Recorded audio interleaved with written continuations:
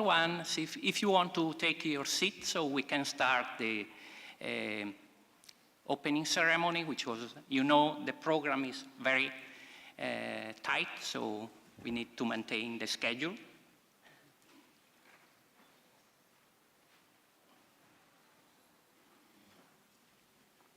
Okay, good morning, everyone. I'm opening the 12th symposium, SAFEPROCESS, Safety Fault Detection for Technical Processes.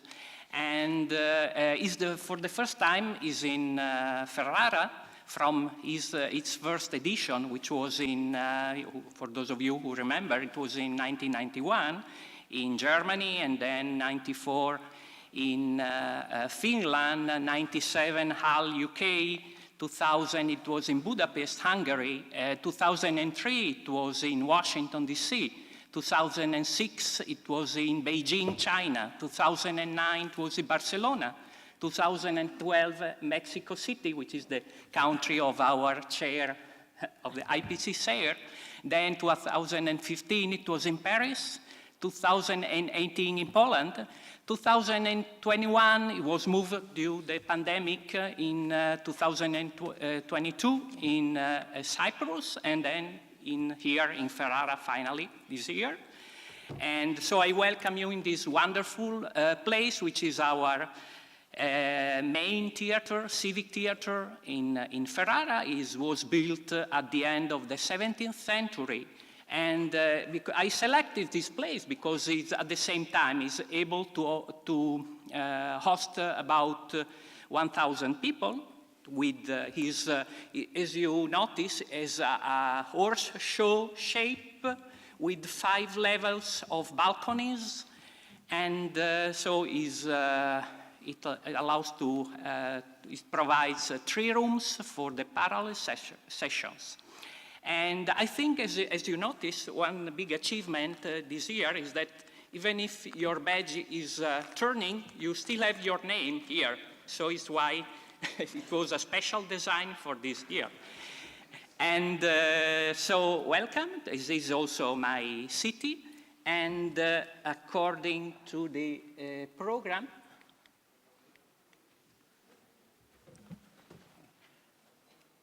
I don't want to take much time. Okay, so after this brief introduction, I will leave the stage to Professor Marco Franchini, who is the head of our Department of Engineering, who will give an introduction, just a presentation of our university and our department. Please, Professor Franchini, thank you for your...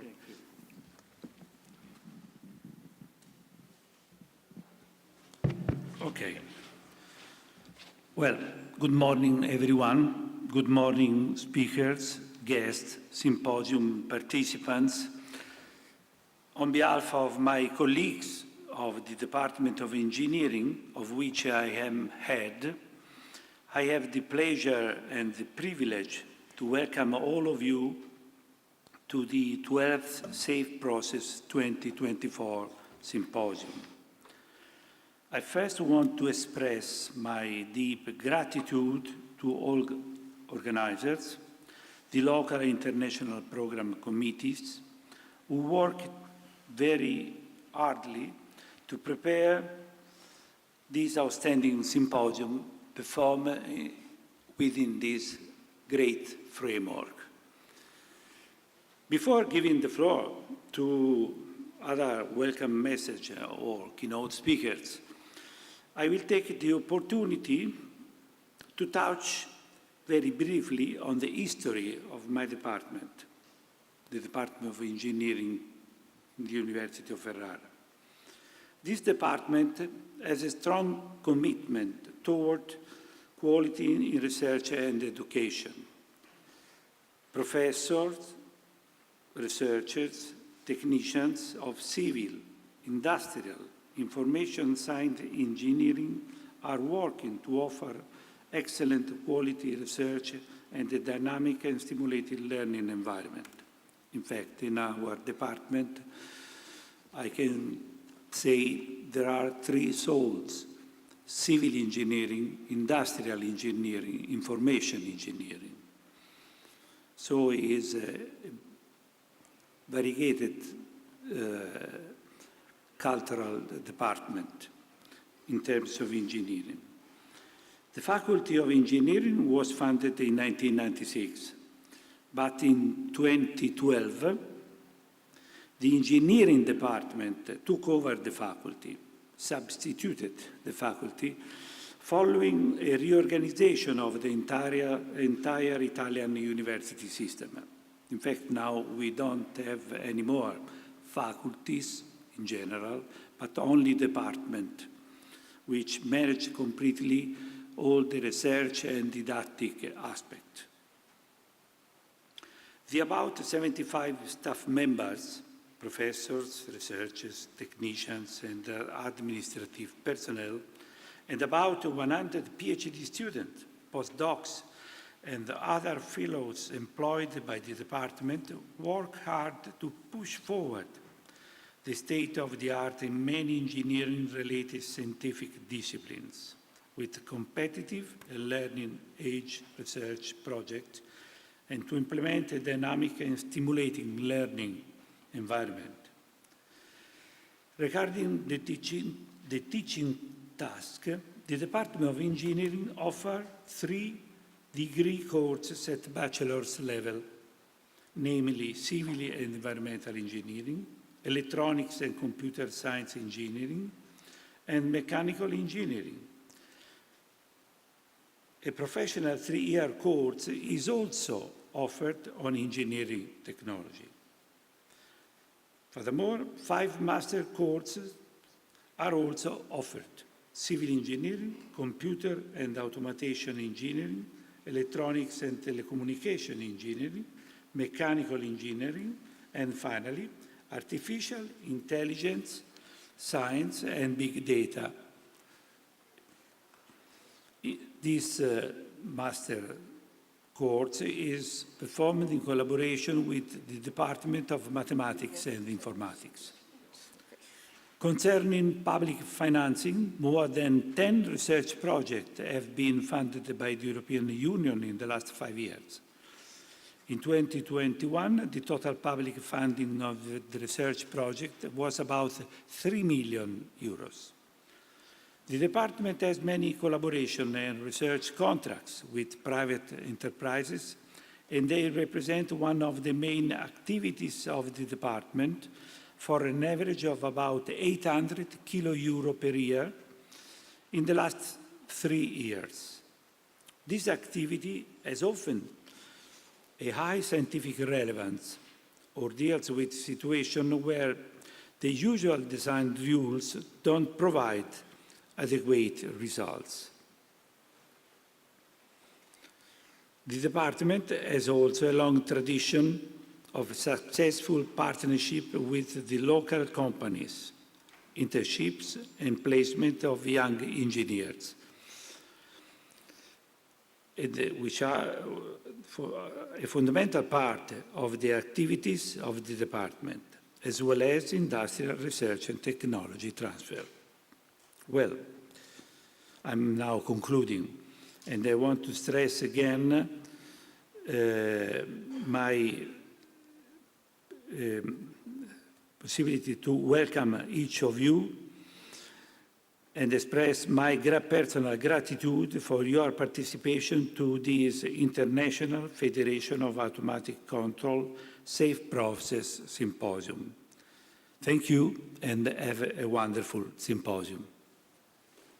Thank you to the Professor Franchini, the head of the department. So now I will give the stage to Professor Cristina Verde. She is the IPC chair, and most of the work, of the scientific work, was done by Cristina. So please, I give you the pointer. Thank you. Thank you very much, Silvio.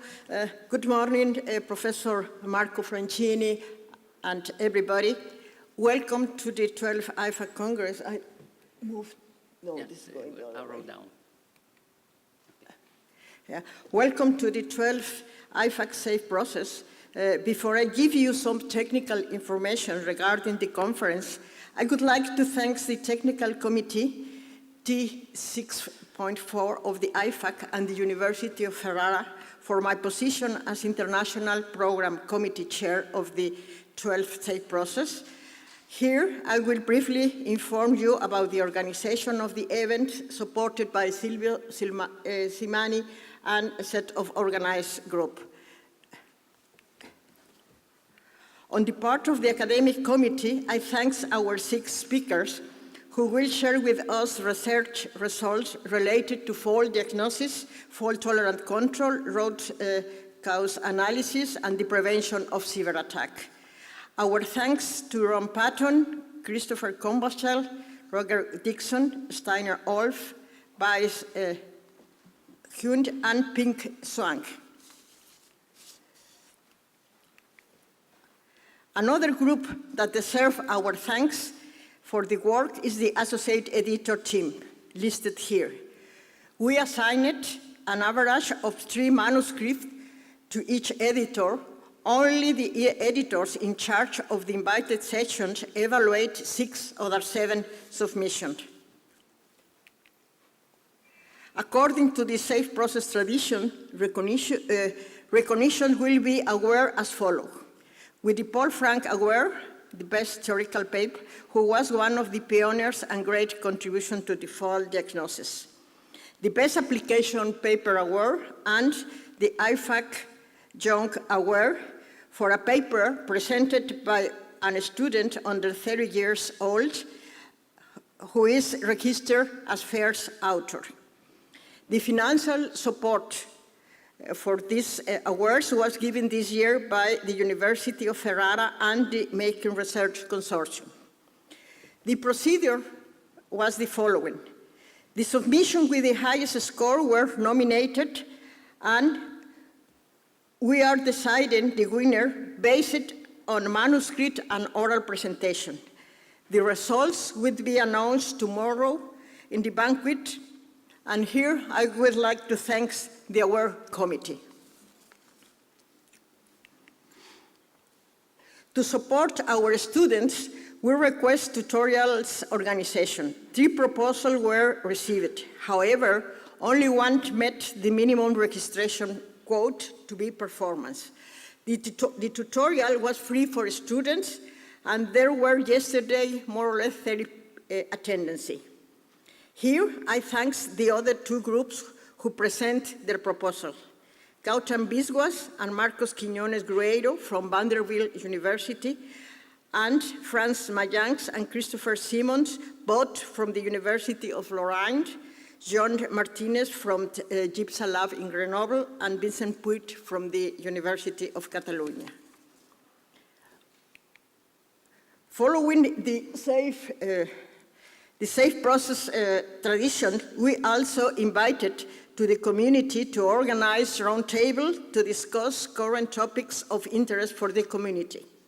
Thus, colleagues from the University of Lorraine and Delft University of Technology organized the roundtable entitled Gnosis for Maintenance from Diagnosis to Prognosis and Health-Aware Control.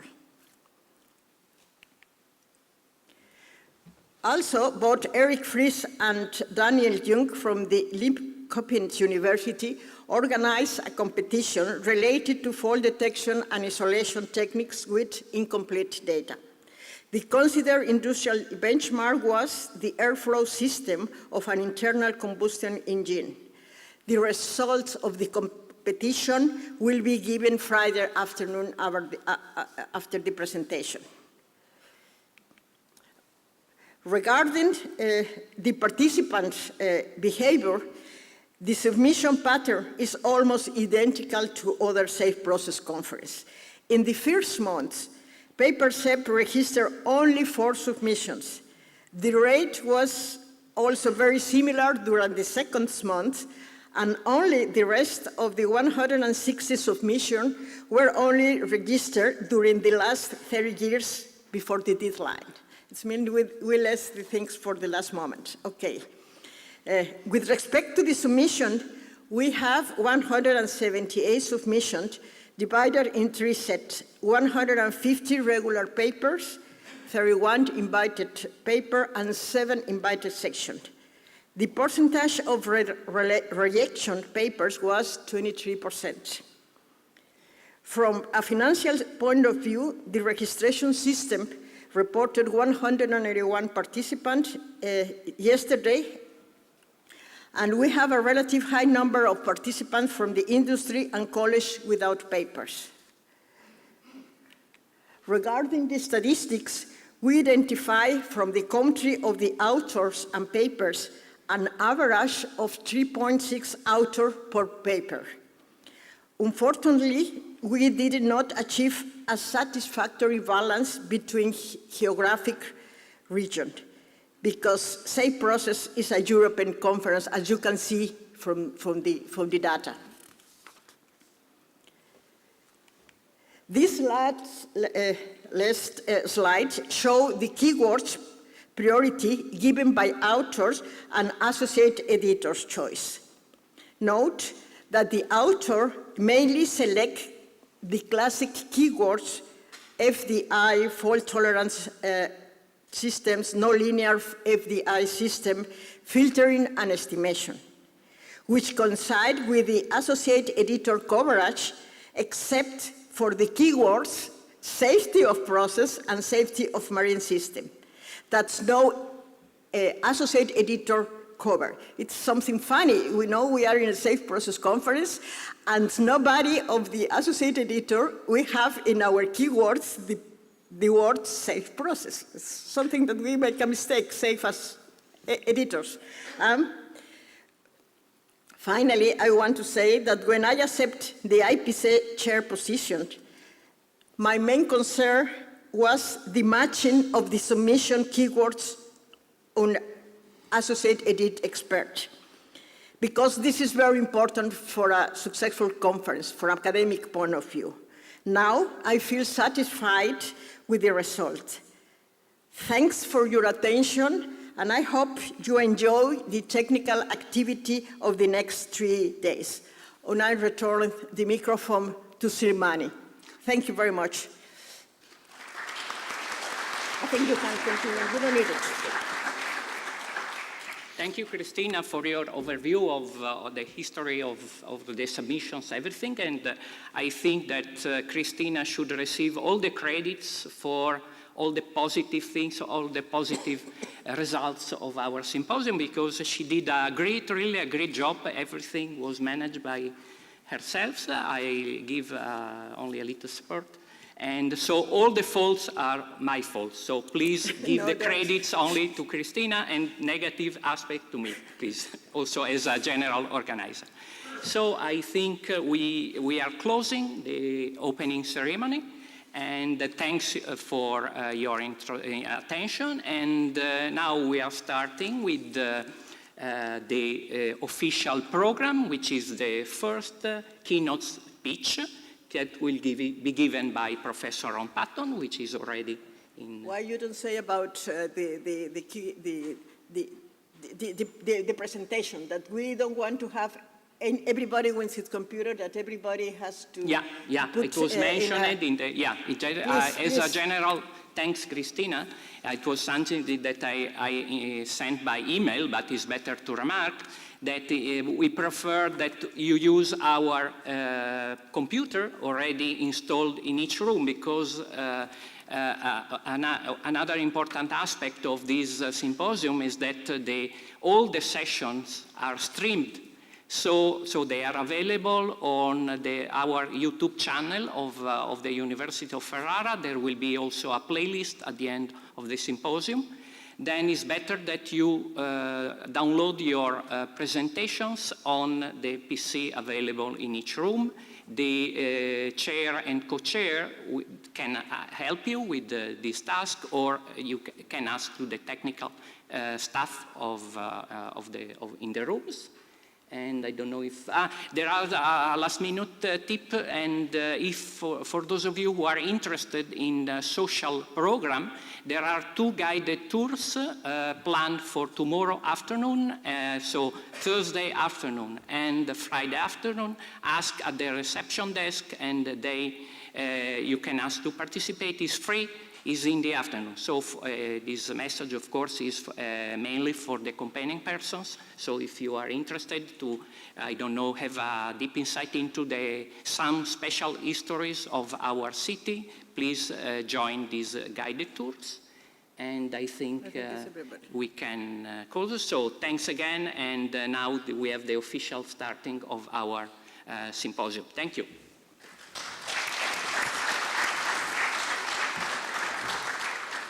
Yes, it's Professor Patton can.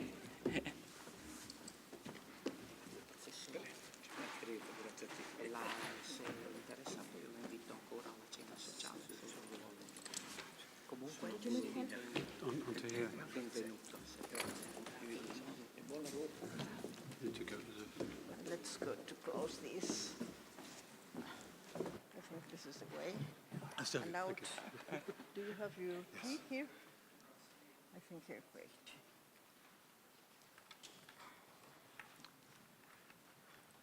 We are lucky because some new computers don't even have opportunity to put the memory stick. I have one like that. Everything is Bluetooth. You know. You can do it as well. Okay, so it's at the other end, I think. How do you say control media? In which file? No, they're all together. You are going to stay here, or they're going to sit? I could probably go there, yes. Where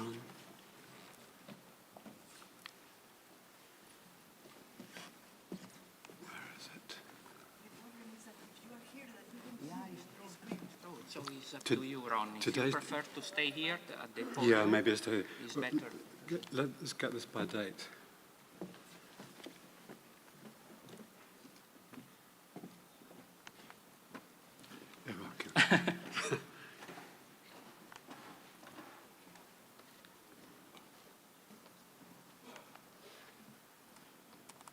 Can I put on the desktop? Yes. So it's better easier.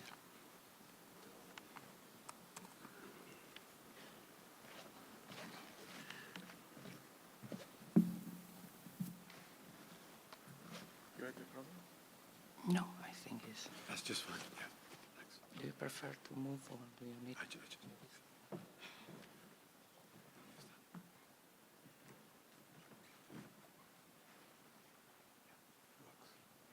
you arrow down, you move ahead. If I can give a brief introduction. Oh, all right.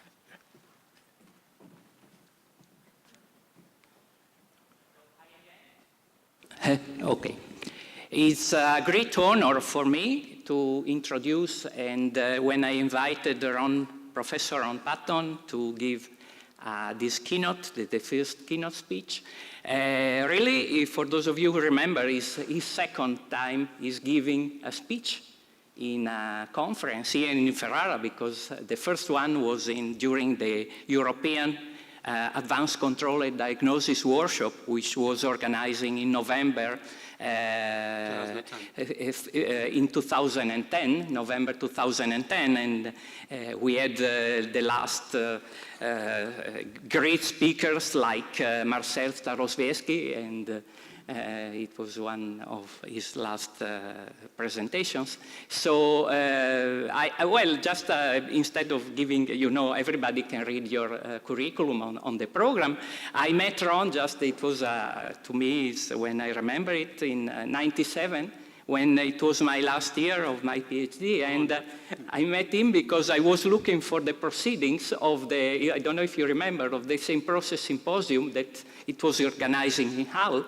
And I contacted first his secretary Pat Thompson, and then I met Ron, so I decided to spend with him 6 months of my last year of my PhD studies. And then we started a great cooperation also with a very strong friendship during, we had also some discussions, and I don't arguing also some papers. And a book. And the book, we have also one book, and after my thesis. So it was, it was also funny when I met him in my first CDC in Tampa in '98, and if you remember, we arrived very late, as always in Italian, very noisy, when we were entering the room, and everybody was already started his lecture. So it was that time in December '98 when first time I met him in person. So again, it's an honor and pleasure for me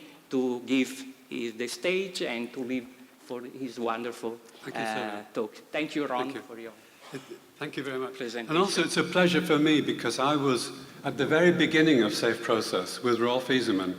I worked with him in '89 and '90, planning the Baden-Baden SAFEPROCESS, which was held in '91. And and then I was technical committee chair later on and held the SAFEPROCESS at Hull and so on. And I've attended every one of the symposia, and it's been a delight to do so and to be with this community. Well, I want to give an overview today of a project, a little bit of a result and some idea from a project that we had. 3 universities, you can see Durham University, Sheffield and Hull, and supported by industry, Ørsted, Siemens Gamesa, and the Science, Engineering, Physical Sciences Research Council of the United Kingdom. This is called the Prosperity Partnership Project, New Prosperity Partnership Project. And the idea really was to look at the problem of load mitigation of unbalanced loads on the rotors of wind turbines. First of all, from a fault estimation, fault detection aspect, and then also from a fault-tolerant control kind of aspect. So that's a very fitting topic for this symposium. And see if I can get this to work properly. The arrow down. That's it. Yeah.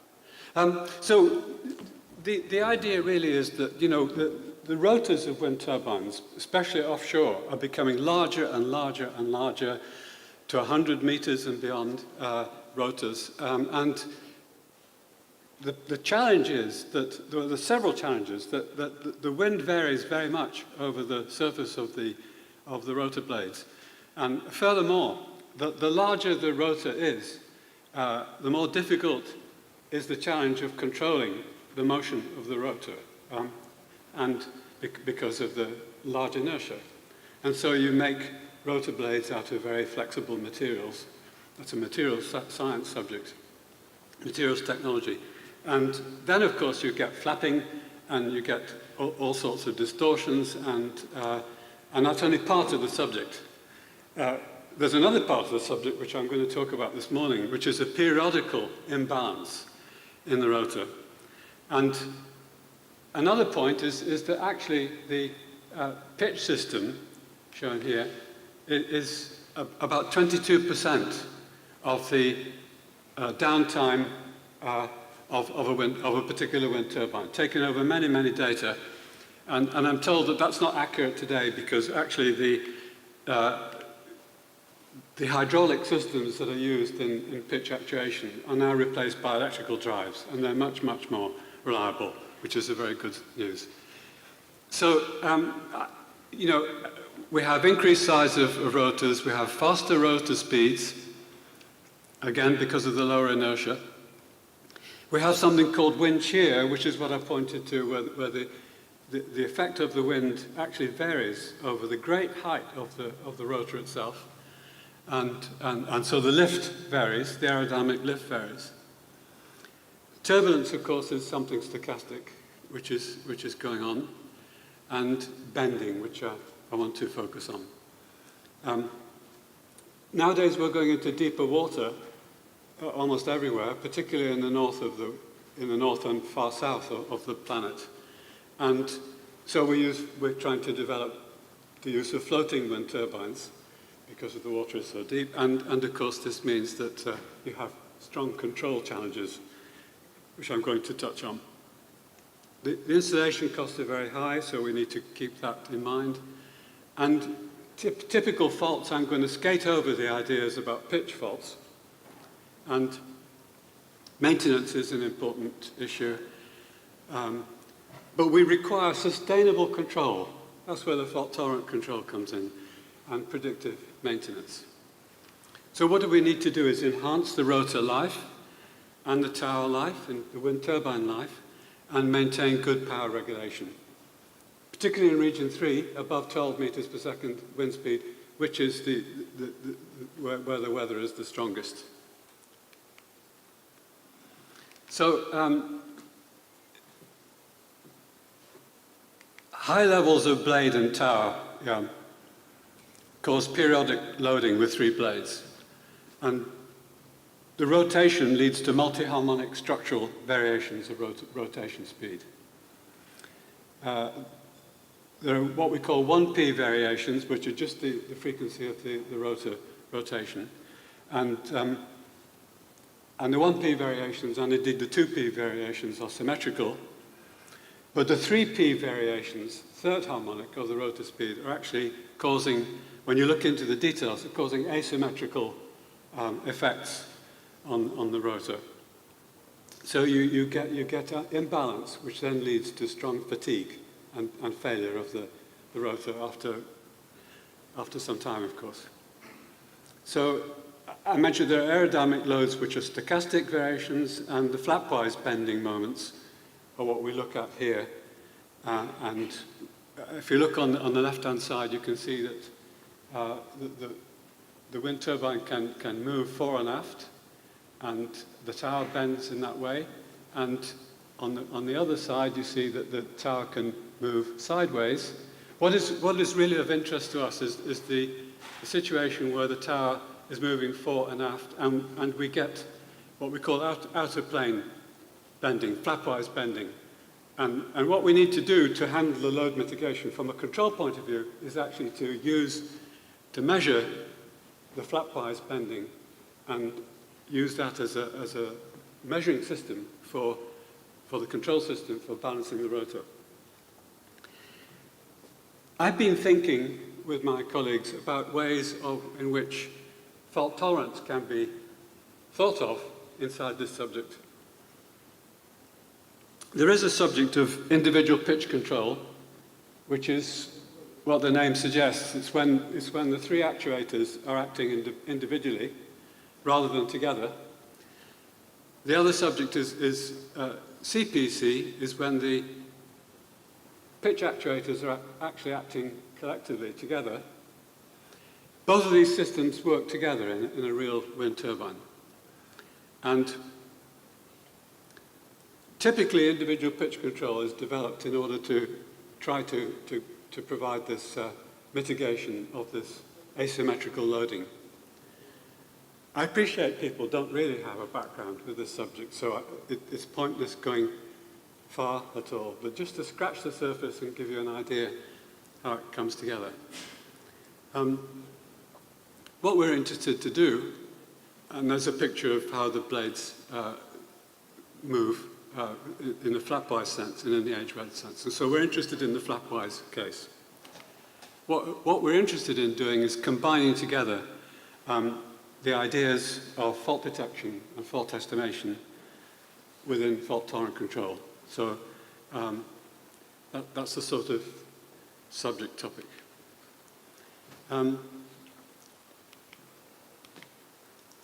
So the theme then is to summarize the work on FTC for pitch system fault tolerance within an IPC system, and also to show that load mitigation can be seen as an FTC problem. The actual load mitigation, this has not been done before, by the way. This idea came to me a few weeks ago. We can actually use this whole process to actually think of it as a fault-tolerant control problem instead of just IPC. So that's something new I'm presenting. And if anybody wants to I have not published this. If anybody wants to do something, contact me and we'll do it together. That's fine. And the last point is also something that's not really been done at all, although we tried to do it, Yanhua Liu and myself, 2 or 3 years ago, is to take the sensors on the rotor, the fiber optic, they have to be fiber optic sensors on the rotor, and use the fact that you've got these sensors as a sensor fault-tolerant control problem. If we need the measurements, then we need to rely on those measurements, and they're not redundant, usually. They're just in the one case on each, although you can have redundant sensors which are a few millimeters away from each other, but they serve slightly different purposes. And that's a very challenging problem because it requires dynamically modeling the rotor dynamics. And that, of course, is very involved in terms of aerodynamic activity, etc. So these are the three elements, really, of what I'm talking about. And I'm going to skate quickly because we don't have so much time. The publications from my research group have been these. And, of course, you're all going to get this presentation and the slides. And I suggest, and I haven't put many references in these pages, because there are many, but you could just go to any one of these publications and find all the references you need. The work was done quite a lot by Yanhua Liu, as I mentioned, her PhD project, and she finished her PhD in 2019, and then she worked with me as a postdoc on this project with 3 universities I mentioned. And also very important is the fault-tolerant control work, which largely we use the work that Jianglin Lan developed with me. Dr. Jianglin Lan is sitting in the third row here from Glasgow University. He's a lecturer at Glasgow University. And he got his PhD, I haven't mentioned that here, but in 2017. And we have a book on a new way of doing fault-tolerant control based on fault estimation in terms of a bidirectional robustness problem. So there's a book, a paper and a book. And then I want to say something that's quite important, that a number of studies are focused on this subject. But they use FDI and fault detection. This doesn't make any sense. You want a real-time solution which doesn't depend on detection delay, etc. Okay? So this is another way of doing fault-tolerant control. That's not a political statement, because I believe in both methods. There you are, there's the wind turbine, and there's a picture of, we have a measuring system. Of course, we're using the 5 megawatt fast measured, and then, of course, we have a rotating core. And I tried to avoid using mathematics, because if we get involved with the mathematics, you then lose sight of what we're doing. It takes time as well. But you remember from electrical machines and rotating devices, rotating systems, that sometimes we need to transform from the rotating coordinate system to a two-dimensional coordinate system. In the electrical machines problem, that's called the DQ axis. In wind turbines, that's using what's called the Coleman transformation, which is exactly the same mechanism, exactly the same. And you have, instead of the DQ axis, you have a tilting moment and a yaw moment axis. And all of the control is done inside that framework. The interesting thing is that there's a three times the rotor frequency notch filter, very strong, very sharp notch filter, sometimes a double notch filter. And that is at the heart of this whole problem and why we can talk about fault-tolerant control. In my view, I might be wrong, but I don't think so. So we have a bunch of reliable so-called flapping bending moment sensors. We have a transformation of the bending moment rotation transformed into the two-axis tilt and yaw moments. And that transformation produces, because it's a transcendental calculation, you end up with components a DC component, a 1P, 2P, and 3P, all these components. And I didn't want to put them up on the slide because it's really quite involved. At the end of the day, most of them are 0, except the 3P one. Sorry, the 1P one is not 0, of course, because that's what we want. And the 3P one ends up to being quite strong. The others are 0 valid. And so after the Kalman transform, that's what you get. Remember, this is not a stochastic problem. This is a periodic problem dealing with the periodicity of the rotor itself. The stochastic problem we can deal with using stochastic techniques. So the asymmetric loading, which is what we call it, has sine and cosine in the 3 omega, in the 3P. And a notch filter is involved. And to a very large extent, thank you, there's some excellent fundamental papers, one by Van Engelen in 2006. And I have to say that there are groups all over the Western world, really, in those early times, which have done a lot of work on this subject, but not on the fault-tolerant control. So then we have predominantly a decoupled single input, single output system in each case, okay?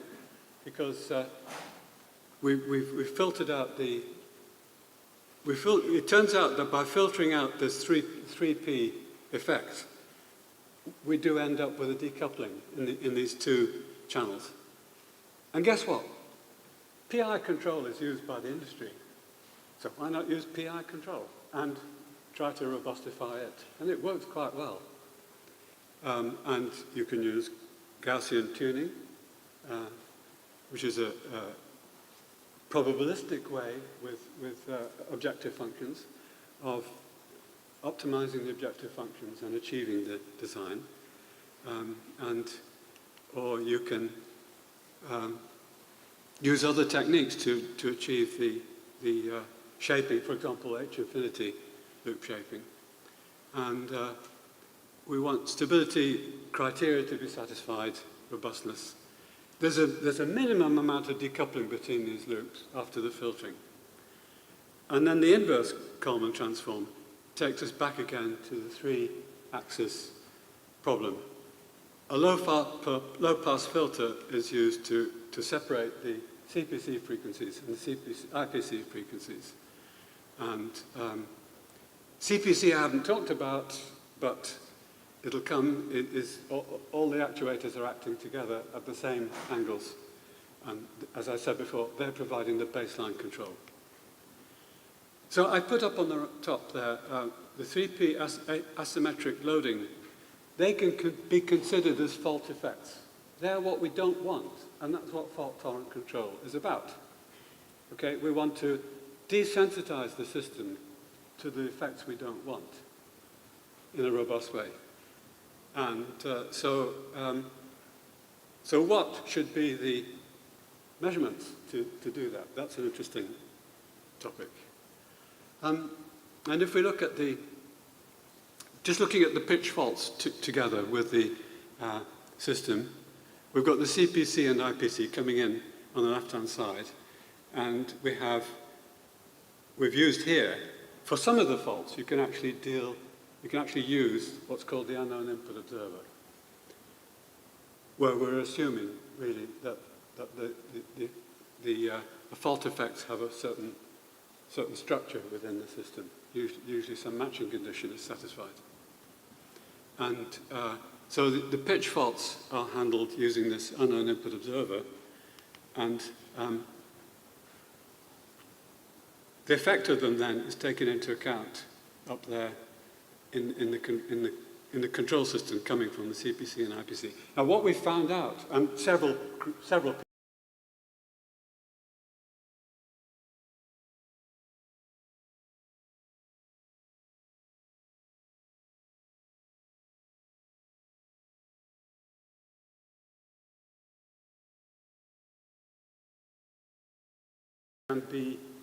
can be unequally matched in terms of mass, okay?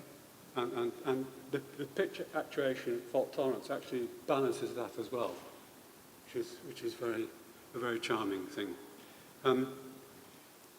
Something else that's very interesting is that you can actually have a faults in two of the pitch systems, two blades, and still balance the rotor. And you can do that using IPC. And when I saw that, I began to realize that IPC is actually a fault-tolerant control problem because you have actuator redundancy. So two faulty actuators can actually balance the whole rotor. Of course, you can't do that with a failure of 3 or faults in 3, not very easily. But so I mentioned here hardware redundancy between 3 actuators.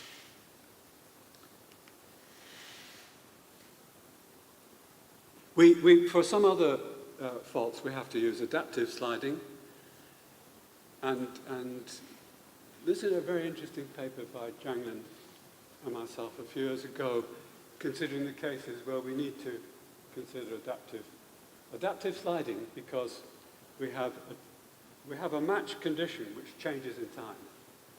It might change slowly in time, but we need to use adaptive sliding to solve that problem. I'm not going to focus on that here, there's no need to.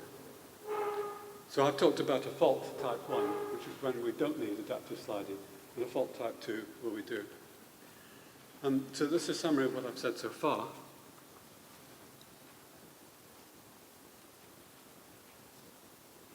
Okay, let me read that. And then here is in a little bit more detail, the control system involving IPC and CPC. And I said I'd say something about CPC. That uses gain scheduling. You know what that is, okay? That's a common, well, it's used everywhere in wind turbine systems for CPC control development, design. And the IPC, I've shown you the diagram of the IPC, how that comes about, okay? And that's combined with the CPC together. And I mentioned reinforcement learning because I talked about using Gaussian progression, at the top of the diagram there. That helps. We've used that for tuning of the PI system. So the CPC is responsible for the power stability party because in region 3, Near the mic, please. in region 3, thank you, in region 3, which is at high wind speed above 12 meters per second, what actually happens is the wind turbine power is limited at the level that you'd expect to be the best level, and then of course it has to be maintained there, and the CPC performs that action. So there are very clear roles that are well understood. So I mentioned the generator speed. There's also tower loading, which the CPC helps in reducing. This is a diagram showing the idea again of the learning used in the PI pitch controller. Either one actually, either the IPC or the CPC. Although the functions are slightly different, the actual tuning mechanism can be done using learning. And so this is a Bayesian optimization based on a probabilistic model used to update the PI pitch controller parameters with a high possibility of increasing, the rewards criteria and then collecting the new PI parameters. By repeating the process, the GP is iterated to approximate the real objective function. That's very much a question of selection of optimization, suitable optimization criteria, and performing the design. And this is a diagram showing from the work of Jonkman at NREL, the National Renewable Energy Laboratory in USA. They're the world leaders in renewable energy from a wind turbine or wave type of perspective, and others.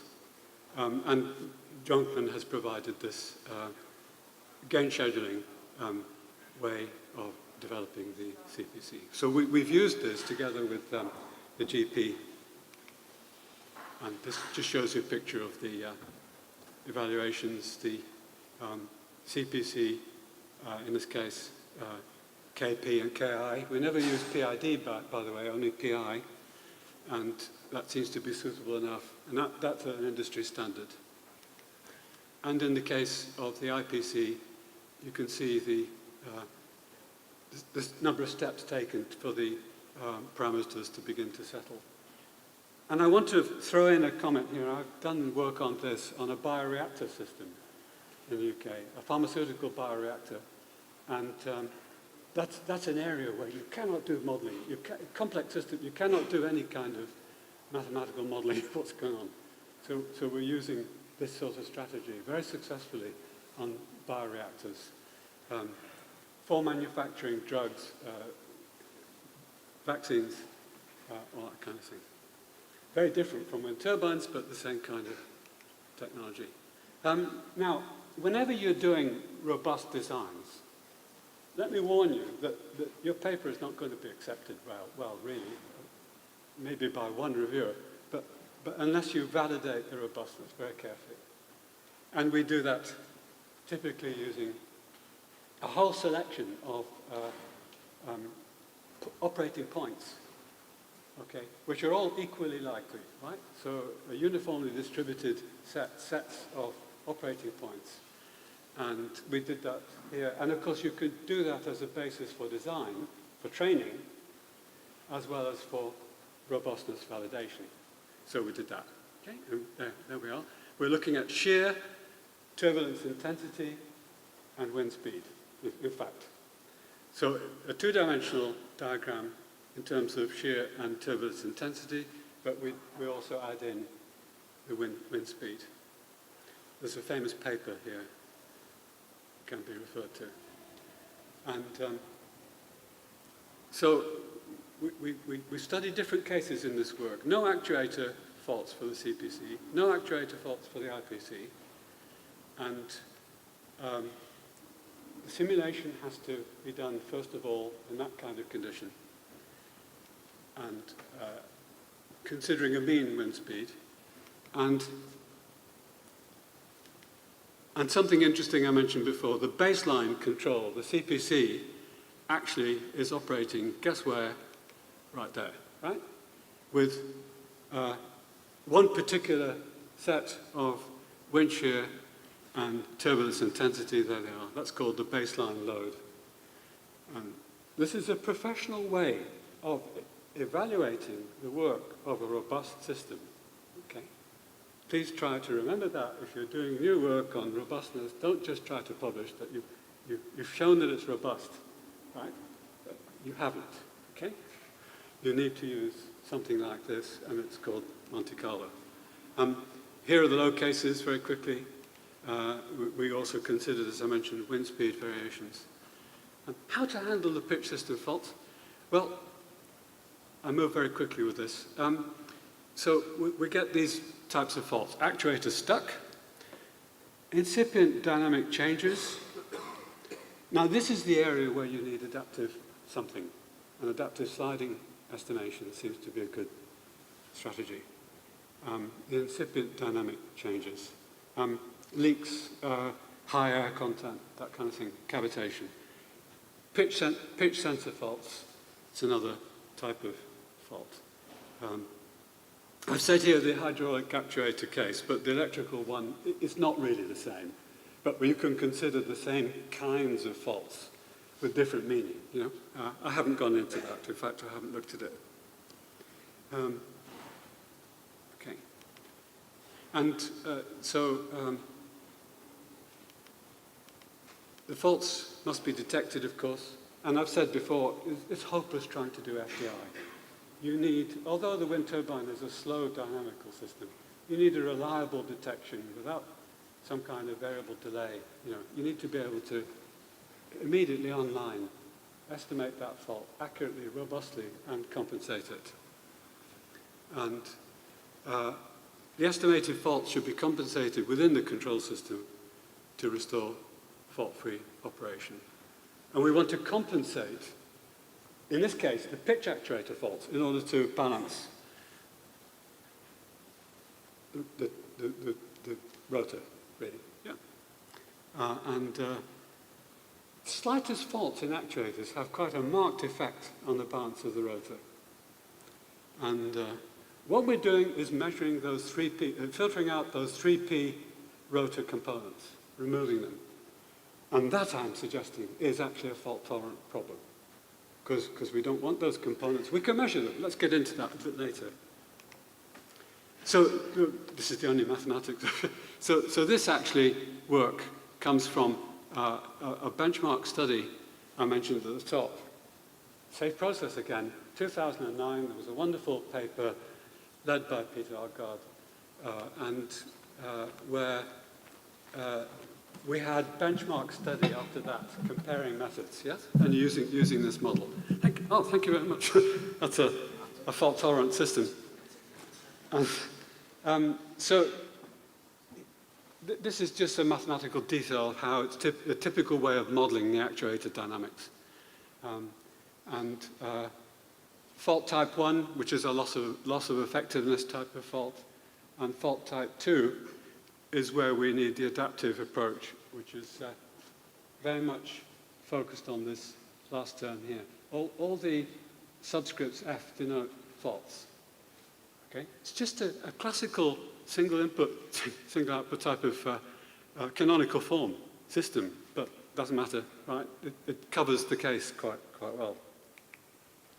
And then if you look at the three, fault-free case, which is black, and there's no compensation here, it's just 3 fault. And the hydraulic leakage is like this. The hydraulic leakage between this interval, 300 to 500 milliseconds, this causes a slow pitching performance. And the blue one, the loss of effectiveness, it doesn't fulfill the pitch angle reference. The pitch angle reference is 1, okay, and it's far below that. That's typically what happens. And this concept of local actuator wind turbine control is well known in our SAFEPROCESS community. I mentioned that because of the benchmark from 2009, and we've had lots and lots of sessions in several SAFEPROCESS symposia. And this happens to be the unknown input observer derivation and use. And effectively what we're doing is getting the fault estimate and injecting it into the negatively with the control signal. And this term, this FA that you see there is actually a matched, the FAFA is actually a matched term in the dynamics. And therefore we can use the unknown input observer in this way. In the adaptive case, this matching varies in time. Although it's still matched, it varies in time. I think I'm right, Chang'an. Step by step by step, it varies in time, and therefore we have to use an adaptive observer, and the sliding one happens to be quite suitable for that. 2 cases here of estimation showing the fault, and one is the hydraulic case, one is the loss of effectiveness. And now we know that the estimation works reasonably well, but I have to say no nonlinear dynamics have been used. To some extent, you can consider uncertainty, robustness, and go along that route and use a linear model of the pitch actuation. And then again, different cases from the Monte Carlo points. And you can see the pitch effectiveness on the right-hand side. One is perfect actuation, and then dropping off down to about 0.3 on the right-hand side there. And this one is a pulse. You can see the estimate. The estimate is the blue dashed line, and the real one is the red line in both cases. And these are the way we put the results together. There's an error actually here. The generator power is certainly not 100 kilowatts. It's actually 50 times lower than it should be. We did realize that at the time, but I forgot to put the right table in. So we, again, use the Monte Carlo data. We've considered pitch travel. Is it realistic enough? And we can use that calculation to approximate the pitch actuator movements. The movements can be enhanced by the IPC system. It has the capability for that. And other results show this is now with the IPC system working fully, but a time domain representation. Looking at the pitch angles, remember there are 3 pitch angles, 1 on each blade. And what we can do is have a fault acting. I've shown you those 2 fault cases actually, but the result of them is that you have the pitch reference in the IPC fault case and the pitch IPC F case, okay, and capital F means fault tolerant result, which is the blue dashed line there for this pitch angle 1. And similarly for the second actuator. So what we're actually getting is a compensation and restoration again of the actuator function. By using the fault-tolerant control, right, within either the adaptive one or the unknown input observer one, with a control design, of course, CPC and IPC, and that's based on the faults being on the rotor blades, the actuators. Remember what I said before, that's only an add-on to the load mitigation problem, right? That helps the load mitigation. And actually, when you have mismatched masses in terms of the blades being slightly different mass, okay? There's a big sensitivity to that. Then you have an imbalance which the actuator fault tolerance actually takes account of, which is really neat. That's been mentioned in several papers. And here you see the power variation. It's ostensibly a 5 megawatt wind turbine, okay? So these variations are not too bad. Again, the capital F is the fault tolerant case. And you see this bottom diagram here, the green one, is with the fault. Quite a big departure swing of the power. And in the fault tolerant case, it comes right back to the same as the no fault case. And that's blade 1, blade 2. And then you can make some summary about what's going on very quickly. And I've got just a couple more slides. You can say that in a no-fault case, the load reduction, the flapwise bending of 1, 2, and 3, and the main bearing tilt and yaw bending are both reduced. And the tau load is not effective in the IPC case. In the pitch fault case, in IPC, the blade load reduction performance is maintained. The tower side load is clearly enhanced. You could read all this later. And the pitch fault and fault estimation, FTC, this design can recover the fault-free performance, both in the CPC and the IPC cases, when there are pitch actuation faults. So I'm now going to show the frequency domain, just very quickly, because these frequency spectra really show this aspect of removing the 3P component. Does it really happen?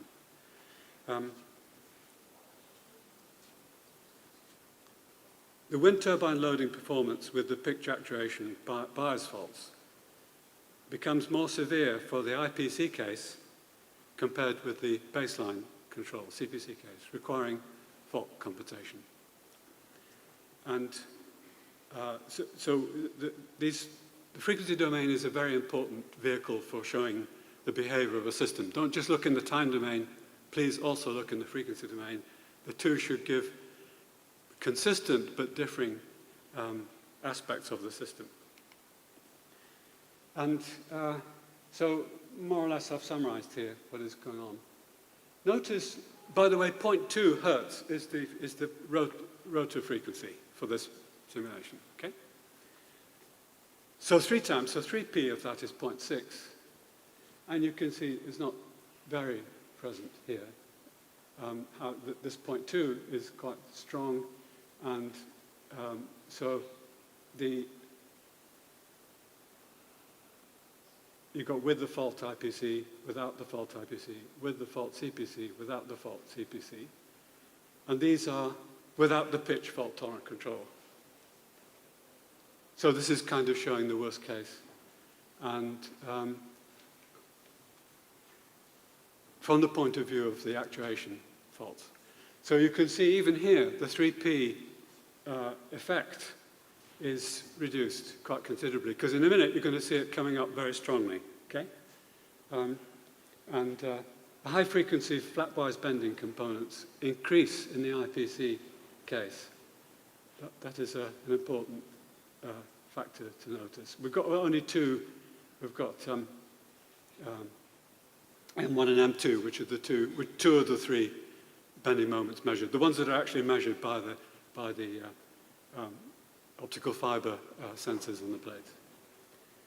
And so if you then look, again without pitch, the tilt and the yaw, these are the components which are coming into the control system, and you can see an effect, still an effect of the 3rd harmonic of 3p. They're there. Now what's happened? Voila, the 3p has gone, okay? And this is without the pitch FTC, okay? But you can see quite a strong activity around the rotor frequency. And we're talking about now tower bending in fore-aft and side ways. Right? All of these are important to wind turbine engineers. They have to understand these diagrams. And now with the pitch FTC, okay, comparing immediately with the diagram before, 2 back, the frequency performance of the bending is the same as the fault-free case. So so this is totally proved and validated using Monte Carlo, okay? We've totally proved that this is a very good fault-tolerant control action. I don't say this is really making the load mitigation problem fault-tolerant. It's an add-on to the load mitigation. That's our actuator problem, okay? And on the right-hand side, you can see the colors are not very helpful. And then with the pitch FTC,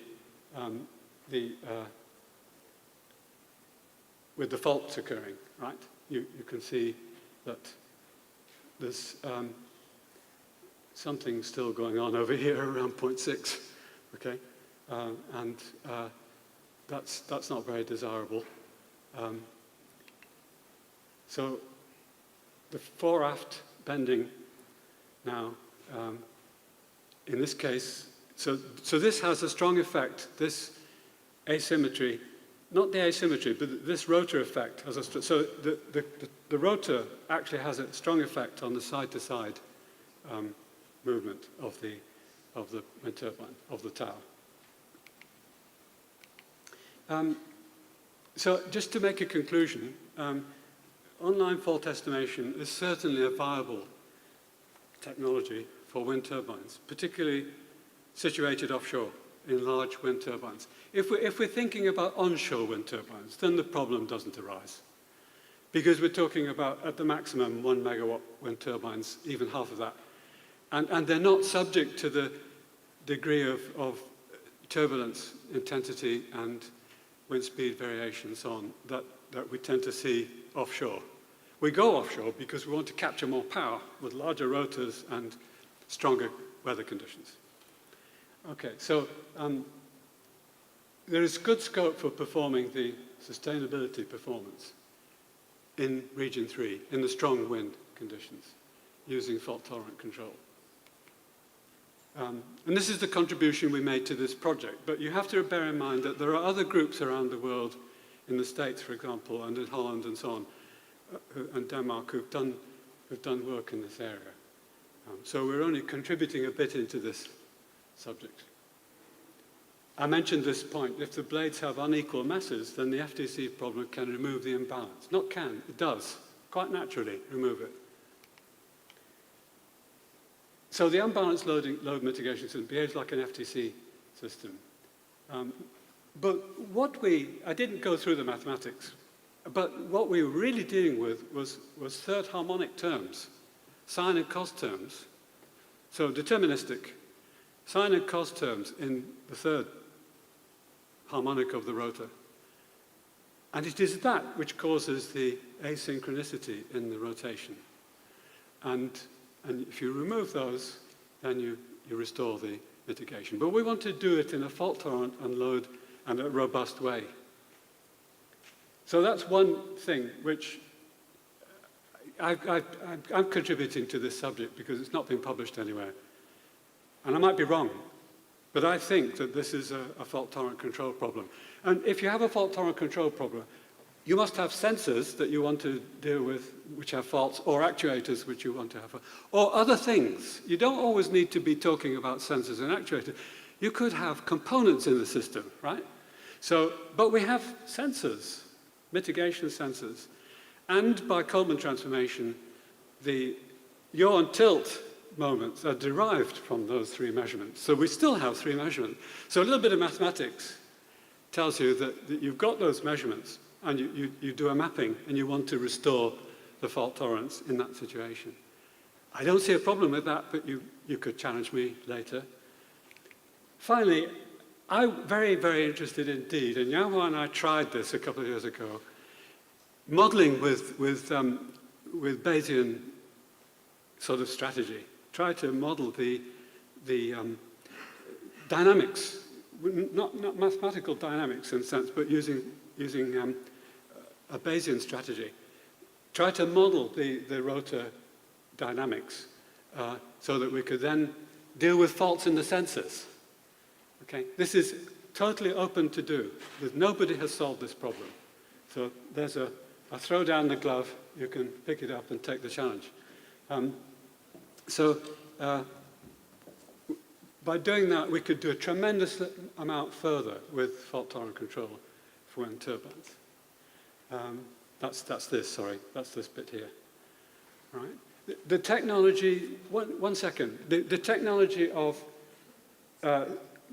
bending measurements on blades is advancing rapidly in terms of reliability, cost. We no longer need LiDAR, radar technique to give images, if you like, of the oncoming wind effects. We can actually use sensors on the rotor quite accurately now, quite reliably. And several companies, there's one company in the UK, Insensus, which actually manufactures the system with the IPC already. Many of the operators don't use it because they don't understand it, but that's not our problem. So I'm interested now, finally, in floating wind turbines. What we've talked about is the monopile type of wind turbine, which is fixed under the sea. And of course, bending effects we've talked about. But what they do at the moment with floating wind turbines is they use the rotor pitch and some tower damping to actually compensate for the effect that the movements of the platform have, and therefore the wind turbine, on the mitigation, so that it impoverishes, it makes worse the mitigation. Okay? And so it's an open research to actually find a suitable way to get back load mitigation for offshore wind turbines. And I've got a research student, he's writing his thesis about using actuation on the platform. Because I have a background in ship positioning 35 years ago. And that seems to be useful input into this work. So I just added that at the end. Thanks very much.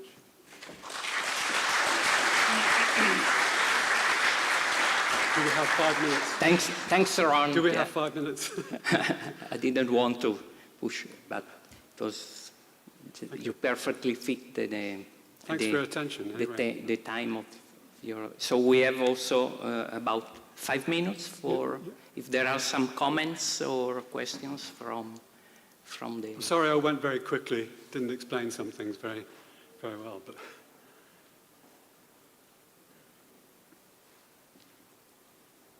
is there anybody here working with companies and research on wind turbine problems? Yes. What's your experience of? If you want, so you can. No, because we need to stream, so it's better if you want, don't be shy. You can come here. And then we can Yeah, because they need to stream. Yeah. Yeah. Thank you. So, Great. thanks for a great presentation. We're actually working on something very similar on a project called. I saw you nodding a bit. On a project called HIREL for wind turbines. Oh, yeah. Exactly, with Professor Mons Blanca and Dimitris Papageorgiou. And Copenhagen. we're actually Copenhagen. in Copenhagen, yes. And we're working for the pitch system. We're focusing on the second part of the control action, so actually on the pitch itself, on the hydraulics. Yes, we're doing some fault diagnosis and some fault track control as well. But use fault estimation. The FDI problem, I was one of the propounders of this many years ago, but I really don't believe in it very much for real fault-tolerant control problems. It just does not work well. In fact, we're actually focusing more, we're more responsible for the fault tolerant control part, and we're actually going for control solutions. So Okay. we're trying to see if the Passive passive control. control, Passive control. we can make it, Good. and eventually some switching terms to actually compensate. Nice, yeah. But that's also a fault-tolerant control problem. Yes, definitely. Yeah. Okay. Thank you. Okay, thank you. Thank you very much. If you have any other? You need to come here because Yeah. of the streaming. Yeah, it's Come up. better. Better come upstairs. Thanks, No, Professor. you're very welcome. Yeah, actually, I have a question. It's not regarding I hope I can wind answer. turbine. It's about for the stimulation and for tolerance control issue. Because you mentioned you did some actuator faults. So I want to ask for fault. Actually, there's a different severity scale. Probably it's a mild fault, maybe it's a Yes, moderate, we've maybe done, it's a I didn't mention it. yes, but for tolerance control, actually, the passive for tolerance control and active for tolerance control. But here, I want to know, actually, the general problem. So how to define which severity of faults could be applicable for active, or which severity That's is a for... very good yeah. question. Yes. Yes, thank you for that. That provides a little way to Yeah. the future, I think. Yeah. Because actually, I think this is the older issue, actually. Yeah, there are lots of people who have looked at this Yeah, problem. a lot of papers focus Going on back- fault going tolerance back nearly control, but 20 they years. didn't mention which severity of the fault can be accommodated by the FTC. Where are you working? Oh, sorry, I forgot to introduce me.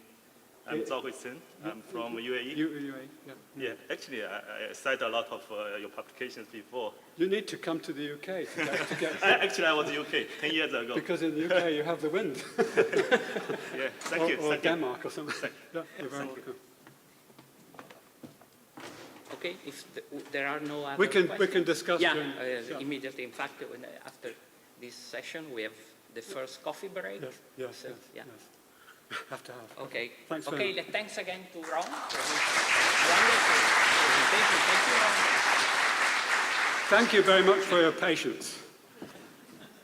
So now, if you go to the second floor, just follow the signs or ask the ladies, then they can bring you to the second floor in the just before the small theater, while it's called foyer, where we have the coffee break and also we will have the lunches. So please, thank you.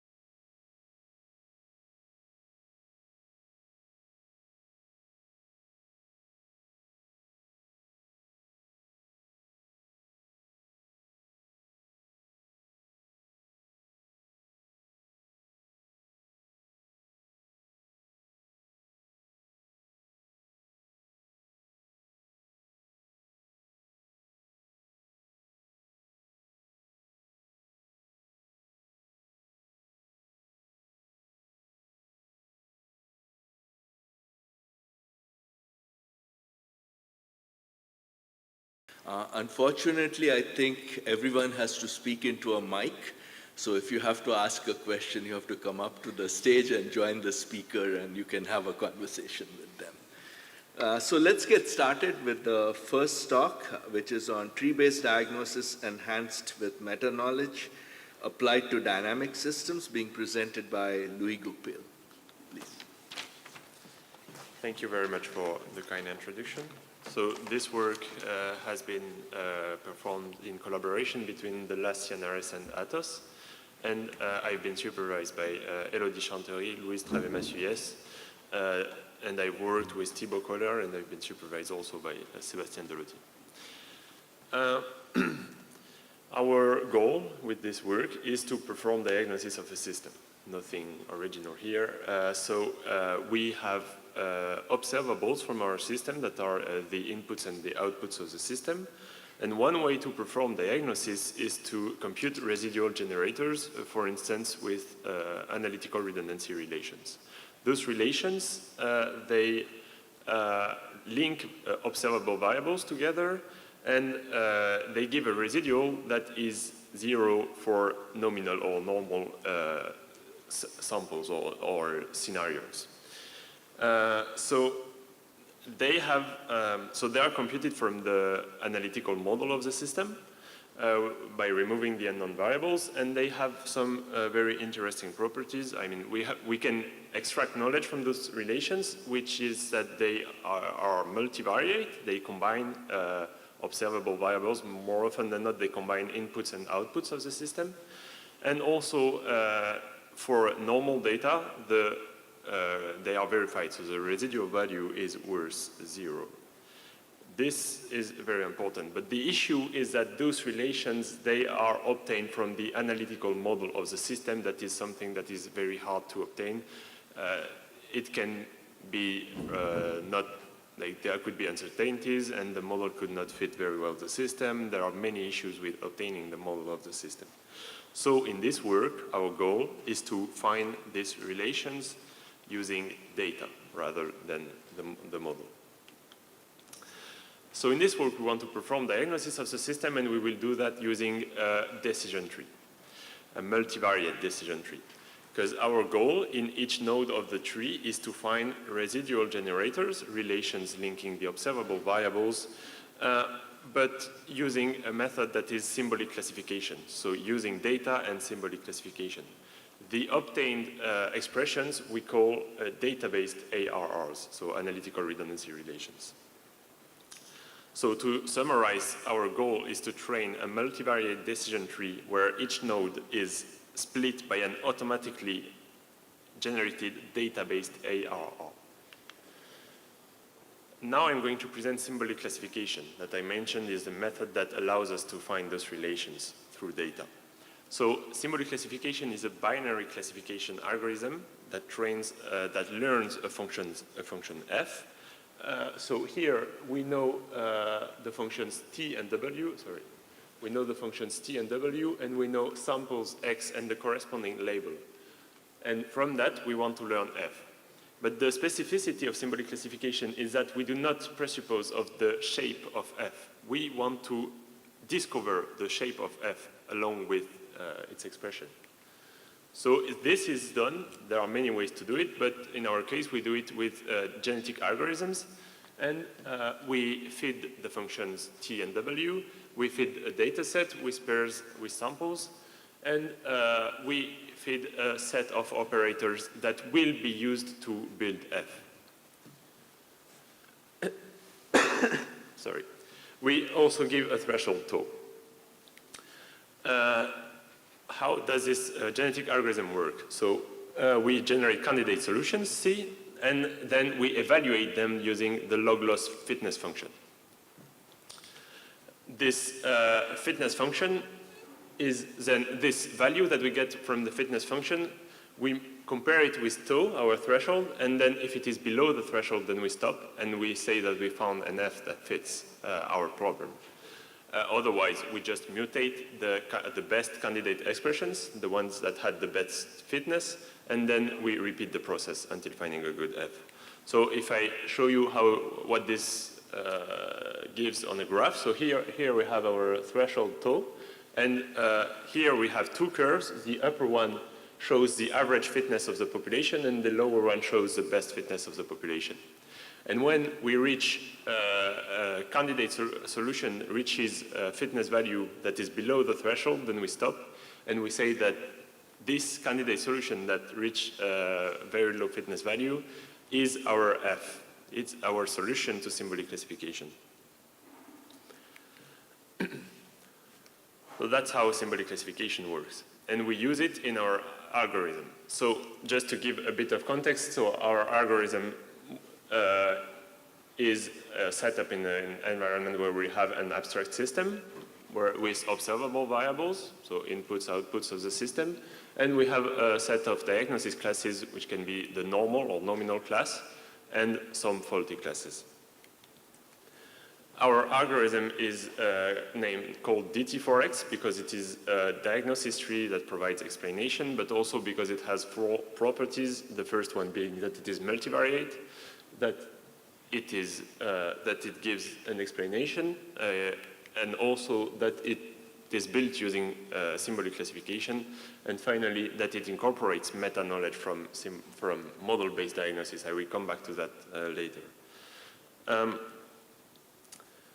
So DT4X is an algorithm that builds a decision tree, a multivariate decision tree that is able to perform diagnosis. So now I'm going to explain how this algorithm works. And the inputs for this algorithm are a data set of samples X and their corresponding label, a set of operators, and some hyperparameters, and the output is a multivariate decision tree that is able to perform diagnosis. So how does it work? So in the beginning, we have our whole data set with different classes. So here we have the normal class, and then we have some faulty data. So the first step is to select two classes among those. So preferably, we'll select the nominal one and one faulty class, the largest possible one, so we have more data to work with. Then, so we keep these classes, and then we balance them, so we have the same amount of data from each class, so either by shrinking the majority class or augmenting the minority class. Then we label this data, so the nominal data with label 0 and the faulty data with label 1. If we have two faulty classes, then we label one 0 and the other 1. And from that, we can use symbolic classification. So what we do is we try to predict the nominal data as being 0 and the faulty data as being 1, and we try to find an F that predicts this. For that, we use a function T prime that is defined this way.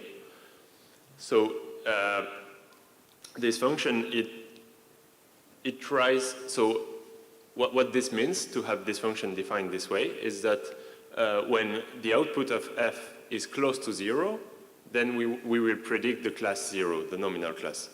And otherwise, if it's far from 0, then we predict the faulty class. This is actually meta-knowledge from model-based theory that I defined in the beginning of the presentation, which is the meta-knowledge we get from analytical redundancy relations, that they are 0 for nominal data and not 0 otherwise. And also, F is an expression that links observable variables. So here you can see that we incorporate meta-knowledge from model-based residual theory. And now there are two cases. Symbolic classification can either converge and find a good F, or it can not find a good F, and no solution that fits the problem there is. So then we just repeat the process with a different class, a different pair of classes, rather. So let's say we try a different pair, then we balance the classes again, and then we perform symbolic classification. And we do that over and over again until we find an F that works.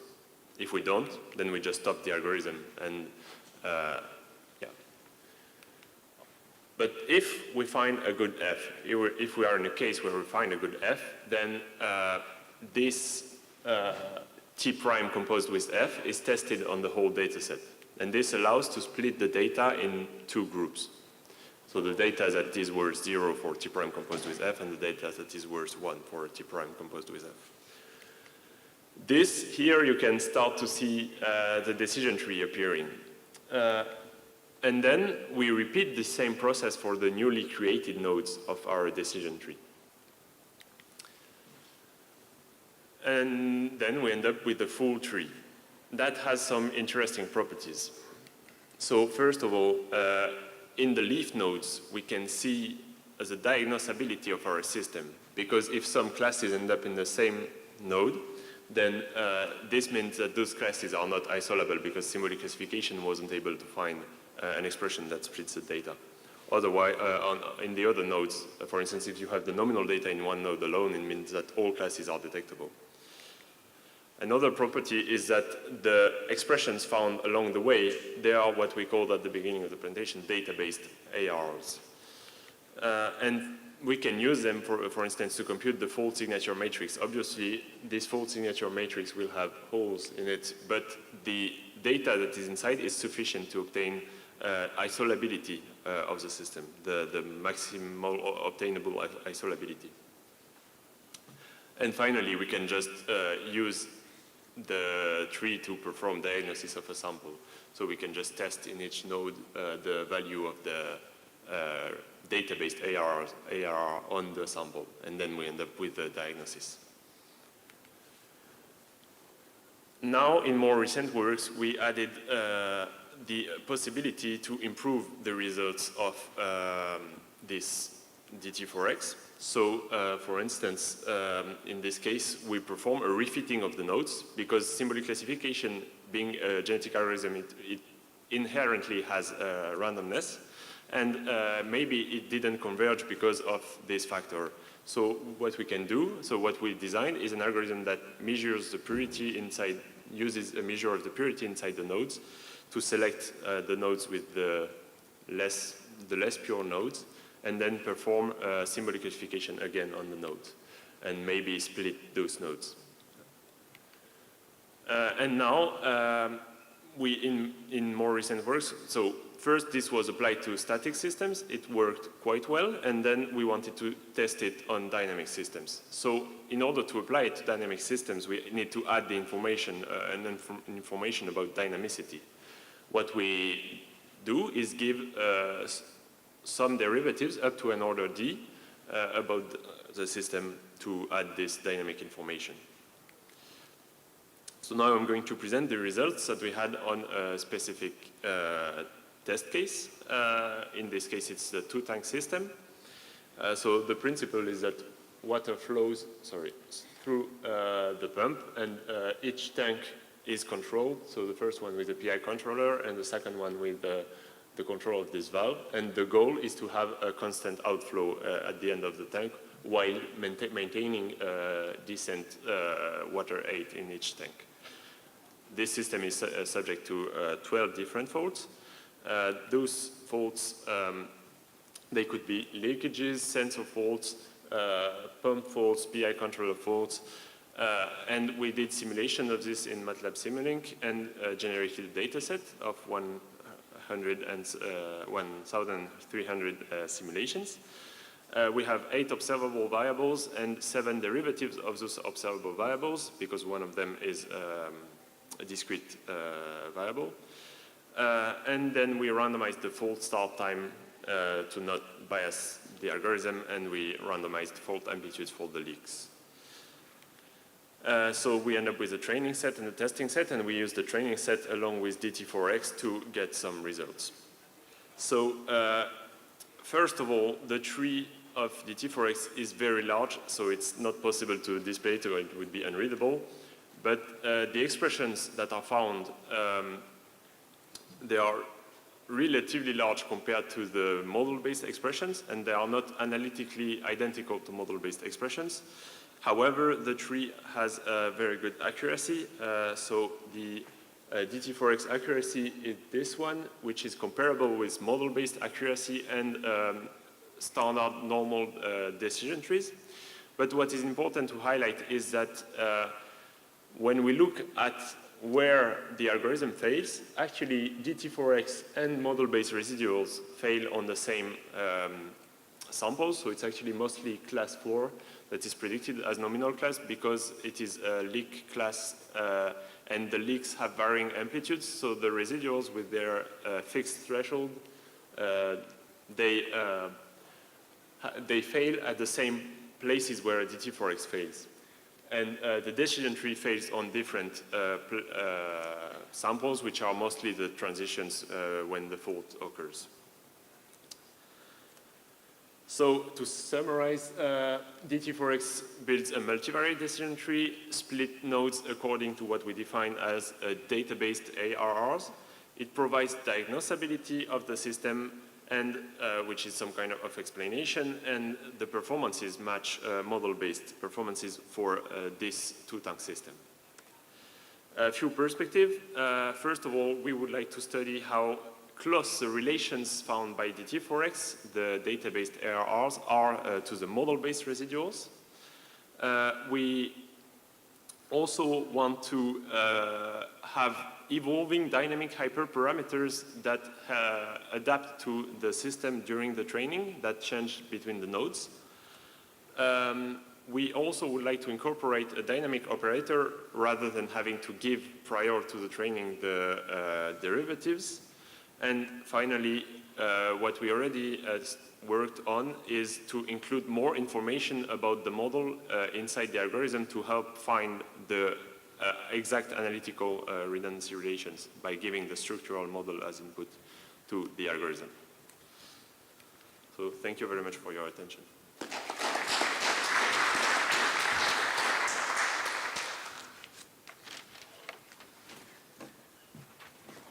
We have time for one or two very quick questions. Any questions from the audience? Yeah. I think you'll have to come up to ask the question, so you're on the mic.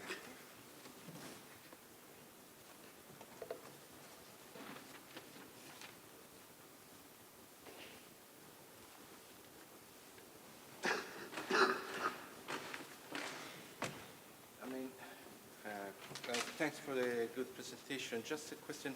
All the faults that you are considering are supposed to be independent. You are not considering possible dependent faults. Is this assumption correct? Yes, for the one-tank system. Did you think that you should have a realistic case where there are a fault that depends on the other fault, so to say, primary and secondary fault to could happen in the system? We didn't consider that case yet, but Okay. that could be interesting. Thank you. Any other questions? Otherwise, let's thank the speaker and move on to the next talk.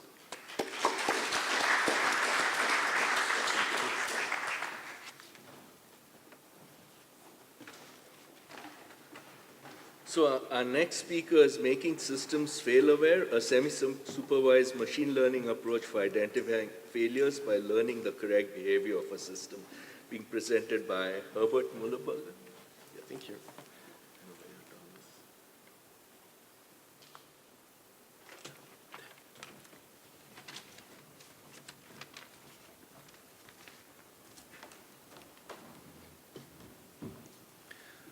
Okay, thank you very much for the brief introduction. My name is Herbert Mühlburger. I'm a PhD student from Graz University of Technology, and I'm going to present joint work with my supervisor, Franz Bottara, with the title Making Systems Fail-Aware, where we trained a recurrent neural network on normal data. I'm going through the paper briefly, and I'm happy to take questions afterwards.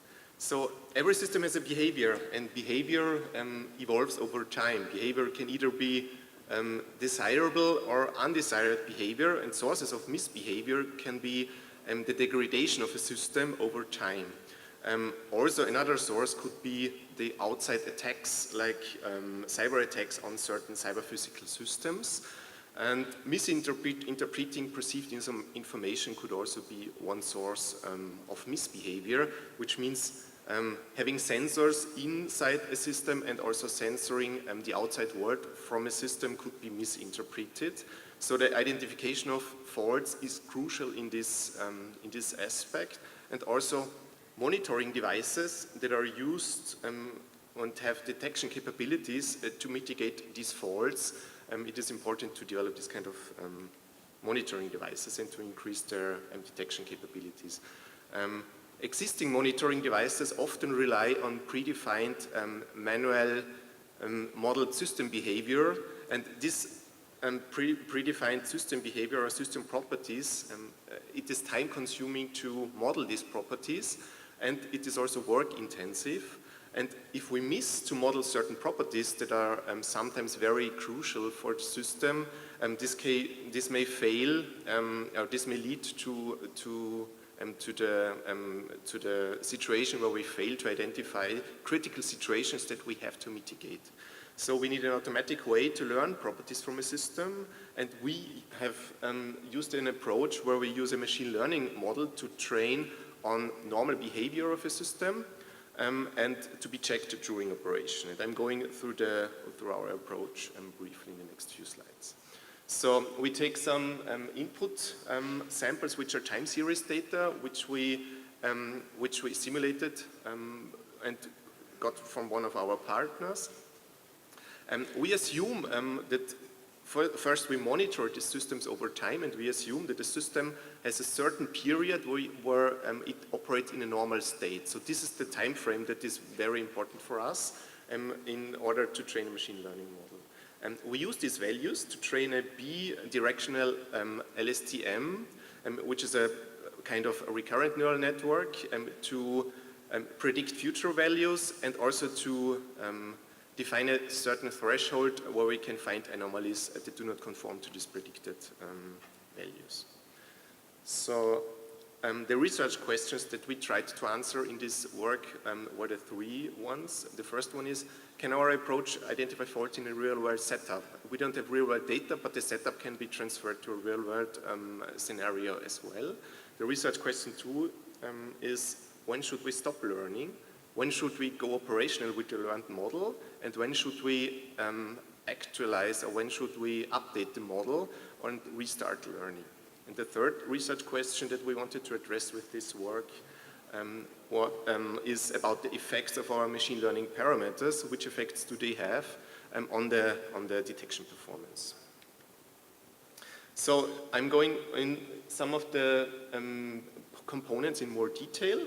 So as you can see here, we have some sort of input data, which is time series data. It's really raw data. We don't perform a lot of transformations in the pre-processing steps. We have a windowing mechanism, a windowing component that we need in order to transform the data in a way that the LSTM model can use this data. We perform model training, do forecasting, and we have a strategy for selecting thresholds that help us to find anomalies. And yeah, we did experiments from the data that we took in the beginning, and I will also go on the results that we have there. So the data set contains multiple time series readings from a simulated battery management system of an electrified vehicle. We have readings every 0.5 seconds and a total time of 90 minutes of readings, so totaling in around 5,400 seconds of measurements. And we have two sample data sets. One sample data set has only nominal data, so we don't have any anomalies in this data set. This is the first one, which contains in total around 10,000 samples. And we have a test data set that we did not use for training purposes, but just for testing purposes, which contains faults and contains induced faults on certain time steps that we know. So we selected 4 time series out from the 13 that we had in total. The reason was that some of the time series have identical values, so we did not take them into account. We selected 2 temperature sensors. We selected a sensor that senses the amperage of this component, and an airflow sensor from a cooling system, which measures the air that is used to cool a certain component. Here is just a visualization of the 13 different time series that we have, and we took these 4 of these, so 2 temperature sensors, 1 amperage and one cooling device. The first step was the pre-processing step. We performed normalization on the data that we had there. we performed feature scaling. We used a min-max scaler to get the feature, the values into a similar range. And we also transformed this problem into a supervised learning problem that we can then use in our machine learning model. And in order here is an example.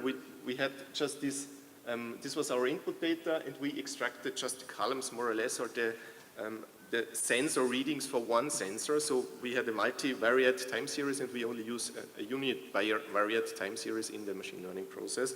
We trained 4 different models, one model for each time series. In this work.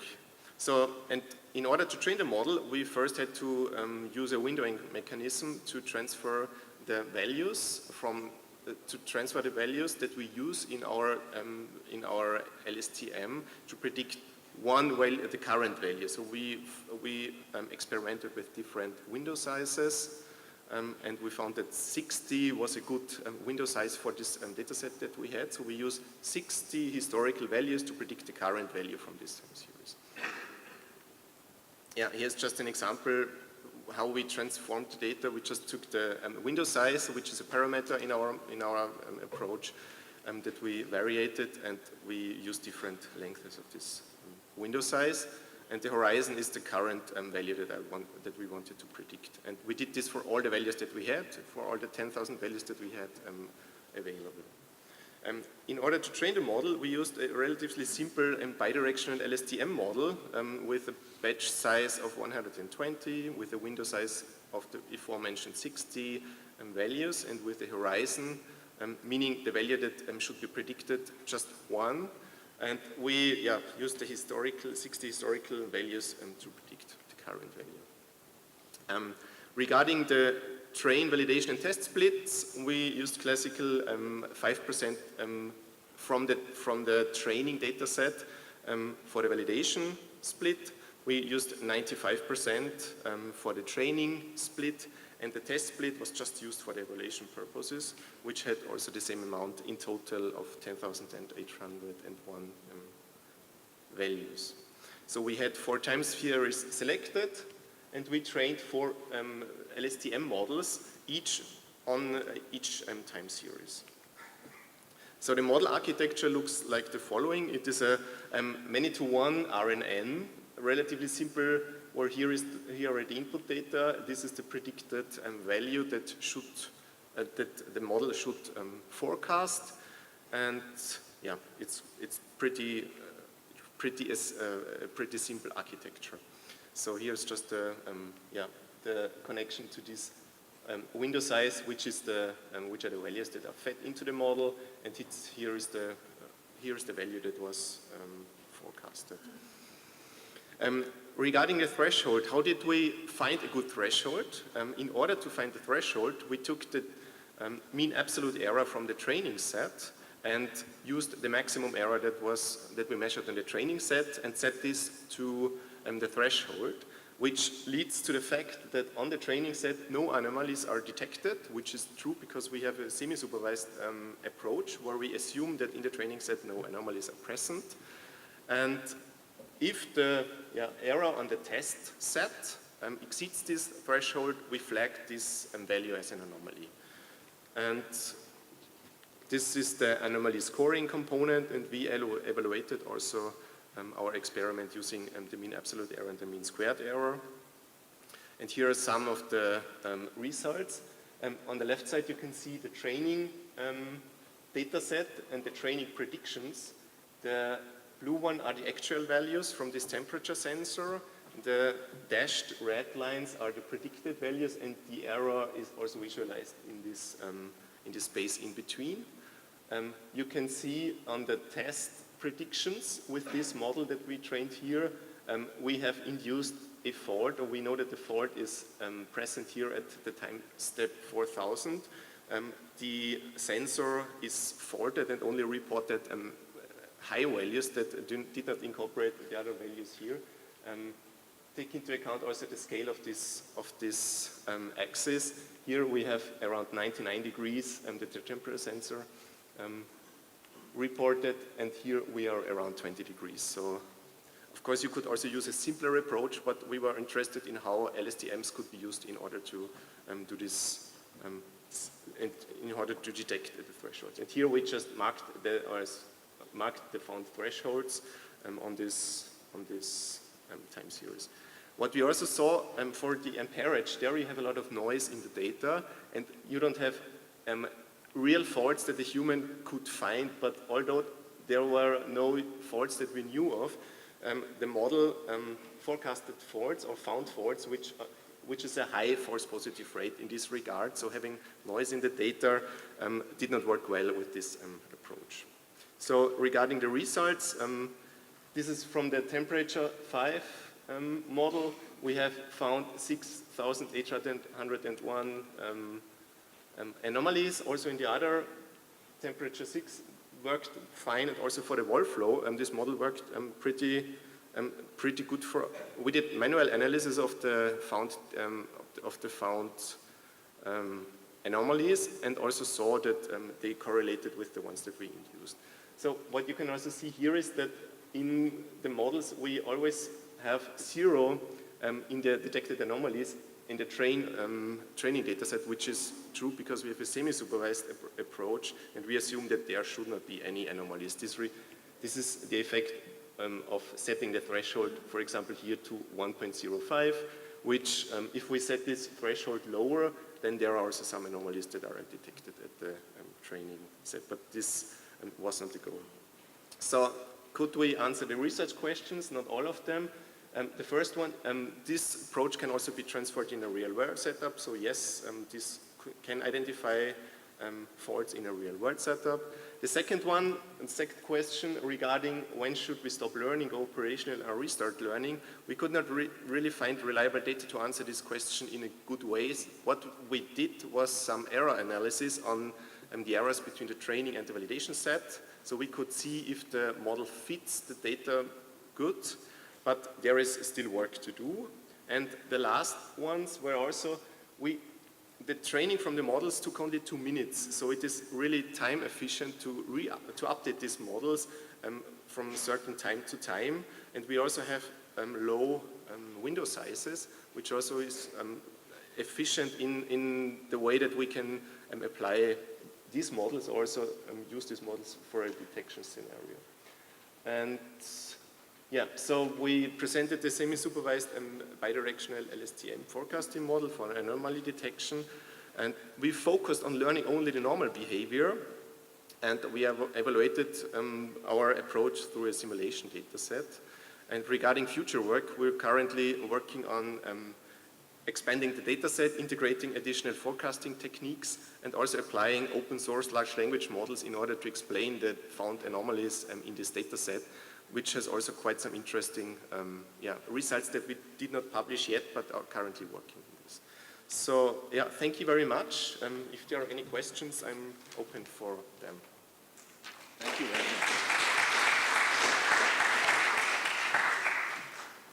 Yeah, in this case, we have plenty of time for questions, so if you have questions, please come up and ask.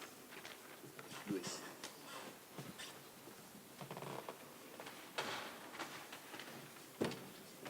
Hi. Yes, I understood that you were using univariate time series to make the prediction. So do you think that the results would be better if you use multivariate time series?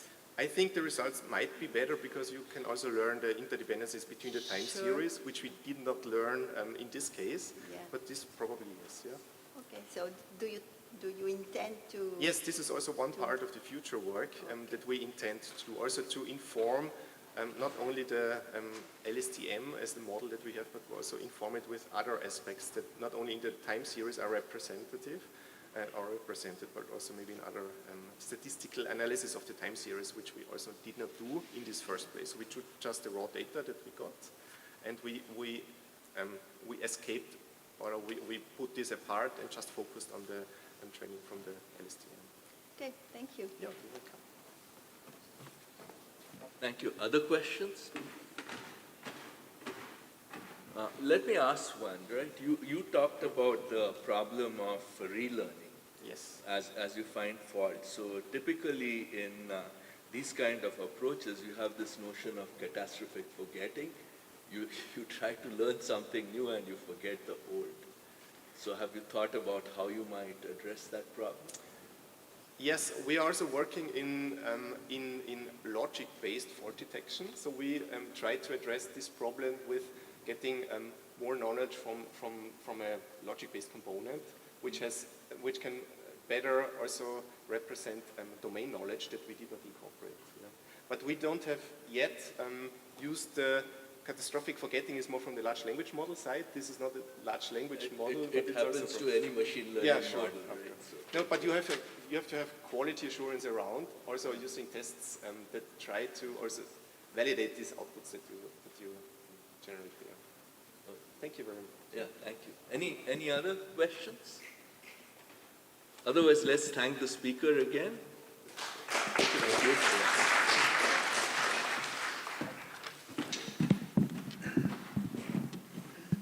And let's move to the next talk, which is diagnosis-driven anomaly detection for cyber-physical systems, being presented by Henrik Stout.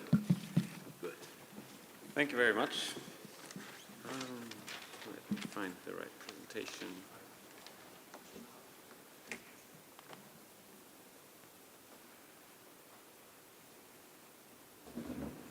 So here we go. So hi everyone, I'm Henrik. Thanks for the introduction. And I will be talking about our paper on diagnosis-driven anomaly detection for cyber-physical systems. But before I will explain what we actually mean by that, let me show you the use case that motivated us to work on this. And as you see here, our motivation was pretty much to do rocket science. But more concretely, we want to develop an AI that does anomaly detection and diagnosis for the International Space Station. And so even more concretely, we are looking at the Columbus module, which is part of the space station, the European one. And that records actually a lot of sensor values. So we have a lot of telemetry data, and that gets sent down to Earth, where it will be structured and stored, but also sent in real time to something that we develop, and we call that thing a health state generator. So this is the focus of what I will be talking about today. Now, this health state generator is supposed to find anomalies, and then if it did, send them over to the diagnosis AI. And that thing then finds out what the root cause actually is. And if it also did that, it would send over the information to the control engineers, and those guys would then hopefully find out what to reconfigure in order to get the space station in a nice and healthy state again, such that everything is fine up there. So when I started thinking about how to implement this health state generator, I thought, okay, I definitely have to have a look at the anomaly detection literature and at the diagnosis literature. And what we found is that those research areas are actually kind of separated from each other. So in anomaly detection, just as we saw in the previous talk, there's a lot of deep learning. It's very data-driven. We mostly deal with reconstruction or prediction-based methods.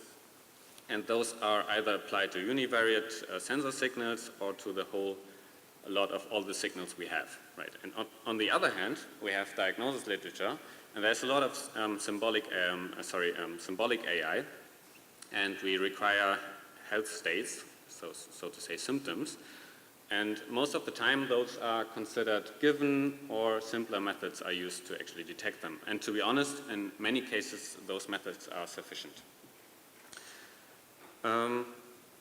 So how do we now bring them together?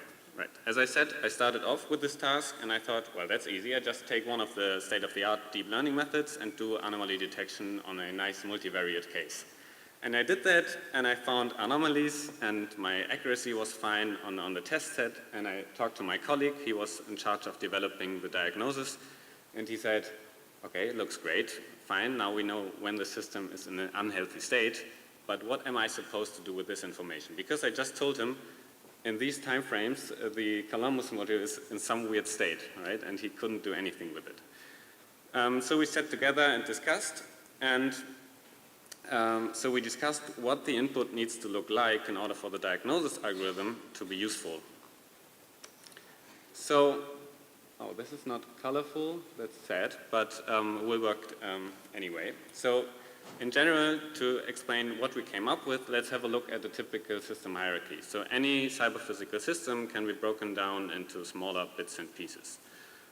So we have the system and then subsystems, and eventually we'll end up at the lowest level. Is there actually a laser pointer here?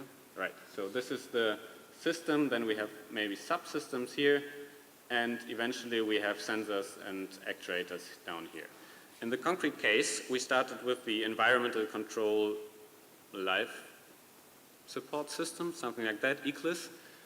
So we have the ECLSS system here, and then on this level we had things like a heat exchanger or a cabin fan assembly, things like that, and those recorded sensor signals. And just to give you a picture, we had more than 1,000 signals for this part of the Columbus module only. So that's why, and rightly so, my colleague said, I'm not interested in developing diagnosis rules that cover thousands of lines of codes that represent the system. What I'd rather like to do, is to come up with rules that look like this. So if we had information on the cabin fan assembly, then we know that also fan 1 and fan 2 of this cabin fan assembly work correctly. But we only have those 1,000 signals, so what do? We try to find anomalies in this subsystem level, like some circle that can be drawn arbitrarily somewhere in the hierarchy of the system. Which finally brings me to the question that we try to answer, which is, how can we identify anomalies in a subsystem of a CPS? And now you might say, well, that's easy. There are hundreds of anomaly detection methods, right? Let me show you why that's not the case. Again, our hierarchy here. And we have subsystem A and B, and our task is find anomalies in those subsystems. And we know all of them have nice signals that describe their state. So the first approach that is kind of intuitive is to say, let's go ahead, have a look at the points in time and model the distribution of the sensor values for each subsystem, right? So we would have a likelihood or some other measure, like mean squared error or something, for each subsystem, and we would know the health state. Well, it does work in many cases, in some it doesn't. For example, we wouldn't see that a procedure has a different sequence. The sequence of events is different, so we wouldn't be able to detect that because at every point in time everything looks fine. So next approach is similar to what we just saw in the previous talk. We just have a look at the individual univariate signals and then take the average of the error or something. Also works in many cases, but, and we discussed this already in the discussion of the previous talk, we can't find if, for example, input current and input voltage of the fan align or not, if the phase shift goes off. So let's just do a multivariate problem out of this, and time series also works. But here the caveat is, we wouldn't see if, for example, subsystem A and B are out of sync, but look great individually. And that's where we get back to what I started with. Let's just model everything, right? And this also works great, but here the problem is, let's consider that this guy here, XA1, which is the sensor signal of subsystem A, suddenly shows a value that is higher by a magnitude of 10 or so. In that case, a reconstruction-based model, for example, would also show a higher mean squared error here. So we wouldn't have no idea where exactly the error occurred, or the symptom, so to say. I'm not talking about causes here, or root causes, just symptoms. We are looking for symptoms. And now this finally brings me to what we came up with to solve this problem, which is a kind of novel model architecture, which I would like to walk you through real quick. So the first bit to it is that we kind of, or the general idea is to mix the approaches we just discussed. First thing here in the blue area is we have a sequence-to-sequence model for every subsystem. So in the specific case, we have XA, which is a time series, so let's say 100 or 1,000 time steps with all of the signals that correspond to subsystem A. And we go ahead, we have a nice sequence-to-sequence variation autoencoder, and we model it, and for new data points, we just measure the likelihood or mean squared error. Doesn't matter. And we also do that for all the other subsystems, in this case subsystem A. Now, we discussed this approach, and we also discussed the drawback, which is we don't know if the subsystems show weird behavior that we can only observe if we see both of them. And to mitigate that, we also introduced something we called a composite latent space. So we just stick together the latent space representations of the subsystem models and use this latent space, this composite latent space, which is constructed of all of the others, in order to reconstruct all the data of the signal, right? So in that case, you would also see if the system in general has a weird state. But the benefit here is if something goes really wrong in a signal of subsystem B, there's no chance of that impacting our reconstruction of subsystem A. So we definitely can isolate the fault to the subsystem that shows wrong behavior or not normal behavior.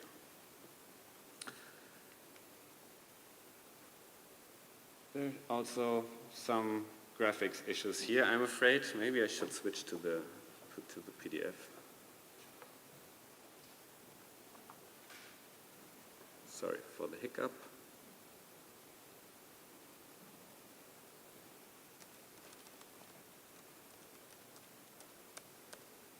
So, full screen. Maybe I do it like this for now, also works. This is how the encoder and decoder neural networks look like. I don't plan to go in detail into this, but I just couldn't resist putting it into the slides because it was a lot of work. 5 minutes, thanks. So we have a lot of stacked convolutional networks. It's temporal TCNs, and we include max pooling and upsampling for the dimensionality reduction and the increase. And as I said, we have a variation autoencoder setup, so we sample latent variables. So this is an example of, for example, one of the variation autoencoders. It turned out to be very hard to find a real-world data set that we could test this on, because we not only need this structure with the subsystems, but also labels for anomalies in subsystems. So couldn't achieve to find a nice data set, so we went ahead and simulated one, which helped us because we could really implement the anomalies that are similar to the ones we discussed in our thought experiment. And luckily, and the benchmark models we used also correspond to the scenarios we just described. So we took a state-of-the-art model for all the modeling approaches. For example, the yellow one is the Gaussian mixture model for the time point one, because we are not so high dimensional here. We have again, temporal convolutional network and variational autoencoder for the univariate one, and a large deep learning model for modeling the highly multivariate high dimensional use case. Luckily, the results show that, as expected, our kind of model architecture outperforms the other approaches when it comes to the tasks, the anomalies we throw at it. We also at least tested the general anomaly detection model capabilities of our approach using the SWOT dataset that you probably know, but the core features of our new architecture couldn't be tested with this. And this finally brings me to the things that I would hope you take home.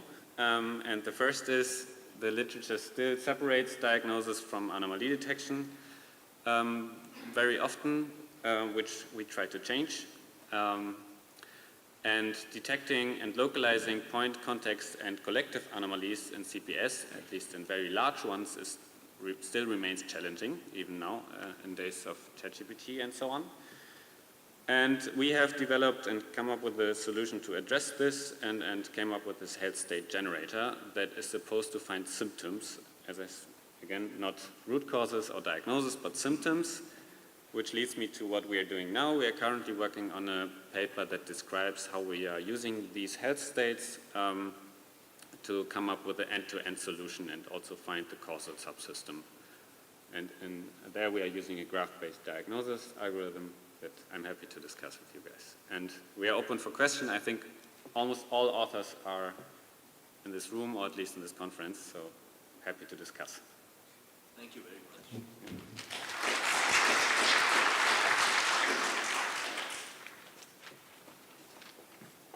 We have time for a number of questions. Do you have any?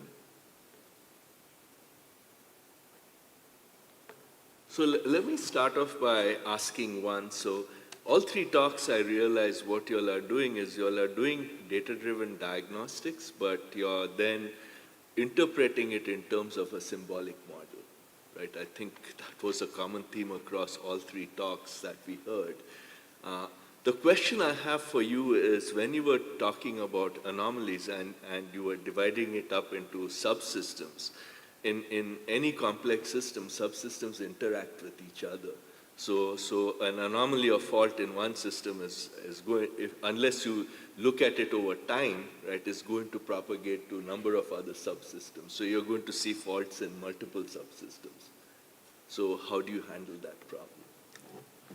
Yeah, thanks for the question. So the idea is that what I just presented only finds symptoms. So it's expected that multiple subsystems pop up.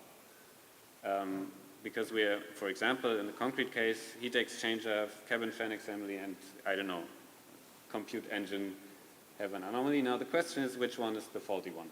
Sure. And that's now, if we go back to this figure, to find out which one is exactly the job of this component of our complete setup, which was not part of what I described today, but we came up, we have ideas, and the idea is to come up with causal graphs from the system documentation that reduce the number of symptomatic subsystems to as small as possible set of really faulty components. So it seems you're using the causal graph to find the root cause. Is that what you're doing? That we're trying to do, yeah. Okay. So, thank you. Other questions? Then let's thank the speaker once again and move on to the next talk. So our next talk is data preprocessing for utilizing simulation models for ML-based diagnosis presented by David Kaufman. You know, close this.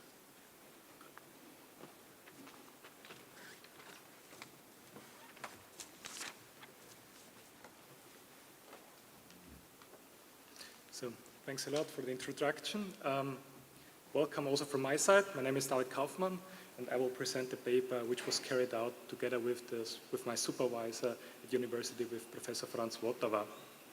So the title, Data Preprocessing for Utilizing Simulation Models for Machine Learning-Based Diagnosis. So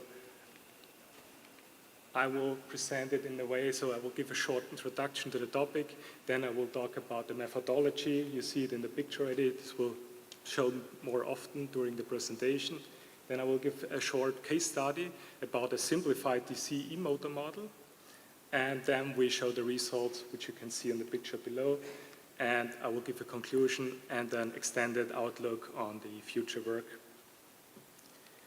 So first of all, we heard already today some talks about unknown faults, known faults. So we need to distinguish between these two. And if we consider known faults and root cause analysis, and this in combination with diagnosing based on machine learning classifiers, we need some base requirements. So this is annotated data, either for normal data or training or faulty data in this case. So, and the second thing is we need to define the operational domain of our cyber-physical system we are looking at. The next thing is the scenarios. We need to define scenarios which are interesting for us to diagnose or not. And last but not least, a fault case catalog is really important. So we need to be aware which faults are we addressing it with the method we apply. And we can either use real data or simulated data to train such a machine learning classifier. So the best case would be to have real data, but as we all know, it's not scalable, we need a hardware for that. Some faults cannot be injected because they would cause harm to the system or damage. And if we look at hardware, maybe we need to modify the hardware to inject faults to simulate them, to get the data out of it. So that's why we use the simulated data. It's scalable, we can easily inject faults, we can replace components like controllers or hardware components in the model. That's quite easy. But the bad thing is we need some expert knowledge to build this model first and also rebuild the physical behavior in the best way. And we will have some edge cases where the physical behavior may not be that accurate enough. That's to the limitations here. So with this paper, we try to address the two questions above. So how do we generate the data based on simulation models? Then the second one is how do we pre-process the data for machine learning classifiers? And the last one, I will then give in the outlook answer to that. Does it also work? So the whole approach I will present today, does it work on real data also?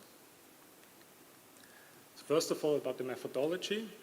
So as I promised, you will see the picture. So this is our simulation-based diagnosis processing pipeline, and we start at the cyber-physical system. And this is modeled either in Modelica or OpenModelica or MATLAB or Simulink, doesn't matter. The only important thing for us is that the model tooling has some opportunity or something to extract it as an FMI or FMU unit, so a functional mockup interface should be given to extract it, because then we can use our built FMU simulation tool where we can run the simulations stepwise and also inject faults and inputs and new parameters during runtime. So saying that, we're going further to the data generation, and there we need to define scenarios and also phases. So phases could be transition phases or phases when we reach an equilibrium state in the data. Further, we take this data from the generation and do the data pre-processing, and there we apply simplified moving time window approach. So we iterate over the data and then extract for each window we are looking at, we extract some statistical matrices like the mean or slope. And then we apply the normalization on it to equalize the data, the extracted features. For the machine learning classifier, we use this data then, and there we only look at the time point samples we extracted. So the extracted feature is a vector, and this is then used for the system diagnosis. And then we can trigger the diagnosis based on a running system. And here it should be mentioned that we also need to pre-process the data here. So we also collect the window, and when the diagnosis is triggered, we take this window and apply the feature extraction, the normalization, and then the classification of it. So now to the case study. As promised, it's a simplified DCE motor model we are using here with no control algorithm. This is modeled in OpenModelica and then extracted to an FMU, which is used in our simulation environment. So we have in total 3 components, and there we can vary the health state. Either it's okay, it's a healthy system, or we can inject faults. So this is on purpose that we only select some of the faults, and we did not vary much with the severity of the fault because we tried to keep it simple to test our approach, and also to test not only single faults, also double faults and triple faults. So now to the generation. So we need to define, as I said, some scenario, and we are looking at 5 seconds simulation time, and after 2.5 seconds we inject a new state. And then we simulate single, double, and triple faults and the health system, and we take this data, and from the motor model we take only the current and the rotational speed in this case, and the annotation of the 3 components. This is then further processed with the data pre-processing, where we compute our moving time window and the statistics, and we apply min-max scale on it. So this is the first output we received from the data generation. In red, you can see the healthy system, and we initialized either with a fault system already or after 2.5 seconds. And here you can see why we selected this time, because we reaching here close an equilibrium point where data doesn't change anymore. And that's why we stopped here and injected a new fault, just to not sum up the data, which looks equally. And out of that, we compute the mean and slope because they showed the best results when we validated that on the machine learning classifiers already. So to take machine learning classifiers, I will keep that short. So we selected these 4. Why we selected them? Because they were easy to implement, easy to use, easy to validate, and additional, they had the option to have a multi-output prediction. So we were able to predict for each component separately the output here. This were achieved, that the first results were achieved. So what I didn't mention at the beginning, we didn't have access to real data. So we had to use our simulation model again, and then we added different noise configurations and a scenario, which was then triggered and simulated here. And the output, here in orange, you can see the reference state and the predicted state. And we had a prediction every 10 samples here, and a quite good accuracy, but only, as you can see, we have some outliers here, but they were related to the fast transition phases we have, and we couldn't detect that in an accurate way. Overall, so when we consider single, double, and triple faults together, we see an overall good accuracy, and the best accuracy was achieved with the nearest neighbor approach, and nearly to 99% here. What is also important to mention is the time. So we also measure the time from computing the statistics until the diagnosis was received. And there, it is important here to mention that we can trigger a diagnosis every 3 samples. But it should be mentioned that with the KNN, it's clear that it's the fastest here in this case. But if we consider a complex system with more data, the MLP, the multi-layer perception, will definitely outperform in time here.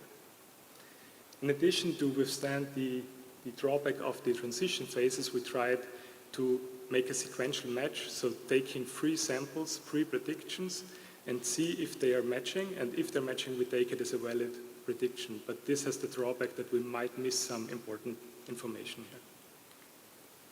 So now to the conclusion. So what can we take away here? The moving time window is a good approach because we can individually adapt the window to the different signals we have, and also the feature extraction for each signal. And also from 2 to 6, we do not need the expert knowledge anymore from the modeling. So we can just use the model. The cons are also clear, so the physical behavior might not be accurate enough, and also the transition phases we saw, as well as slow rate fault characteristics, may not be detected early enough. Now I want to raise 3 questions.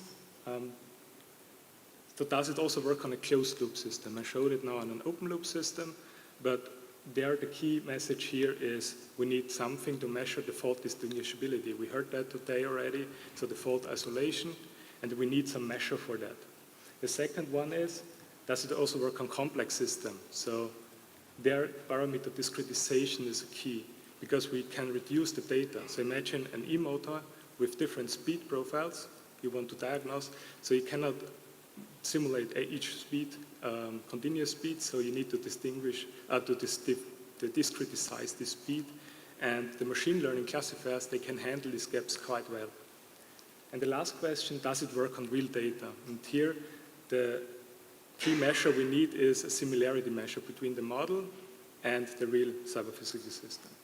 And now I want to give some outlook on an extended work, so which was done already. We had access here to a hardware test bench of a dual 3-phase E-machine, so it is a complex system in this case, and there we could inject inter-turn short-circuit faults. So either 1 turn was shorted, or 2, 3, 4, 5, 6 turns in different phases. And we have the measure data here, and we have the simulation model, which can do the same as the real system and simulate it. And we took our pre-processing pipeline and we added here a system validation also. And there we are dealing with the measure of distinguishability of faults, as well as the similarity of the model, the simulation model, and the system. And I will shortly go through it. So we have here the real system, just 2 samples out of it, then the pre-processed data between the measured and simulated data, And we apply a dynamic time warping method to see the similarity between these two. And we can see with higher speeds and load, the similarity is going apart, so it's not that accurate anymore, but still good enough for our purpose. And the second thing is the distinguishability, the fault isolation, and there we also apply the dynamic time warping and compared the measured normal system with the different faults, as well as the measured faults with different faults from the simulation. And what we can get out there is that low speeds cannot be distinguished quite good, so we cannot use this operational domain here below 500, and fault 1, so one shorted circuit, will not differentiate it that much from a normal system, so it would be also hard to detect. And now we'll show the results from that. So green means 100% accuracy in detecting of this on real data and only trained on simulated data. And what you can see, we can detect a phase fault A faults quite well, also the other ones, but the fault 1, so one short return, we still have issues in detecting. And this is also represented here. But more about this than in the upcoming paper. Thanks a lot.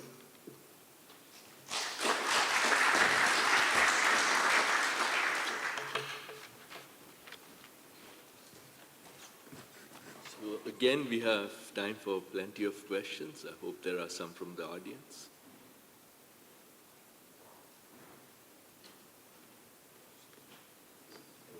Yeah. Oh, there's a mic there? I didn't realize. Hello? Yes, it's what? Yes. Yes, my question is about the application of your method to real data. I have seen that in the last slides you have shown that you have applied. Then if you go back to the structure of your proposal, here. Then when you were presenting, before showing me the real application, I thought that in order to apply the method that you propose, you will need data from the different scenarios, real data for different scenarios, because you need data for normal operation and different faults. No? That it is very, here, this study will be very worthy. No?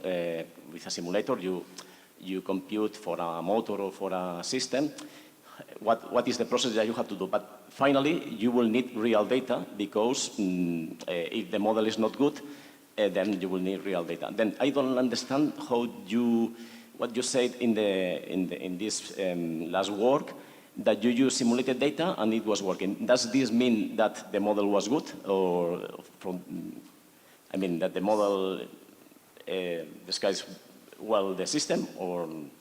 I will quickly go to this slide. So what we did here, at the first beginning, so we saw this similarity measure here between the measured and simulated, and they were drifting really far away.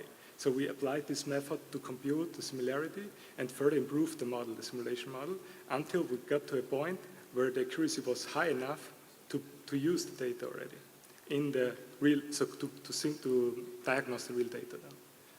So this was an improving, step-by-step improving with this measure already. Okay, then you have a good model. Yeah, finally. Yes, okay. The model is quite good, yeah, but it's not ours, so we got access to that, yeah. Okay. Thank you very much. Thanks a lot. Thank you. Other questions? Yeah, could you please come on? You can fit. Thanks very much for this very interesting talk. Can you go back to the 3 questions page? Sure. Yeah, right here. So I do have 3 questions for your 3 questions. So when we look at the closed loop system, this can be a much more complicated, because whatever the fault occurred, output the feedback, and then this makes the whole system many more possibilities. How do you address this problem? Do you have any ideas? So for this example I showed with the simplified model, we didn't address it, and we didn't thought about this during the making, but in the final presentation of the Outlook now, here we use this dual three-phase E-machine, which has a control algorithm for the speed already included, and it worked quite well already. So, but as I said, the fault isolation. This is difficult. I think this was the question. Yes. So how do we differentiate these faults? And there we need to find a method for this work. So we found now, okay, fault 1, we cannot distinguish that quite good in certain areas. So we need to find something, so maybe some feature extraction, some, I don't know, we tried with PCA already, but we didn't had luck with that. But this is work to do, yeah. Maybe you need some features from the loop, from inside signal from the loop, that maybe you'll be able to distinguish. So let me look at the second question you have. For complex physical system, when you have a fault in one part of the system, some intermediate variables can become nonlinear, can become saturated. Then the problem, it's a completely different problem we're dealing with. For example, your test system, if one valve got, for example, stuck, okay? And then this stuck of this valve will drive the other system variables completely different.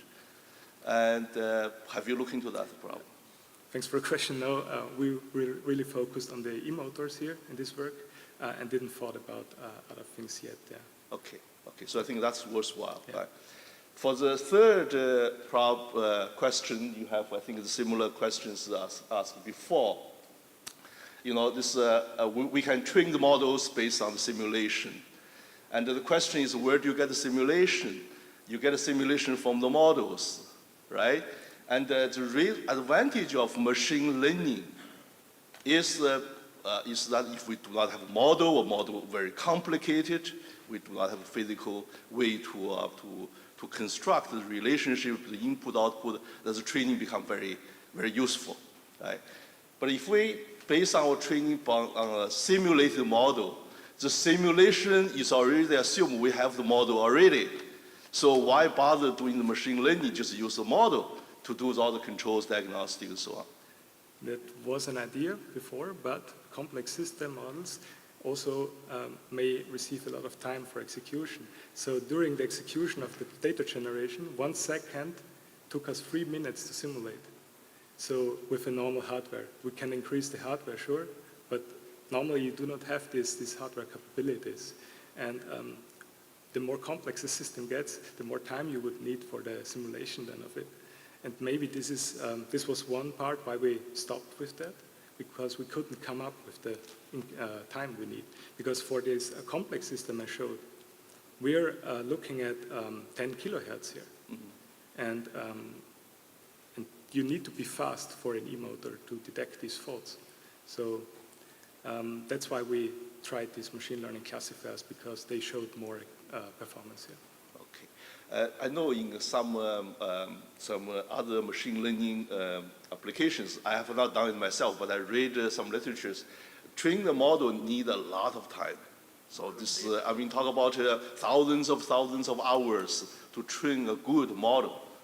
And how much training time you need to train your model? So we try to keep it really tight, the data, so to keep it low. Yeah. And for the applied machine learning methods, for the data at the end, I showed we applied the random forest, and it showed the best results already. So, and for that, you don't need that much data, honestly, for this e-motor, because you do not have that much scenarios. So you have the varying speed, you have the varying load, but that's it more or less. So you only have 2 varying parameters. But yeah, you're right, if the system gets more complex, you would need a lot of more data. Thank you. I think you saw it all the time here. Thank you. Thanks a lot. Thank you. No, we have time, so I'm going to ask a question, right? So a lot of the work that you're presenting here, you tend to sort of want to extract features and then run it through a discrete classifier. Nowadays, we use deep learning models. Why can't you learn fault signatures from the data itself? Right, so fault signatures are going to be time dependent, and a lot of the times, especially when you have feedback loops, time is very critical in terms of detecting a fault or isolating a fault. So for sure, this is the way to go in future, I guess, to extract features using deep learning models. But in this case, we try to keep it at the level of engineering also, to know the data, what can we extract, and get a feeling of the data also. Because you lose that with the deep learning models. So you cannot explain the data anymore that easy if you have something applied. And we try to focus here really on explainability also on the data here for the feature extraction. So thank you. Let's thank the speaker again and move on to the next talk. So our next talk is going to be from South America, and they could not make it here, so it's going to be a virtual presentation.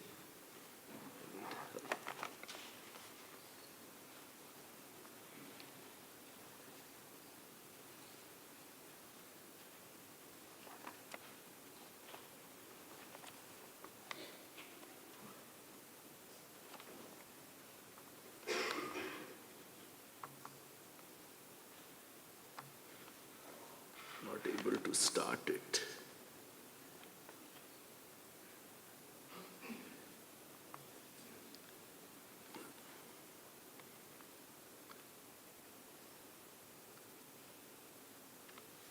Can the speaker be, can the sound be turned on here? Because we can't hear the sound.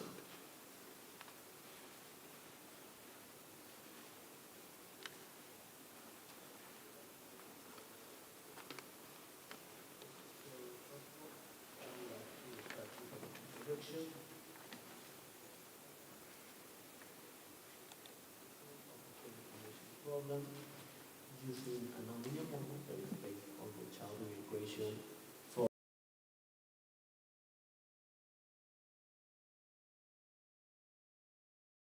in order to know the location of the leakage and the magnitude of it that is embedded in the model, we use the genetic algorithm to optimize the difference between estimations and measurements.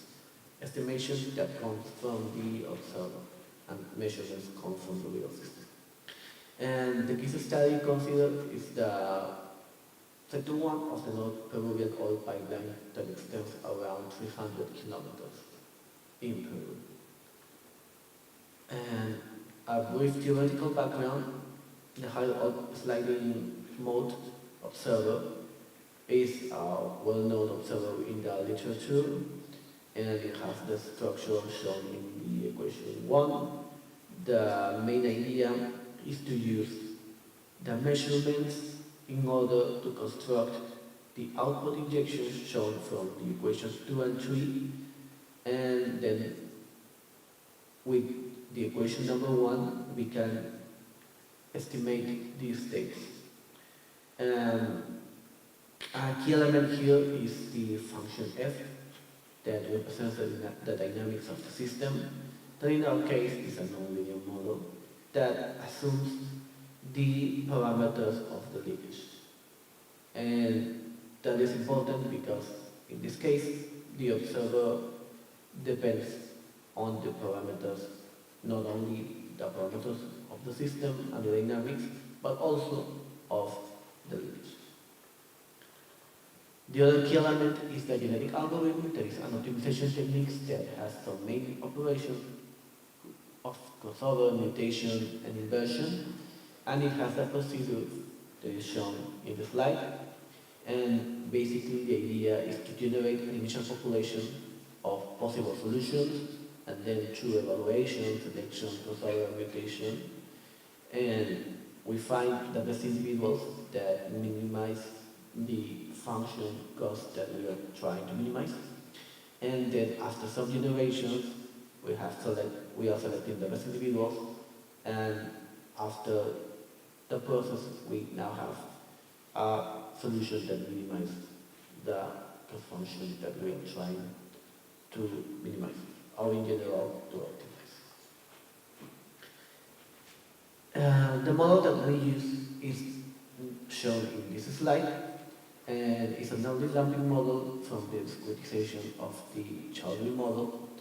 And the inputs of the system, as we see here, is the pressure height at the upstream reservoir and the downstream reservoir for U1 and U2 respectively. And the states are the flow and the pressure height at the nodes. And as we seen in equation 5, the leakage is embedded in the dynamics of the system. And the leakage is modeled as shown in equation number 9. And the main parameters of the leakage are basically the position of the leakage or the node where the leakage happens and the magnitude of the leakage. That is now represented in equation 9 by the letter B. So in this work, we are assuming only one leakage located at one of the nodes that we are discretizing the whole length of the pipeline. And these values of the position and the magnitude are embedded into the dynamics of the system and also embedded into the dynamics of the observer. So in order to know that these parameters, since they are unknown, we use the genetic algorithm. But before that, the model that we are using is specially discretized into 612 segments of 500 meters width. That makes a total of 630 nodes through the pipeline. And initially, the system is also in a steady state, and in order to calculate the high-value profile of the pressures. And the parameters for the model are shown in table 1. And the key idea of this approach is to use the genetic algorithm in order to minimize the cost function presented in this slide.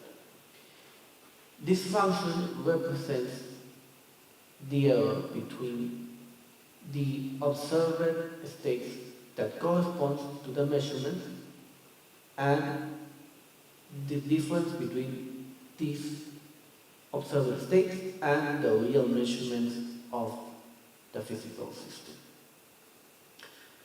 The key idea here is that, for example, if we assume a model with a leakage magnitude of a value very high and greater than the real value of the magnitude of the leakage, we have that this cost function will be much greater than the value of the cost function if we use the real parameters of the magnitude and position of the leakage. And the values that minimize this function are the real parameters of the leakage. So we use the genetic algorithm to find the minimum value of this function and the parameters that minimize this function. And to calculate this function, we have the high-order sliding mode observer in order to calculate the estimated states and to compare it with the real measurements. In the case of the non-orthogonal pipelines, there are measurements available at some points in the whole length of the pipeline, values of the high pressures that are shown in this slide, and the equivalent in the state estimation. So this is a diagram of the whole method. First of all, we have some inputs, we have the model of the system, and then the genetic algorithm starts with generating an initial population of possible solutions of the set Nm, where N is the node where the leakage happens, and M is the magnitude. Then, for the evaluation and to calculate the cost function, we use the high-order sliding modes for each individual of the population. We calculate, and we now have the state variables, and with that, the ones that correspond to the measurements, and we can now calculate the cost function. And with that, the next procedures of the genetic algorithms, such as crossover, mutation, and selection, can start. And after some iteration, we can calculate, and we could have as a result the best individual as a solution. And if, for example, it doesn't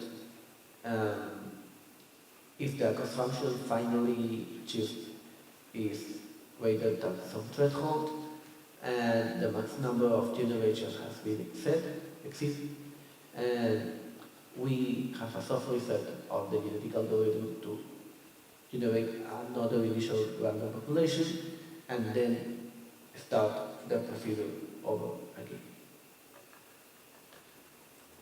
So some simulations were done, first of all, for the observer, in order to tune the parameters, as we can see in the plots, that the observer is capable of estimating the state of the system, even if it doesn't know the initial condition of the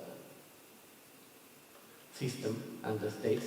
And that is very important because it shows us the robustness of the method against some different measurements of some noise that could happen at the start, with all different things that could possibly happen. The other key element is the cost function, as we can see in the figure for 3 examples. And in the 2 examples, we can see that the minimum value of this cost function is presented at the real values of the magnitude and the location. For example, in the picture A, the node, well, the leakage is located at the node 100 and with a magnitude of 5%. And we can see that the minimum value is located at that exact time. And the same happens in the other cases. And for the genetic algorithm, these parameters were used for simulations. And in the simulations, we use some leakage located at each one of the points, or well, each one of the nodes through the whole pipeline with a magnitude of the 1% of the nominal flow of the pipeline. And we can see the estimation error for the magnitude, it does not exceed the 3.5%. And also, in each one of the cases, the location achieved or location found by genetic algorithm is the same location that is actually simulated into the model. And also in the figure B, in the plot, we can see the time of execution, some audio values that are because of the soft reset of the genetic algorithm, because in some of the cases it doesn't find the global minimum at first try, and it does not set the threshold, so it has to do a soft reset and then start again the optimization. So finally, some conclusions and future work. First of all, as I explained, the genetic algorithm is used to search the parameters of the leakage that minimize a cost function that is related to the measurements and estimations that we obtain from the higher-order sliding modes. The simulation shows an adequate estimation, and in the case study for the non-permeable pipeline, with a magnitude error of less than 3.5%.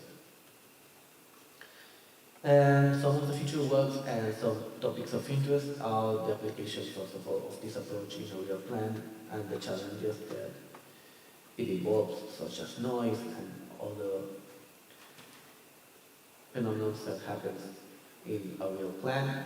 Also, additional investigation and tuning of the observer and the genetic algorithm, and also the use of other different optimization techniques, because the genetic algorithm is only one of many other ones that exist. And also an important key point is a theoretical analysis of the limitations and convergence of the method, since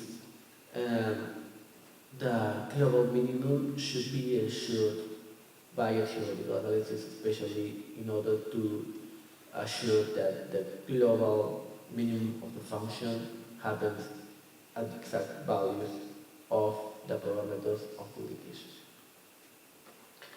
Also, I would like to acknowledge the support of this work by the convention by Conciencia Concitec.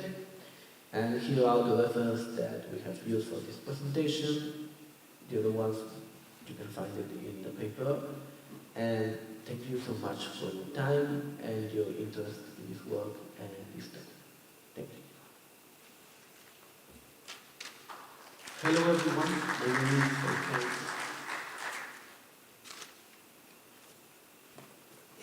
I know the talks are being streamed, but I don't know if the authors are online to answer questions. Are they? No. So I think we'll just move on to the next talk, which is fault diagnosis using interval data-driven LPV observers and structural analysis, being presented by Joachim Blesser. He's my co-chair.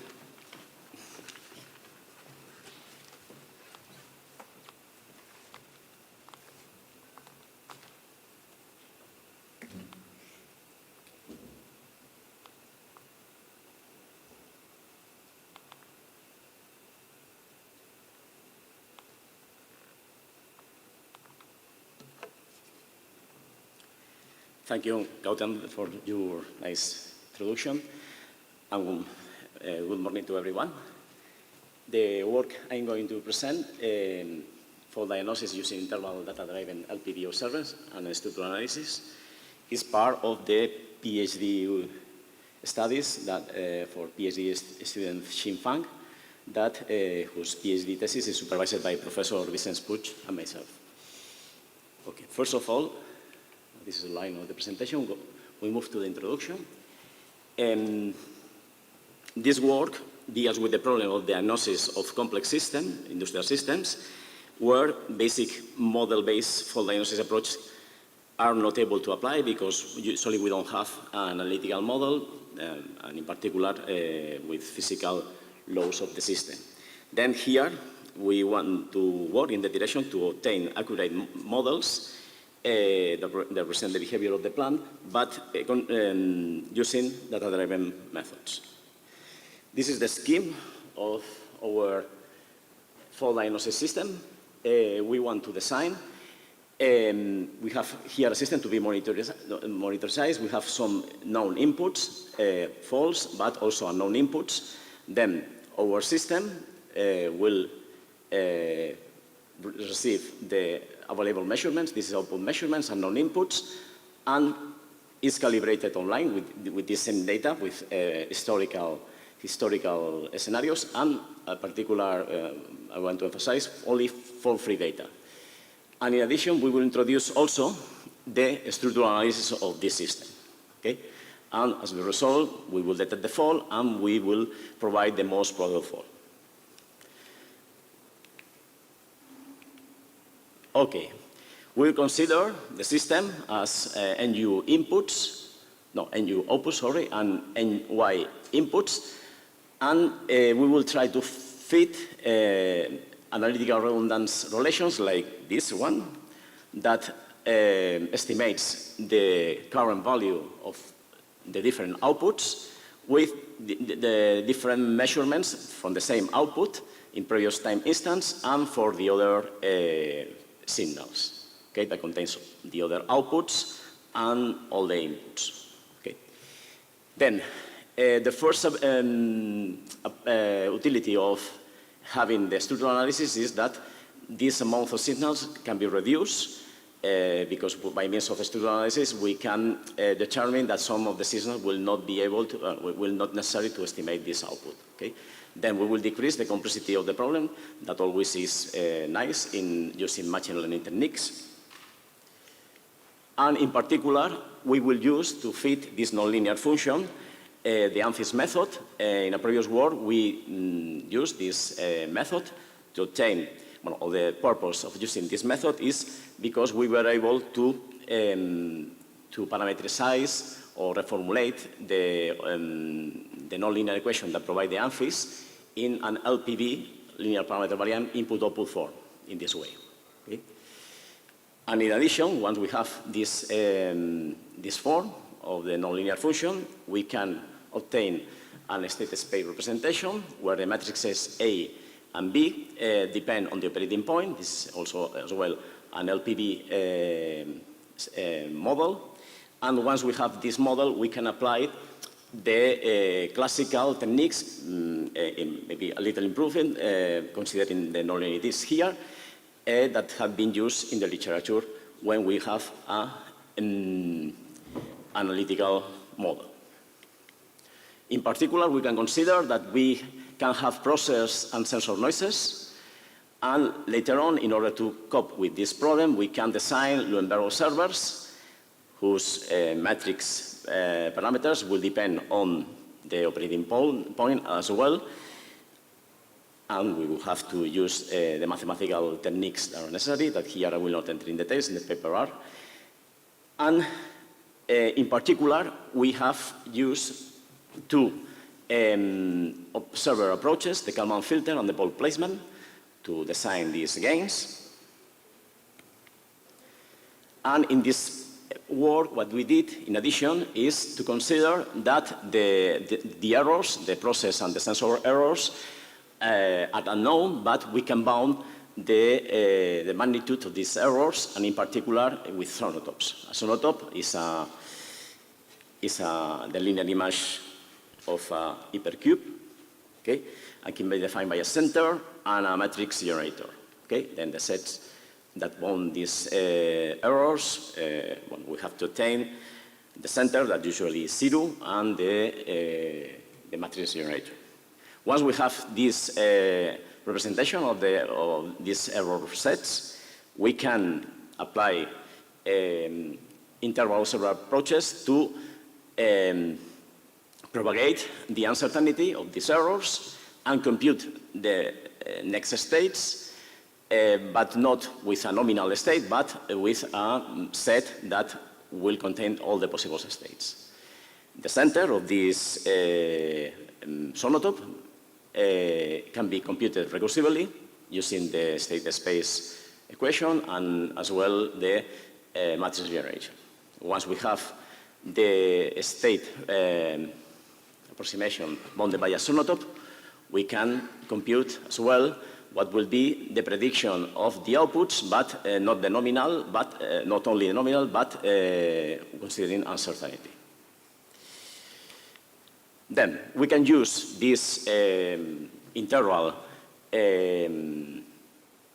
estimation of the output to perform what is the a fault detection method that consists in, here we have generated the residual, the difference between the current measure output, y, minus the estimation that in this case we consider the center of the sonotope. This is the nominal estimation.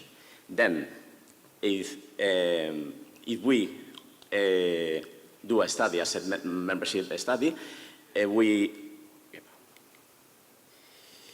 will see that this residual should be inside this sonotope. This is a sonotope centered in 0 and with this uncertainty. Okay? Then if the residual, the computed residual is not here, we can say that it is a fault, and otherwise we say that it's not a fault. Okay? This is the typical fault detection method. Okay, then this test that I showed before can be done in parallel for the NY residuals, and in this case we consider two different interval approach, observer approach, Kalman filter and pole placement. What we can do in 2 times. Okay, then once one of the residuals is inconsistent, we can say that that is a fault, and later on we will pass to the fault diagnosis. Just only to comment why we selected 2 different observers, Kalman filter and pole placement. And the reason why is because the Kalman filter, the system is affected by noise, yes, only noise, in measurements and the process, obtains optimal estimation, and then it should detect the first. But when a fault appears, some problems appear because then there is not only noise in the system, but also the fault, and there is the problem of the fault following. And to cope with this problem, the fault following, we use the pole placement that we can design in such a way not to obtain optimal estimation when there is not a fault, but to obtain, to have some robustness when a fault appears in the system, and mainly a fault in the output that we are estimating. Then in this way, we will have better performance in the following for maintaining the fault detection signal. Okay, regarding fault isolation, from the previous fault detection method, we can obtain what is the observed fault diagnostic signal that is can be a binary signal whose components inform us that if one residual is consistent or not. It's not consistent, it's 1, and consistent 0. And on the other hand, we consider that we have the structural analysis of the system. What we can do is to study the theoretical behavior of every fault in the different residuals. This is the fault signature matrix. And the classical fault diagnosis methods, what they do is, with the observed fault diagnosis signal and with this matrix, they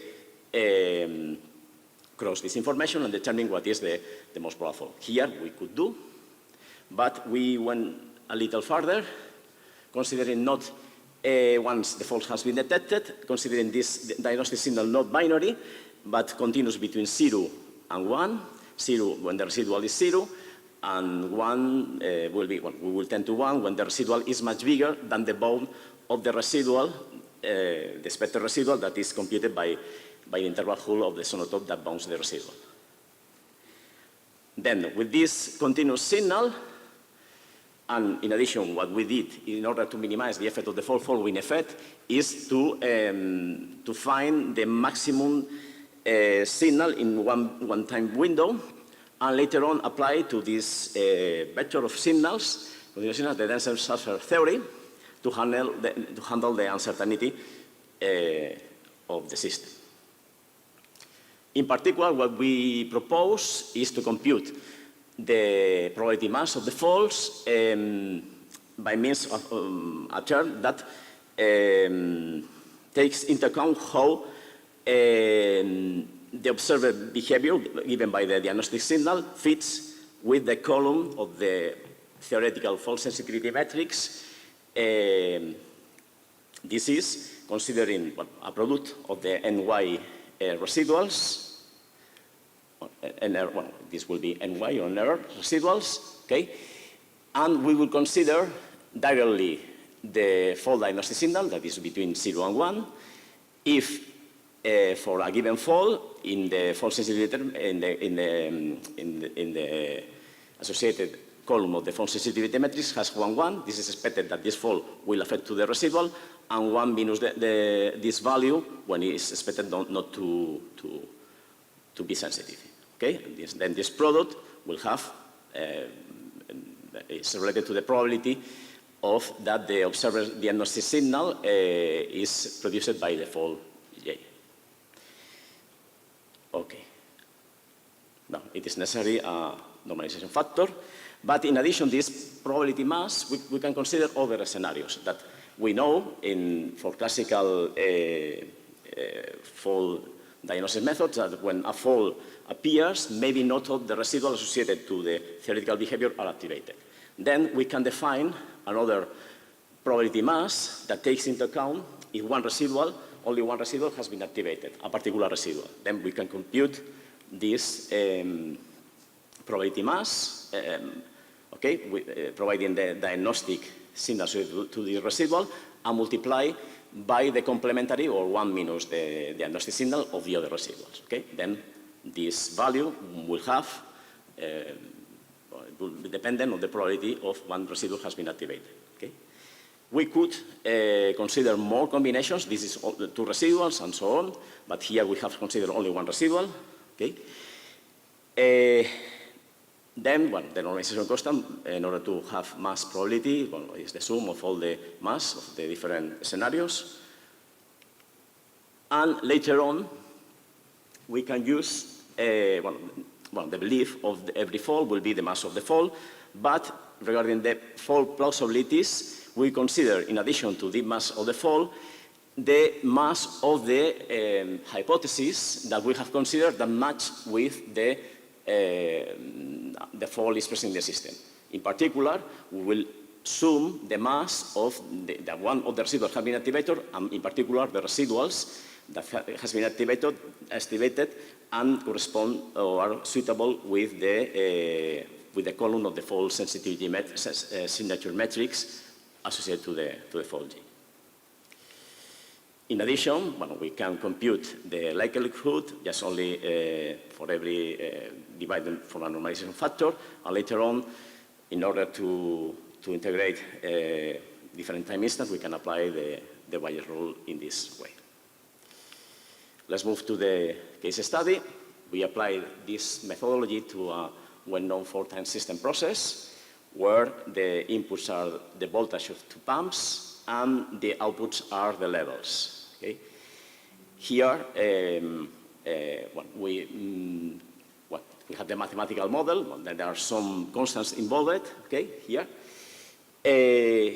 But here we don't consider this mathematical model. We consider just only the relations that intuitively are to consider this input goes,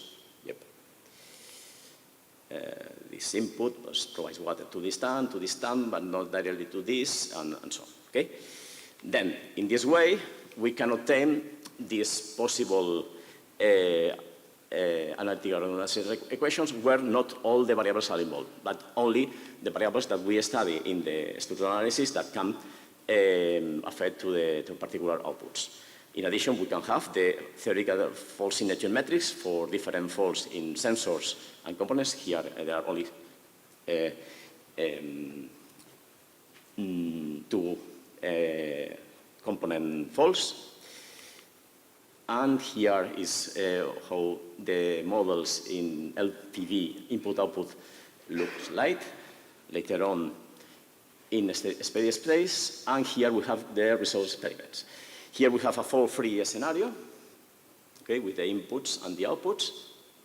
These kind of experiments are the ones that we introduce in our model, not faulty scenarios. And these are the results of the residuals in this fault-free scenario, and there are three cases. The first one on the left is considering that we have the exact model of the system. This is all the parameters, and this one is considering the Kalman filter with our AMPHIS model. As we can see, the error is more or less the same. This is that we can describe the behavior with our model. Maybe in the bounds is a little different, but in general we can say that the performance is satisfactory. Here, what we have is the same residuals, but computed with our AMPHIS model, but considering an observer that has been fit by means of a pole placement approach. As we can see, the residual is bigger and the behavior is a little different. I mean, the accuracy is not as good as using the Kalman filter. If we apply a fault scenario, in particular a fault in the output 4, we observe this behavior in the residuals. We see with in the Kalman filter approach, we can see some way that what is the fault following. This is that the fault is out the outputs, but later on comes back. And here even it is not enough to go out the residual. And here, this is using the Kalman filter with the model, the ideal model. Here, with the AMPHIS in Kalman filter, the effect is more or less the same, but maybe there are some, what we see and we observe, that we have more sensitivity to the faults using the AMPHIS model. Maybe because the data is different in a fault-free scenario, in a fault scenario than in a fault-free scenario. But what is more important is using the pulse placement, despite it is less accurate, then the effect is more sensitive. Okay. And here we have the details of this comparing this and this. Okay. Well, the Kalman filter with the ideal, and here with the pole placement. Okay. Then, regarding the fault isolation, that we only need the fault sensitivity metrics and applying our method based on the essential theory. Then we have this evolution for this fault scenario, and we see that the performance is good, because very fast we tend to the fault number 4, that is the fault that is present in the system. And regarding the conclusions, well, the present paper proposed a data-driven fault diagnosis for complex industrial system that combines structural analysis and learning-based approach. The analytical redundancy relations are directly estimated from using historical fault-free data.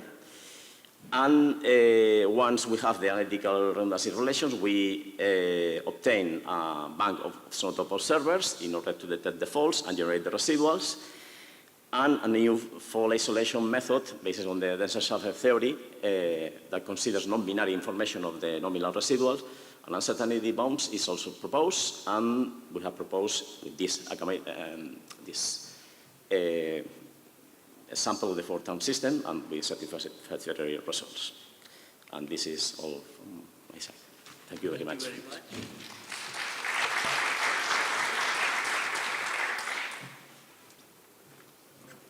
We definitely have time for questions. Any questions from the audience?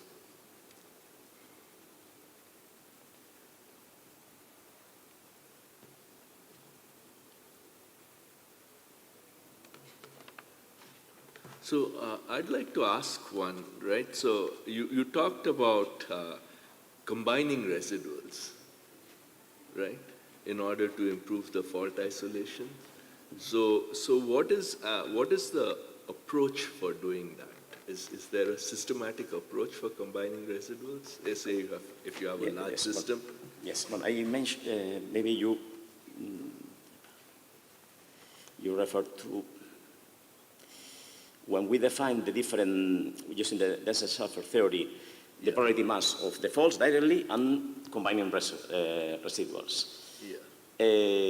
Here we consider at the beginning just only one, but we could consider two and more, but it will depend on the application. Actually, we here only consider one at the same time, because for this problem that we were facing, that here the maximum is 2. The maximum residuals are 2, then it will not have sense. I mean, for example, here there is not any fault that residual 1 and 2 are activated. Maybe we could consider residual 1 and 3, but this hypothesis will be inside the hypothesis mass of the fault number 3. Then it is not necessary. If the system will be more complex, some faults will be more combination of ones, then will be necessary or useful. Here 2 residuals are not useful because activating 2 residuals provides the direct fault signature matrix of the fault that has more ones. Okay. That makes sense. So any other questions from the audience? If not, let's close the session. Thank all the speakers and thank you for attending.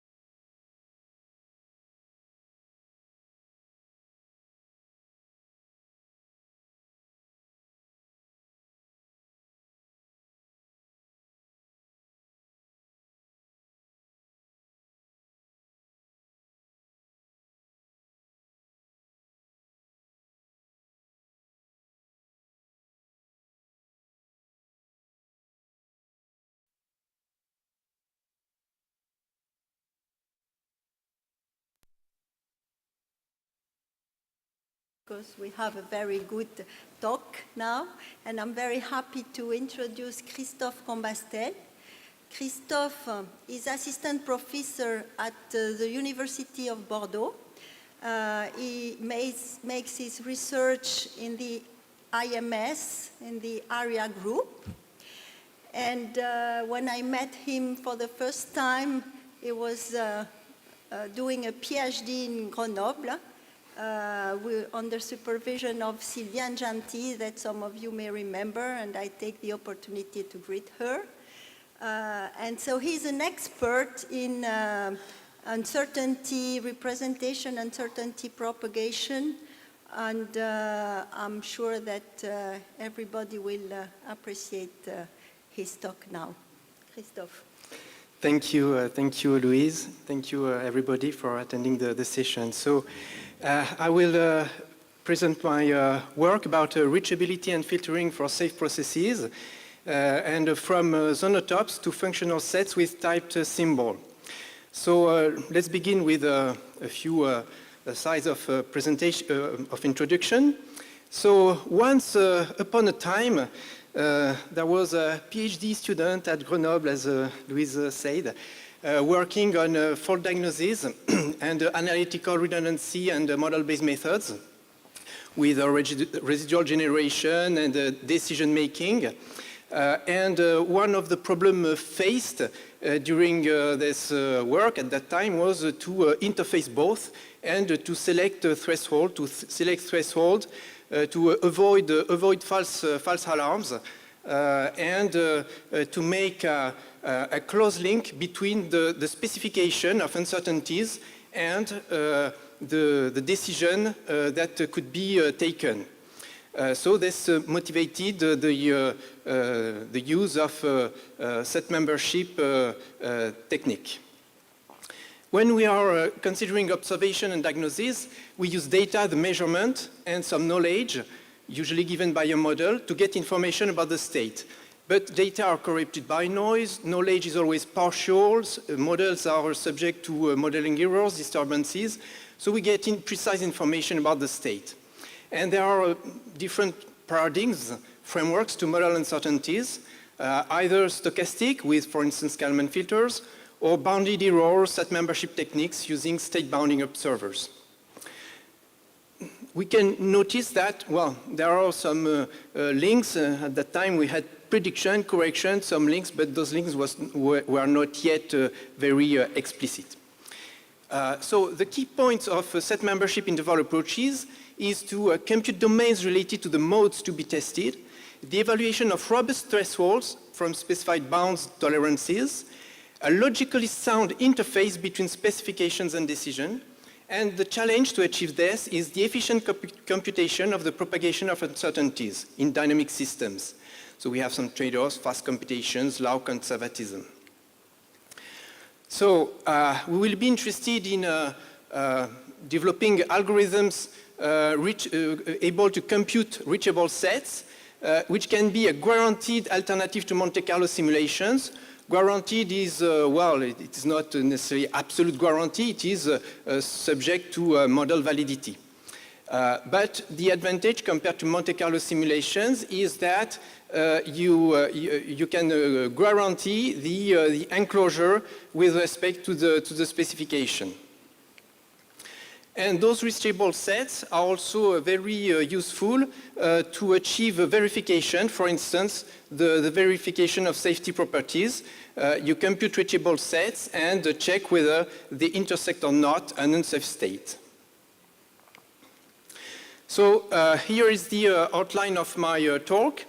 After introducing intervals and zonotopes, I will present some yearly results related to reachability and observation, then make a focus on filtering, and especially under a mixture of uncertainty paradigms, set membership and stochastic.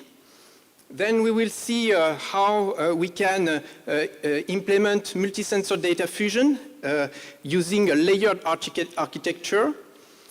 Then we will consider distributed filtering, and this will be here that will introduce symbolic zonotopes, which are an extension of classical ones. and then present some framework allowing to generalize some of previous approaches with functional sets with type symbols, particularized to polynomial zonotopes in a mixed hybrid framework. And of course, conclusion at the end of the talk. So let's begin with intervals and zonotopes. Here is a small example, half-line of MATLAB code, but it could be the same with C or Python code, which implements an iteration corresponding to a fixed point. The fixed point is 0.7, and as you see, after 20 iterations, you have a numerical instability, and well, you have just a simple example that can crash some systems. One way to address this problem, to restore consistency compared to imperfect numerical calculations, interval arithmetic is one possibility. An interval is defined either with this lower and upper bound, or with center and radius. And we can extend basic operators, sum product, basic functions, while preserving inclusion. And when we look at an interval vector, when we look at an interval vector, it corresponds to a box, an Allen box in the plane. When we look at an Allen box, we can notice that contrary to, for instance, a circle, an ellipse, when the x1 is when x2 is between 0 and 1, the bounds for x1 remain the same. So we have some, in that case, in the case of an Allen box, we have an independent description of uncertainties on each dimension. But what are the drawbacks of interval arithmetic? The main drawback is the so-called dependency, problem. A very simple example is fx equal x minus x, and x belonging to the interval -1 + 1. Once you replace the symbolic variable x by the interval, you lose the symbolic link between the two occurrences of x in fx. So this is at the origin of the conservatism which is related to interval arithmetic. And when we consider dynamic systems, this may have, combined with the wrapping effect, very bad consequences regarding the accuracy of estimations. So this motivates the use of zonotopes. So what is a zonotope? A zonotope can be viewed as, you can imagine a hypercube, a high-dimensional hypercube. You rotate it in the space, inflate it in some directions, and project it on a lower dimensional space. And so it is the linear image of a unit hypercube. And this makes it possible to describe implicitly a domain with many edges, many faces, with just a simple matrix. Here's an example of zonotope with, in dimension 3, generated by 30 segments. And we have basic properties, Minkowski sum, linear image, bounding box, that can be directly expressed based on the generator matrix defining the shape of the domain. Equipped with that definition, and when considering a dynamic model with bounded inputs, we can obtain a one-step prediction. And we can notice that the shape matrix in this iteration corresponds to the exact domain, but we have an increasing number of generators from steps to steps. And this motivates the introduction of a reduction operator that preserves inclusion while keeping the complexity of the domain to a fixed value. Here is an example, an illustration on the fact that we can tune the complexity of the domain while preserving inclusion. And the principle of Zonotope reduction was introduced by Kuhn in 1998. And here is the first reduction algorithm that I proposed in ECC 2003, based on the based on sorting the column of the shape matrix, and intuitively that corresponds to sorting the edges of the domain by decreasing norm. And all the very small edges that do not contribute to the main shape of the domain can be enclosed in a box, so reducing the complexity and the size of the shape matrix. So with that iteration, that kind of prediction, we can implement some reachability and observation algorithm. Here is the case of a state bounding observer.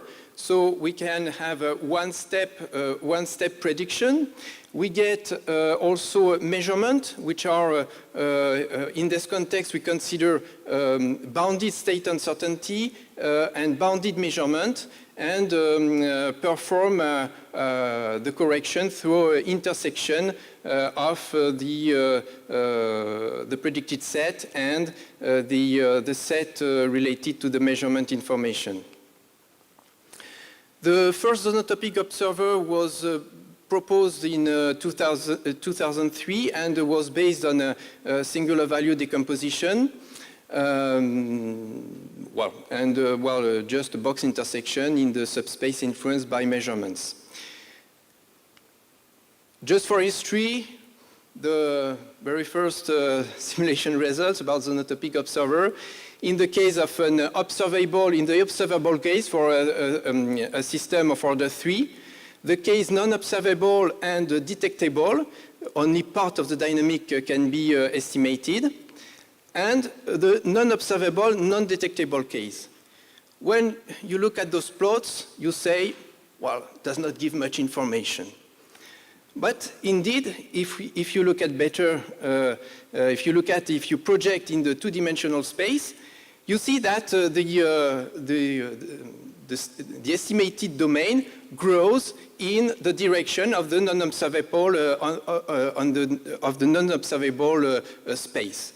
So it is important to keep domain shapes in mind, and not only projections, for instance, scalar projections. So among a few yearly results, this state bounding observer was extended to nonlinear systems dealing with continuous rather than discrete dynamics, and using Taylor expansion and Hessian to keep linear dependencies between quadratic terms.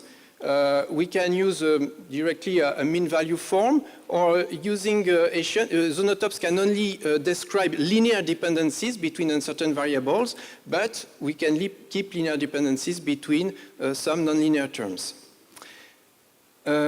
Another possible extension is the reachability under constant parametric uncertainties, and this led to parameterized families of zonotopes, where instead of performing zonotopic operations on classical matrices, we do the operations based on affine, the so-called AFMAT objects, which are objects where we keep the affine dependencies. We structure, in fact, the dependencies to describe an uncertain matrix. This is very close to affine arithmetic, except that we are dealing with matrices rather than scalar values. And you see the very tight estimation we had here on a 6th order system, a spring system with 8 uncertain parameters, 10% relative error on the 3 damper coefficients, and 2.5% relative error on 5 stiffness coefficients. Well, this is the kind of result we could obtain. Now, we will focus on filtering. So, filtering and using also a mixture of uncertainty paradigms. So, why focusing on filtering? In fact, it is used in many applications, either historical ones, like for instance, the guidance, navigation, and control on board the Apollo missions, and navigation, drones, etc., or the process industry, and so on. So, we talked at the beginning about prediction and correction. We saw also this in the state bounding case. And when we consider Kalman filter, in fact, we have the knowledge of the state at time k, which is assumed to be modeled, the state uncertainty is assumed to be modeled by Gaussian, a covariance matrix. We can get a one-step prediction. We get a measurement, which is a noisy measurement with Gaussian noise. And Kalman filtering consists in minimizing the state uncertainty by minimizing the trace of covariance. And, well, using intervals, sets, domains, one-step prediction, uncertain bounded measurement, and iteration, intersection, or a criterion to minimize, to maximize, sorry, the accuracy of the state estimate. And, well, why not combining both?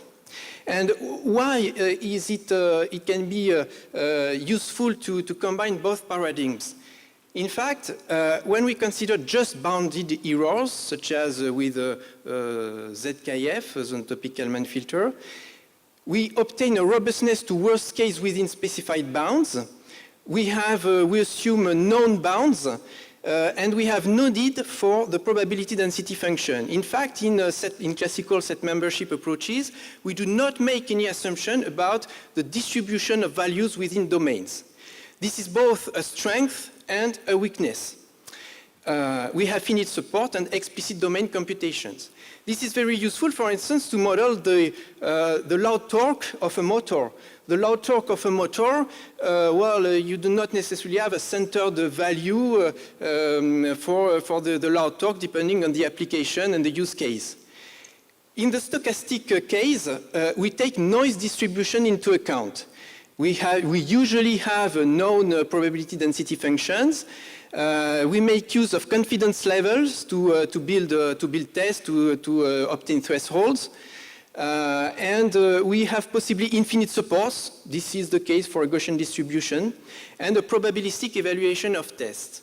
The stochastic framework is useful to deal with noise, because with noise you have some variability of the signal, and when you filter, let's consider just a very simple low-pass filter.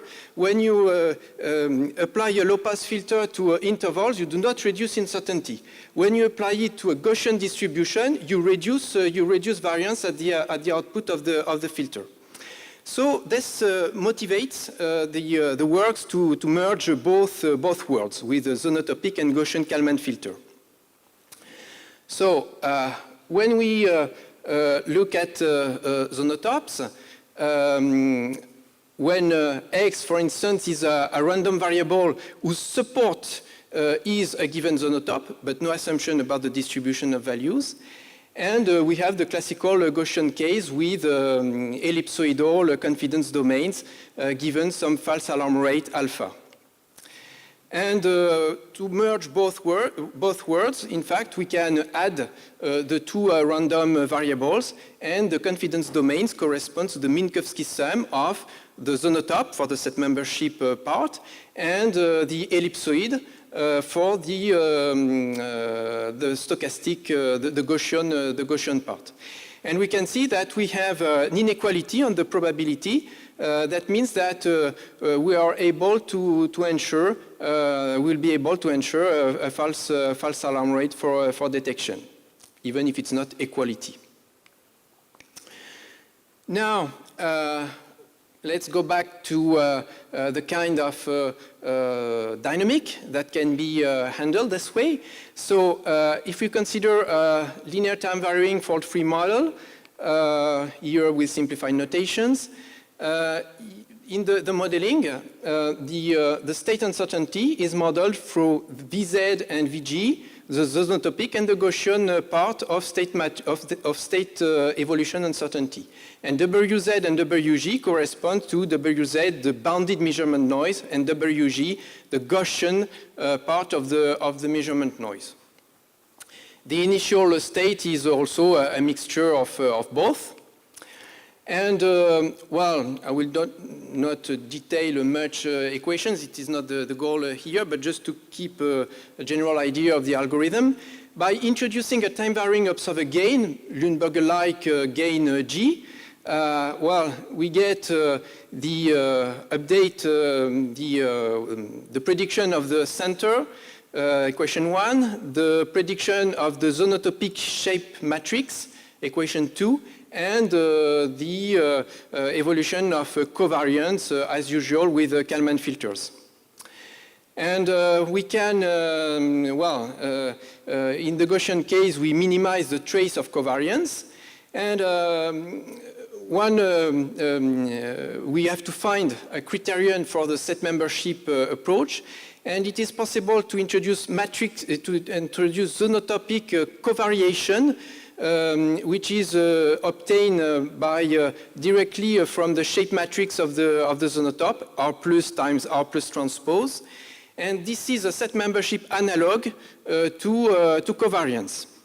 We can combine both criterion and obtain an expression of the optimal gain, which has exactly the same expression as the classical Kalman filter, even if we are modeling, even if we are specifying uncertainties in two different paradigms.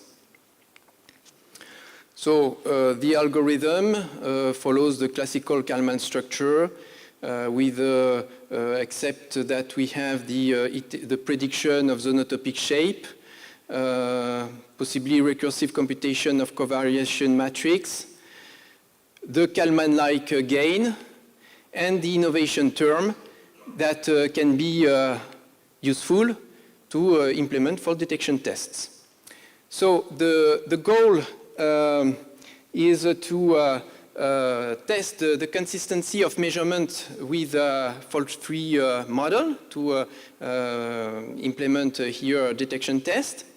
Based on the innovation, we can compute an adaptive thresholds that depends both on covariation matrices and on the shape matrix of the updated zonotop, and obtain a classical test while ensuring the specification of maximal false alarm rate.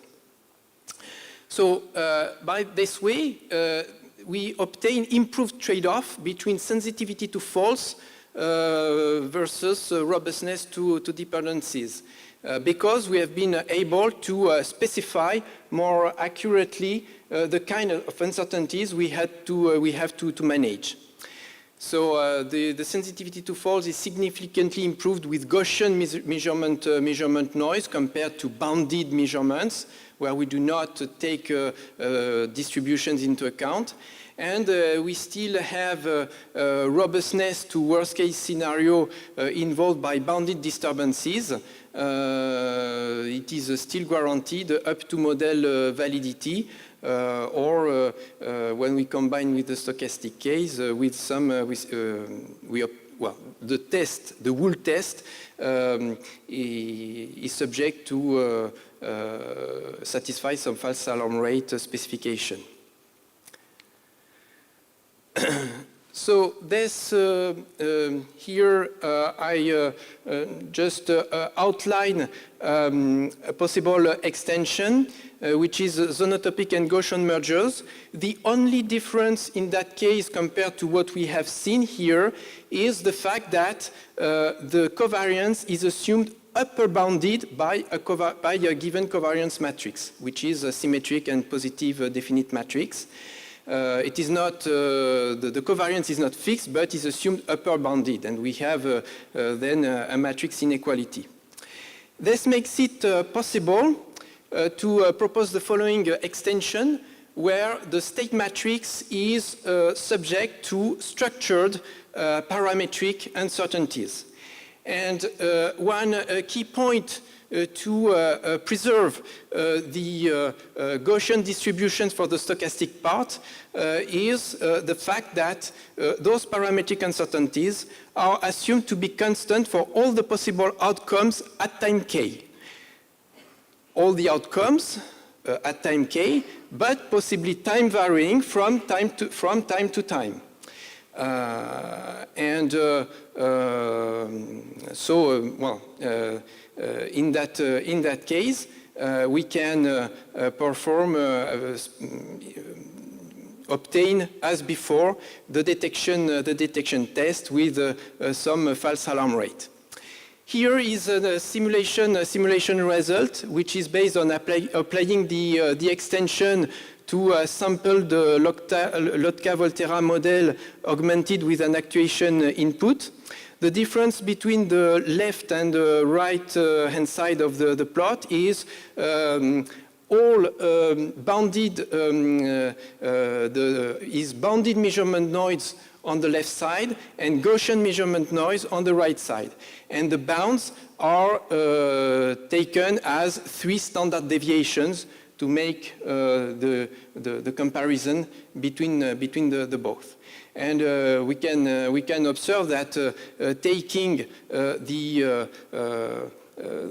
distribution, the Gaussian distribution of noise, of measurement noise, drastically improves the sensitivity of fault detection. Now, equipped with that background, we have been involved with Professor Ali Zolgadri at IMS Lab in a project related to multi-sensor data fusion, and in that case we have proposed a layered architecture. So the purpose of that project, whose leader was Airbus and funded by French civil aviation, civil aviation. The objective is to provide a precise aircraft position in runway frame during approach and landing phase of the flight. With a stringent specification related to the search for more autonomous civilian aircrafts. The inputs for data fusion was initial reference systems, the global positioning system, and the instrument landing systems, ILS, which provide lateral and vertical angular deviations and guidance with respect to the runway. And the output, the purpose was to estimate the position and speed. So, modeling of the GPS was classical. Concerning the instrument and landing system, you have an antenna on board the runway, which provide some angular guidance, so centerline guidance if we are laterally linked to the runway, or to obtain elevation guidance and with the figure of the glide slope representation. And in order to obtain a modular, flexible approach to obtain the measurement, to fuse sensors, different sensor groups, we proposed a layered architecture, which is organized as follows. Layer 0 is preprocessing. Here preprocessing means, here it is the preprocessing, sorry, is just the computation of change of reference frames and so on, which are done in a pure classical numerical fashion. Then we have a first level signal verification. This first level signal verifications aims at a first physical consistency check and also a computation of some bounds to feed the upper layers with valid data and with given bounds. Then we have a monitoring layer and a high-level global data fusion layer. So for the first level signal verification layer, as I mentioned, it is to prevent from further inconsistency propagation to higher layers, and obtain consistent bounds. Consistent with what? It can be a very simple physical modeling, like just a first-order system, just to mean that physical signals do not arbitrarily change from one sample to another. The coupling between each independent scalar signal is left to upper layers. So this approach makes it possible to use a data-driven form to characterize tuning independently each signal. And then using a model-driven form, we can implement a very simple zonotopic Kalman filter, which is here just interval in this scalar case, with inconsistency detection with respect to the first-order dynamic, and one-step recovery by radius widening. Here, the idea is that when we are not consistent with the model, we detect the inconsistency, so the upper layers have the information something is not consistent with the model we have, and we restore, we enlarge bounds, and when enlarging uncertainty, when you implement Kalman filters, when you have large uncertainties, it is terms that do not much influence the final estimation. The purpose of the monitoring layer was to manage invalid and or inconsistent data. Just one point about validity. Invalidity is not necessarily inconsistency. For instance, for the instrument landing system, you have the information only when you are approaching the runway. Outside, you have no inconsistency, but while you have not information or the value you may have is not valid, should not be used. And the global fusion layer, so we have implemented several approaches. We have we have implemented and published an implementation of an extended zonotopic Kalman filter. And we obtain encouraging preliminary results, plus, and we have still some room for complexity improvements. It's our preliminary results. Here is an example of one landing trajectory. So we had flight data on several scenarios to test our algorithms. So now, here we have presented, we have seen in an organization into a layered architecture.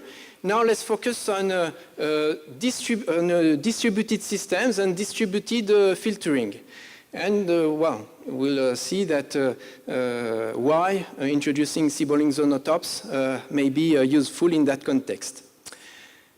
The expected benefits of a distributed framework is modularity, scalability, and robustness. And you have a whole set of converging technologies, and in particular, cyber-physical systems. So here is the requirements for a distributed zonotopic and Gaussian Kalman filter. We want to consider distributed state observation over interconnected agents, interactions through both physical and communication links, which is the context of cyber-physical systems. We want to achieve robust fault detection under both set membership and random uncertainties, and taking some networking constraints into account. So the problem formulation, here we start from a linear time varying fault-free model of an agent. So, okay, where the agent I gets state information from his neighbors, and I is actuated through UI and is subject to a state uncertainty VI, which is in M. M is zonotopic and Gaussian merger, so it is a mix of zonotopic and Gaussian.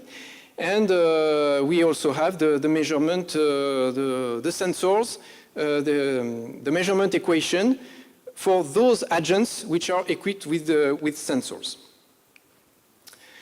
The example we use to test this, here is the physical topology of a spring system. So we have heterogeneous agents. Agents 5 and 6 can evaluate in 2 dimensions, so you have a state of dimension 4, and the others only move on 1 dimension, so you just have 2 states, position and speed, for those 4 other agents. The accelerations are subject to bounded errors, and agents 1 and 4 are sensorless. Others have position sensors with Gaussian noise. The communication network topology follows the physical one here in that case, but it is not fully interconnected, not linear, and no agent has a global view from its neighbors. When we look at some state estimation results, we have some good estimations and some not so good estimations. In fact, the agents communicate their state estimate, and they base their estimation on, for the set membership part, on the zonotop that is transmitted by the neighbors. In terms of fault detection, however, well, we can detect some faults. On the left, we have a fault on agent 2, which is detected by agent 2. And on the right side, we have a fault on the first agent, which is sensorless. So it means that T1 and T1 is not a test, in fact, in that case. But the interesting point is that you have a fault on F1, on agent 1, which is sensorless, and it is through the communication with other agents that we are able to detect that fault. When we compare distributed versus centralized, communicating set estimates between agents is a source of conservatism. Why? Tight domain shapes is useful yet inefficient to preserve all dependencies. Set-based evaluations break the symbolic link with underlying variables, and the global scope is lost when trivially distributing set computations. So how to maintain, totally or partially, a global scope in a distributed system? One possible solution is to assign unique identifiers to all or some uncertain variable symbols and actively trace symbolic dependencies in data exchange between agents. So, here on this slide, you have R1 and R2 are 2 zonotop shape matrices. Just notice that when considering the vertical concatenation of X1 and X2, whether X1 is R1 S1, X2 R2 S2, or whether in the independent case, or whether it is dependent, just notice here that the sum and the vertical concatenation do not give the same result. And we can also. What would we like? An example of a zonotopic sum that we would like, which is the classical sum, symbolic sum.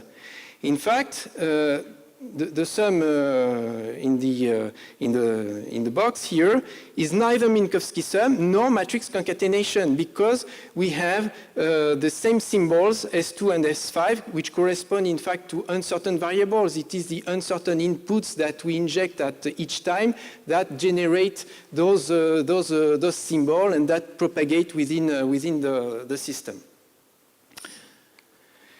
And to obtain that additional information, it is necessary to keep trace of uncertain variable identifiers. So we add a symbol ID vector to obtain the so-called matrix with the labeled columns.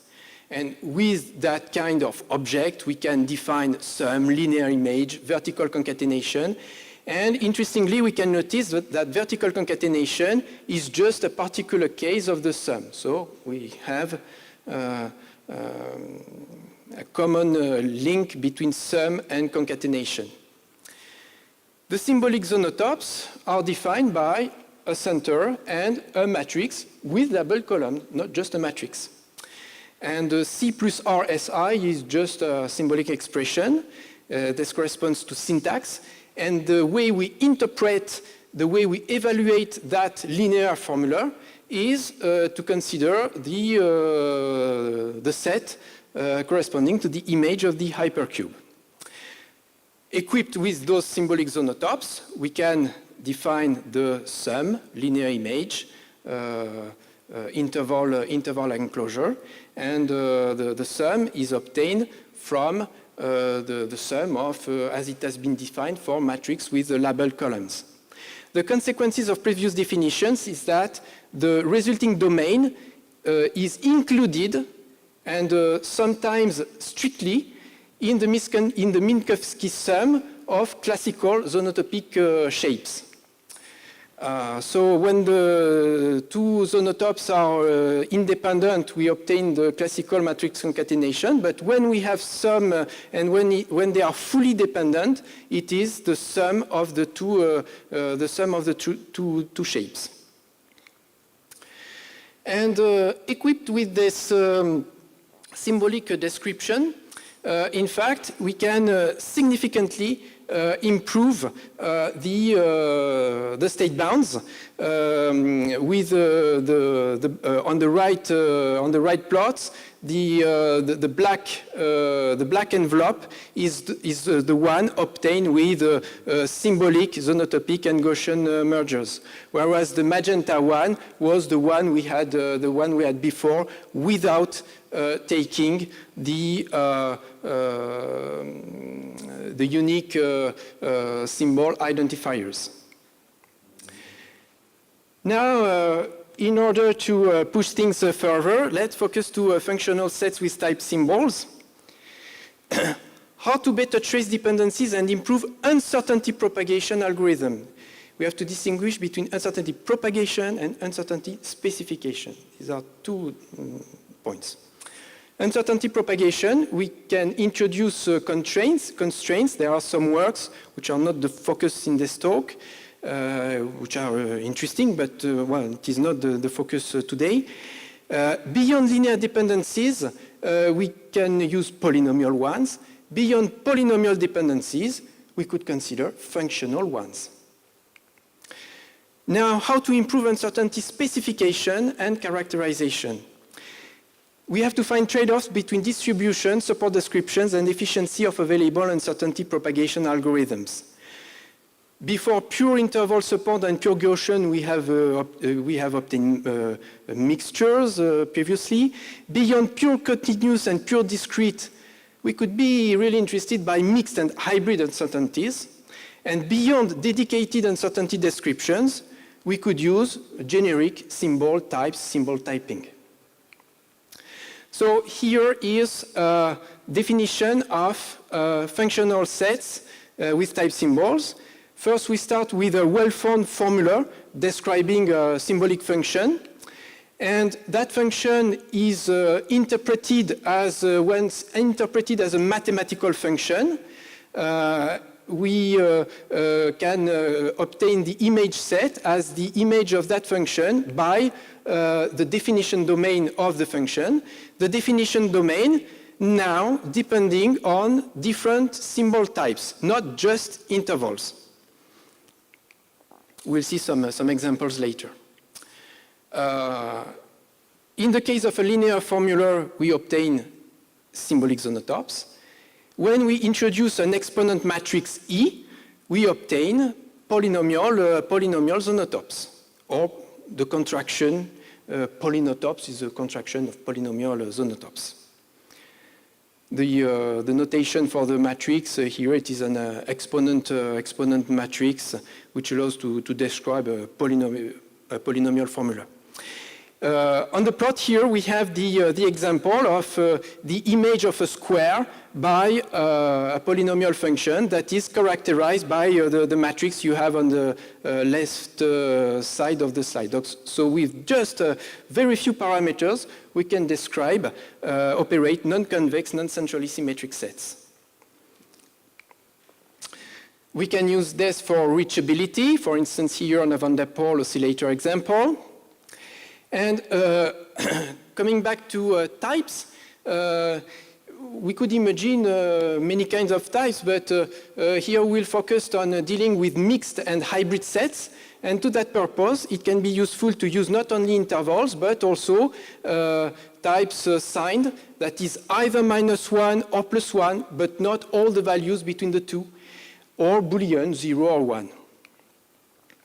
And we can so obtain a mixed zonotope in dimension 2, for instance. You see that we have the propagation of 2 intervals and 3 signs. So we guess on the image the 8 parallelograms, which corresponds to each parallelogram. It is the propagation of the 2 intervals, and the propagation of the 3 signs leads to 2 power of 3 configurations. So this makes it possible to keep trace and links between a possibly huge number of modes and configurations. We also have a polynomial example where the definition domain is made of an interval, a Boolean set, and -1 + 1. And once again, with just a very simple equation, we describe disconnected intervals. The polynomial description makes it possible to describe logical connectives, including the functionally complete NAND and NOR connectives.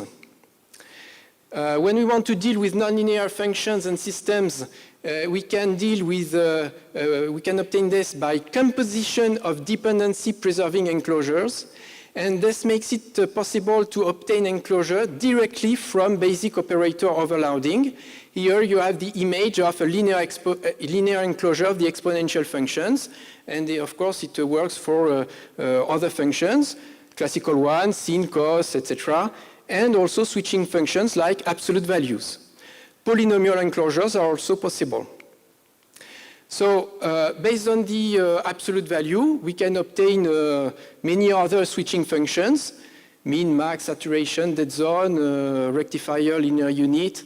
And we have here the reachability for the dynamic of a hybrid example, where we see that the cyan plot, even we have switching, and compared to other approaches, it keeps some trace, some information about the domain shape in spite of the switching introduced by mean function, mean operators. I mentioned the polynomial enclosure of functions. So when you consider, for instance, the activation function of a neural network, a rectifier linear unit, you can get a quadratic enclosure. And with Carlos Trapiello, which was in a postdoc at when he was in a postdoc in our lab, we made some first tests for verification of neural networks. And this gives the possibility to keep some information about nonlinear input-output dependencies, not all ones, but part of them, by preserving dependencies from layers to layers. Another use of symbol types is mixed encoding of intervals. The first two equations corresponds to an uncertainty description for the initial state of a Lotka-Volterra dynamic model. In fact, we use here the interval 14-16 for the two states. But in the description of the initial state, we use a combination of signs and intervals. In fact, the sign here corresponds to the binary encoding of numbers. But if you want to restore the continuity on the whole interval, you have to add an interval to obtain, to enclose the quantization error. By doing so, and by propagating this in the iterations, and by obtaining the polynomial description, it is possible with just one polynomial description to keep trace of how each cell of the initial state propagate within the dynamic. That means when you have the polynomial zonotop or the polynotop at time that you have computed at time k equal to 5, using that description of initial state uncertainty, you are able to trace how each particular cell or how each cell groups, for instance the green one, is propagated within the iterations that have been computed. So here is a representation of the sparse structure of the exponent matrix, where we have symbols of type interval with the small squares and of type sign with the plus signs corresponds to sign symbols. So we have linear terms and polynomial ones. And once we have the reachability algorithm, we can use it to propose a polynotopic Kalman filter, which is summarized on this slide, and where the enclosure of the nonlinear, possibly hybrid state equation and measurement equation directly result from basic operator overloading. You do not have to deal with the whole model. You can, once you have the model, if it is based on elementary operators for which you have the enclosure, you directly get the composition permitting to implement the filter with reduction, prediction, as usual, optimal gain, which is close to the Kalman gain, in fact, the update, and a step called alignment, which allows to align it is a vertical concatenation, in fact, but which align the symbols between the state and the measurement equation, and which is instrumental to obtain that filter. Here is a simple example. What we can notice here is that when we look at the gray envelope, it is one without taking polynomial dependencies. Here we are here in a pure bounded approach. We have no Gaussian term here. The gray plot is in fact the one we had before in the pure bounded case. And we see the interest of using polynomial dependencies to improve the estimation. And the dashed plots corresponds to, the continuous plots corresponds to just intervals. So the dashed plots correspond to mixed encoding. We see that the envelopes are rather similar, but with the mixed encoding, we keep traceability of each elementary cell of the initial state at a computation price, which is in that case only 10% higher than the classical interval one. So it is not so costly, even if we have the discrete, the propagation of discrete configurations.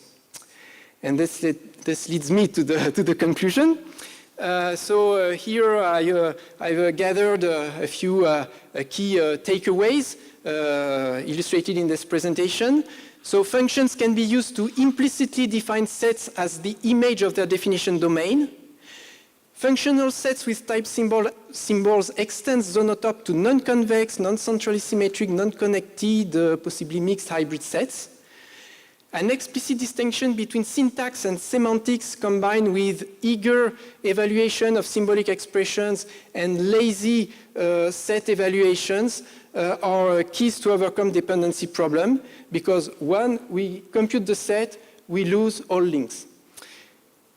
And uniquely identified symbols preserve the traceability of global dependencies, even through local distributed compositional operations, which is interesting in a distributed context. Even if we distribute computation, by communicating the symbol identifiers, we restore some global scope. And we have also obtained a generic hybrid nonlinear filtering algorithm that can directly result from the composition of a basic operator for instance, operator overloading. I thank you very much for your attention, and propose you two citations that I use. I put quite often, but I like them. Thank you. Thank you very much.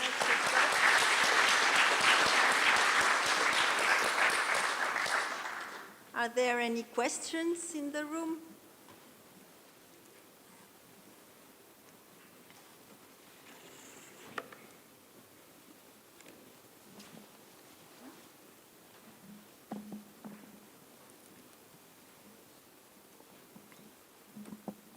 Hello, thank you for this very great presentation.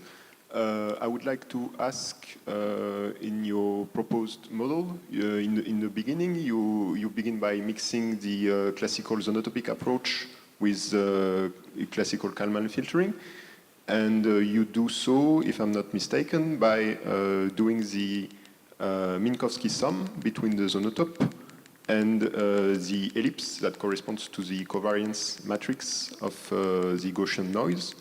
I was wondering if in doing so you don't actually increase the size of the potential noise that affect the system? You mean, as I mentioned at the end, we have to deal with, to obtain efficient uncertainty propagation, we have two points. There is having efficient propagation algorithms, and another point is to specify, to have a good specification of uncertainties. One is related to tuning, to represent physical reality of uncertainties, the specification, and you have the propagation part. In fact, I'm not sure if your question is about more about the propagation itself or about the specification of uncertainty. Because, for instance, when you have bounded uncertainties and just a stochastic Kalman filter available, well, you will try to tune the covariance, but you use a description that is not much consistent with the phenomenon you want to model. And this either makes tuning difficult, or it is not here in the approach proposed here, it gives the additional degree of freedom to distinguish between epistemic uncertainty, pure lack of knowledge without information about noise distribution, and part of the information where you have that noise distribution. Regarding the set membership part with zonotopic propagation, zonotopic propagation, when you look at just one-step prediction, without reduction, it is exact. But it is, of course, necessary to reduce. But in fact, the pessimism you introduce is related to the computation you accept to pay to preserve some symbols, in fact. Regarding, in fact, in terms of but it is not necessarily, well, when you see bounds which are, when you see large envelopes, for instance,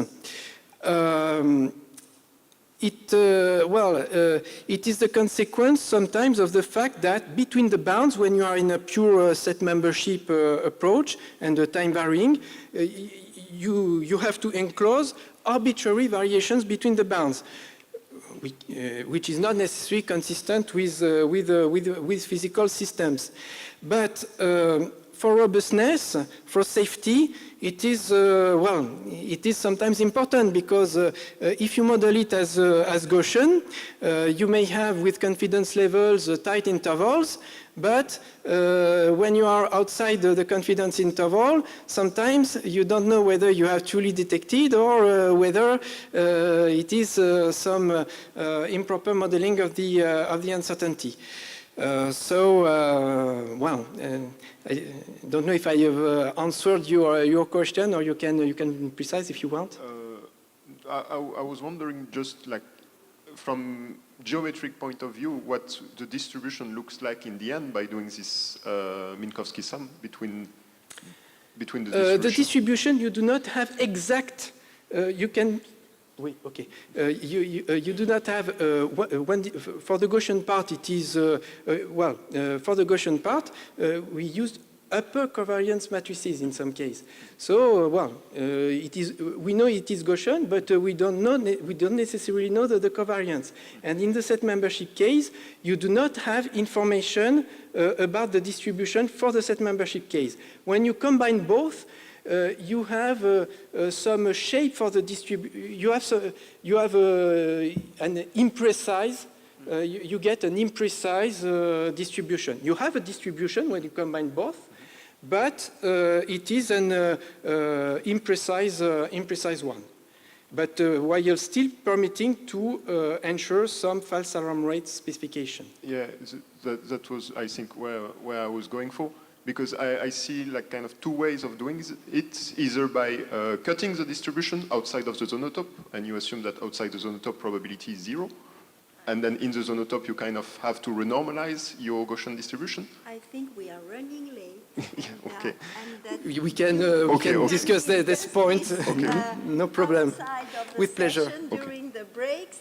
So now we are gonna applaud Christophe again.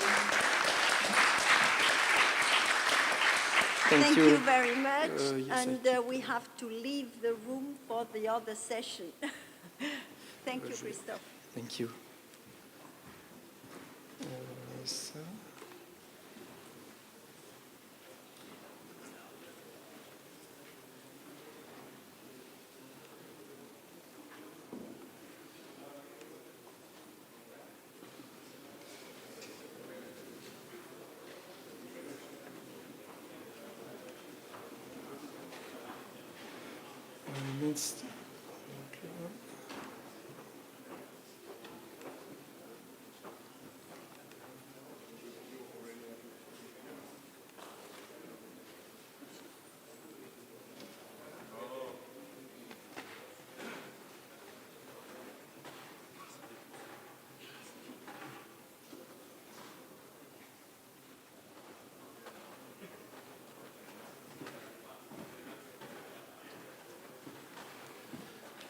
For the next session, could you please, for the speakers, come on stage and put your presentations on the laptop because I didn't realize that there was no break.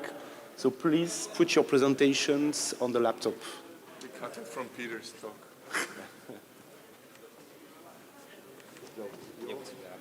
You see, this is where I put mine. Okay. So you can put it in there. So. It's on the other side. That's at least where. Yeah, Now it is. yeah, okay. I just only checked the PDFs. And there is no break, so we will start. We will be late anyway. Really, this one. Let's go. Let's do.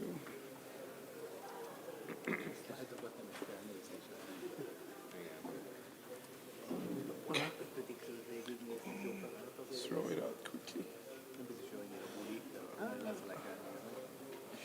Ah, pretty. Okay. Okay. On the other side. Oh, okay. Thank you.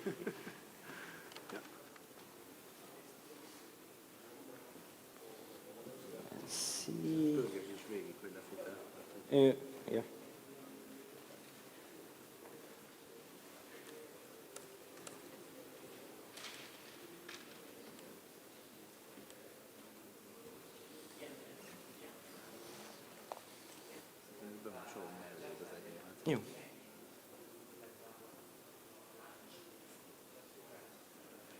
Just a quick check.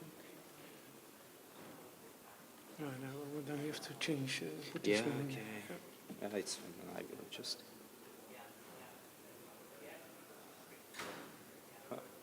Quick Yeah, presentation. great. Great. We need to test it. Yeah, it's done. Yeah, and just. Mount. Presentations do we have on the? Yeah, it's just fine. I don't know how to print your sorry for interrupting. Yeah, it's fine. It's even in Hungarian. Many people come from it. Yes, thank you. While Mulder is It's okay. Yeah. Are you uploading? Okay. Yeah. Okay.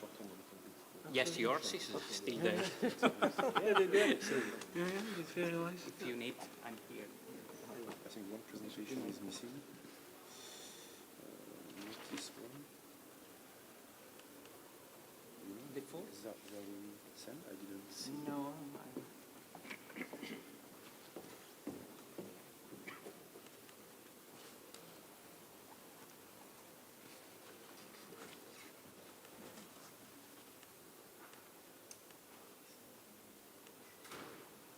okay. Nice.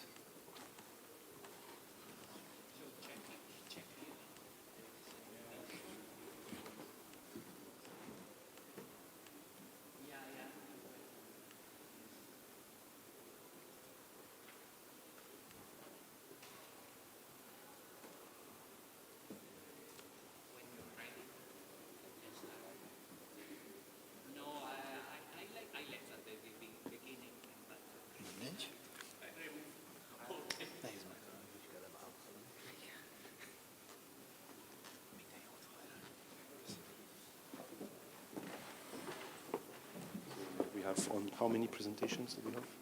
So how will I do it? You do the first three and I will the last two. Sorry? Or so? You will do the first three and I do the last three or so? For the introduction? Yeah. Yeah, if you want. Yeah. Okay. Yeah. Okay.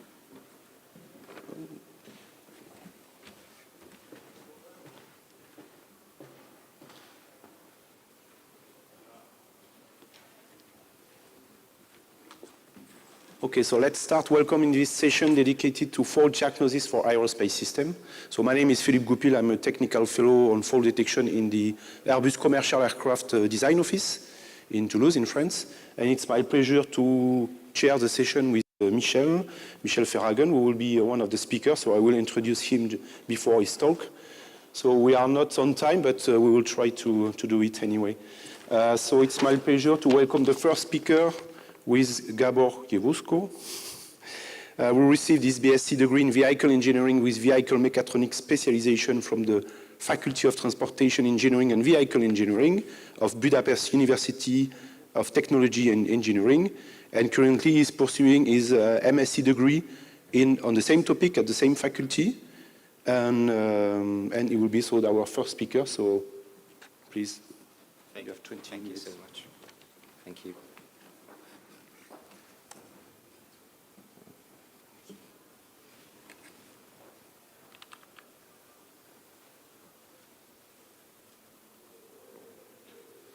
So thank you so much, and I would like to welcome everyone.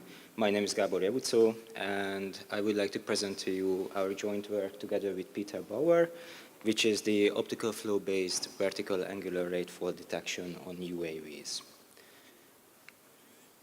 Just a quick outlook what I will talk about today.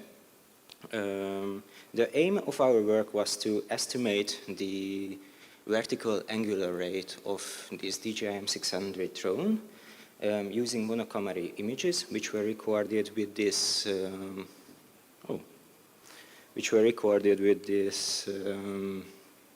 No, we don't have laser. Sorry. So with this gimbal stabilized, vertically gimbal stabilized downward-looking camera, and based on these estimations, we would like to detect vertical angular rate faults. So first I will present the flight scenarios and the video processing steps. After that, I will describe the optical flow equations and a method for image-based vertical angular rate estimations. In the sensor faults, we applied 4 different artificially generated errors to the measured data, and we detected these faults with counter-based residual thresholding method. Tuning the threshold was based on false alarm and misdetection rates in case of residual threshold, and in case of counter thresholds, we used an ROC curve, a receiver operating characteristic curve. Then after that, I will show the fault detection results and the summary and some future plans. So in this work, we used 2 different flights. These flights were recorded in a different project, not in this one. These were recorded with the DJI M600 multicopter, equipped with a gimbal stabilized downward-looking camera, and the recordings were done over Zalazon Smart City. Zalazon is a large, quite new proving ground in Hungary, where you can do any kind of test, vehicle tests for press cars, buses, trucks, and even for tanks. And so we use these 2 flights. We can see the trajectories. The blue one is a slightly faster with longer turns. And also in this case, the drone was following a car, so there's a moving car in the field of view. And the slow one, and the slower, the red one, with shorter turns.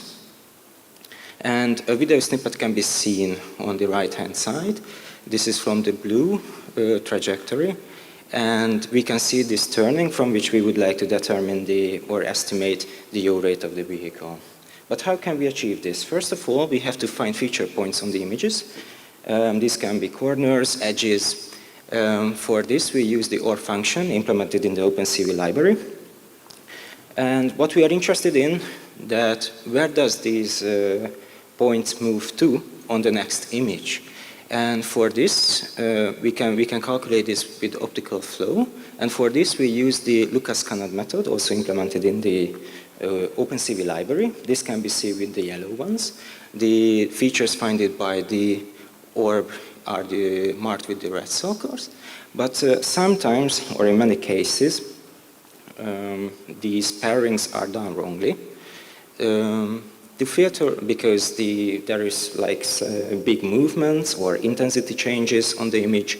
So to filter out these faulty pairings, we applied a backward optical flow. This can be seen with the green circles. And if the features found by the orb and the backward optical flow, the Euclidean distance between these points are bigger than a certain threshold value, then we don't gonna consider them in the later calculations. So after filtering out these faulty pairings, The optical flow can be calculated with numerical differentiations, taking the corresponding coordinates divided by the ellipse time between the two frames. But this is still not enough for us. We have to establish the connection between the optical flow and the angular rates of our aerial vehicle. This is described by this large, long, nonlinear system of equations in which we can do some assumptions. Namely, because our camera is mounted just below the center of gravity, therefore we assume that x and y coordinates are 0. And also we assume that the vertical speed of the camera is 0, because in the evaluated flights, the drone was flying on constant altitude, and also because it's a gimbal stabilized camera, the camera coordinate system will be always aligned with the northeast down coordinate system. And also in the examined flights, all the other angular rate components were close to 0. To substituting these assumptions into the equation, we get a simplified version of this system of equations, but this is still nonlinear. So considering an instantaneous constant ratio between the velocities, we can derive this bilinear equation where the unknowns are k and rc. To solve this bilinear equation, we use an iterative method. In the first iteration, k is considered to be 0, and we solve the equation to r with the least squares method. With the obtained r, we substitute the obtained r back to this equation, and after that we calculate a k with the least squares method. With the new k, we calculate a new r. With the new r, we calculating a new k, and we did this in 100 iterations. And also a quick note here, that in the constant ratio between the velocities, in case of Vc is 0 or close to 0, this could lead in singularities in k. However, we analyzed this problem, and due to the disturbances and noises, these singularities did not appear in our calculations. So, based with this method, we can see the estimation results here. In case of flight 1, we can see that it's following the measured values quite well. However, in case of flight 1, around 55 and 130, it overestimated quite well the yaw rate. However, this can be this can be solved or eliminated with a saturation in case if we know the maximal achievable angular rate for which the drone is limited to. And we would like to use these angular rates to detect some sensor faults. For this, on the measured data, we created the following sensor errors. The DJI M600 drone has three independent IMU sensors, from which we are only used two. One is a one as a fault-free sensor as reference, and one as a faulty sensor on which we applied these artificial sensor faults. And we use the counter-based residual thresholding method. The main concept of this method is to first we create a residual between the measured and the estimated vertical angular rate. And after that, we introduce a threshold. And if the residual is over this threshold, then we will increment a counter with a predefined up count amount. And if it's under the threshold value, we will decrement the counter with the down count amount. And also we introduce another threshold for this counter. If the counter reaches this threshold value, then we declare our sensor to be faulty. What value should we assign to these thresholds? To tune the residual threshold, we use the following curves. Here on the x-axis, we can see the threshold values. On the y-axis, we can see the probability distribution of the misdetections and the false alarms. And we can see that choosing a higher value in the thresholds will increase the misdetections, choosing a lower one will increase the false alarm. So this is a trade-off between the two. And the two would be equal around 8.37 degrees per second, but we choose a little bit lower, 7, where the false alarm rate is quite higher. But with a well-selected up-down counter, we can decrease the false alarms.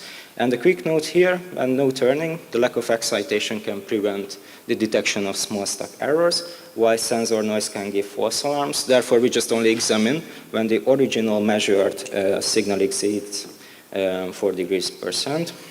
This was determined experimentally by calculating these curves for many angular threshold values, and we choose the 4. And for the counter threshold, we used a receiver operating characteristic curve. On the x-axis, we can see the false positive rate, which means that our sensor is not faulty, but we declare it faulty. On the y-axis, we can see the true positive rate when our sensor is faulty, and we declare it faulty. And calculating with multiple threshold values these ratios, we can construct the following ROC curve.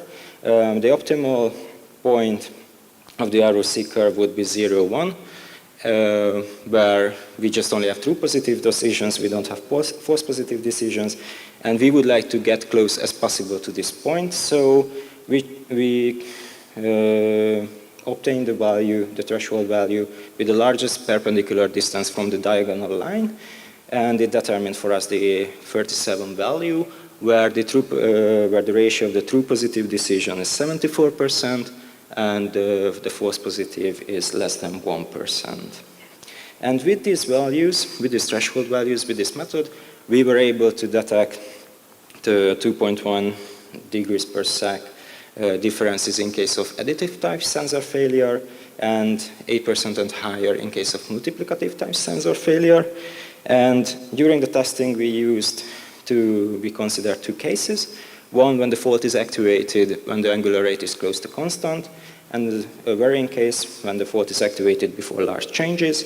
And here we can see the detection times, from which I would like to just highlight on referee. This is the fastest detection. Here we can see this is a total sensor failure, so we have 0 output over here. And when the fail occurs, then the counter of the faulty sensor starts to increase.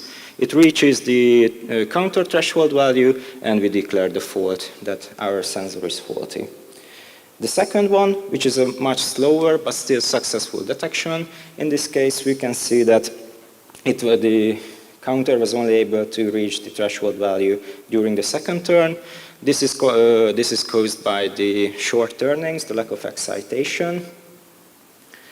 And the third one, which is sadly an unsuccessful detection, here we can see that within the given time frame, it wasn't able to detect the fault. This is also due to the lack of excitation, these short turnings, and paired also with the 10 Hertz sampling rate. So our method, the presented method, was capable to detect most of the faults, but usually required a long time for the detection because of the short turnings, but it was unable to detect small bias errors and sensors stuck at small values.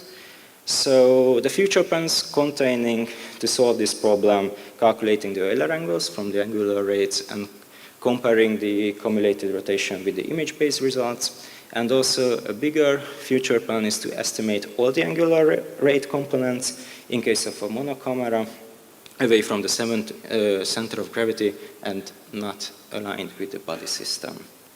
And thank you so much for your attention.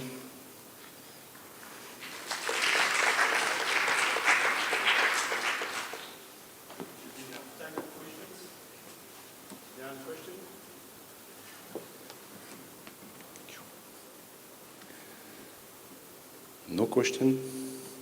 I have one. Okay. And if you go back to slide 5, sorry, you mentioned that for the optical flow, yes, you proceed to a differentiation, so the data seems to be a little bit noisy, if I'm right. Does it work well? Because we know that when the signal is noisy, computing the numerical differentiation doesn't work well, or it depends. So we are filtering out. So the main problems were caused by this the faulty pairings. So in this case, these were the problem. So this helped with a much better,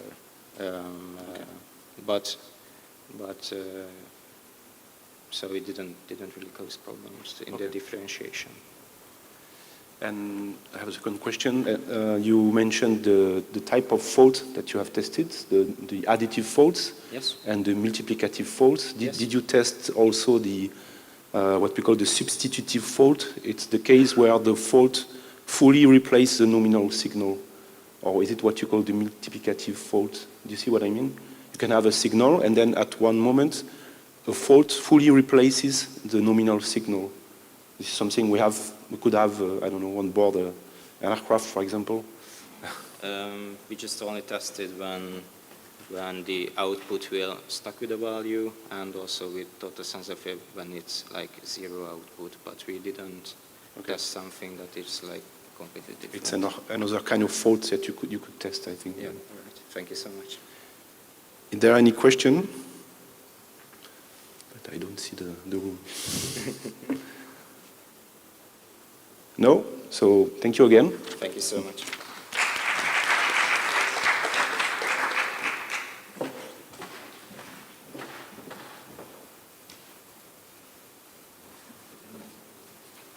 Next speaker is the co-chair of this session, so Michel Ferhagen, who is a professor at the System and Control Lab at TU Delft. He was a recipient of the American National Research Foundation and of the Advanced European Research Council. So he was trained as an aerospace engineer, but loved the research so much that he stepped down from a professional pilot training. I didn't know. Thank you.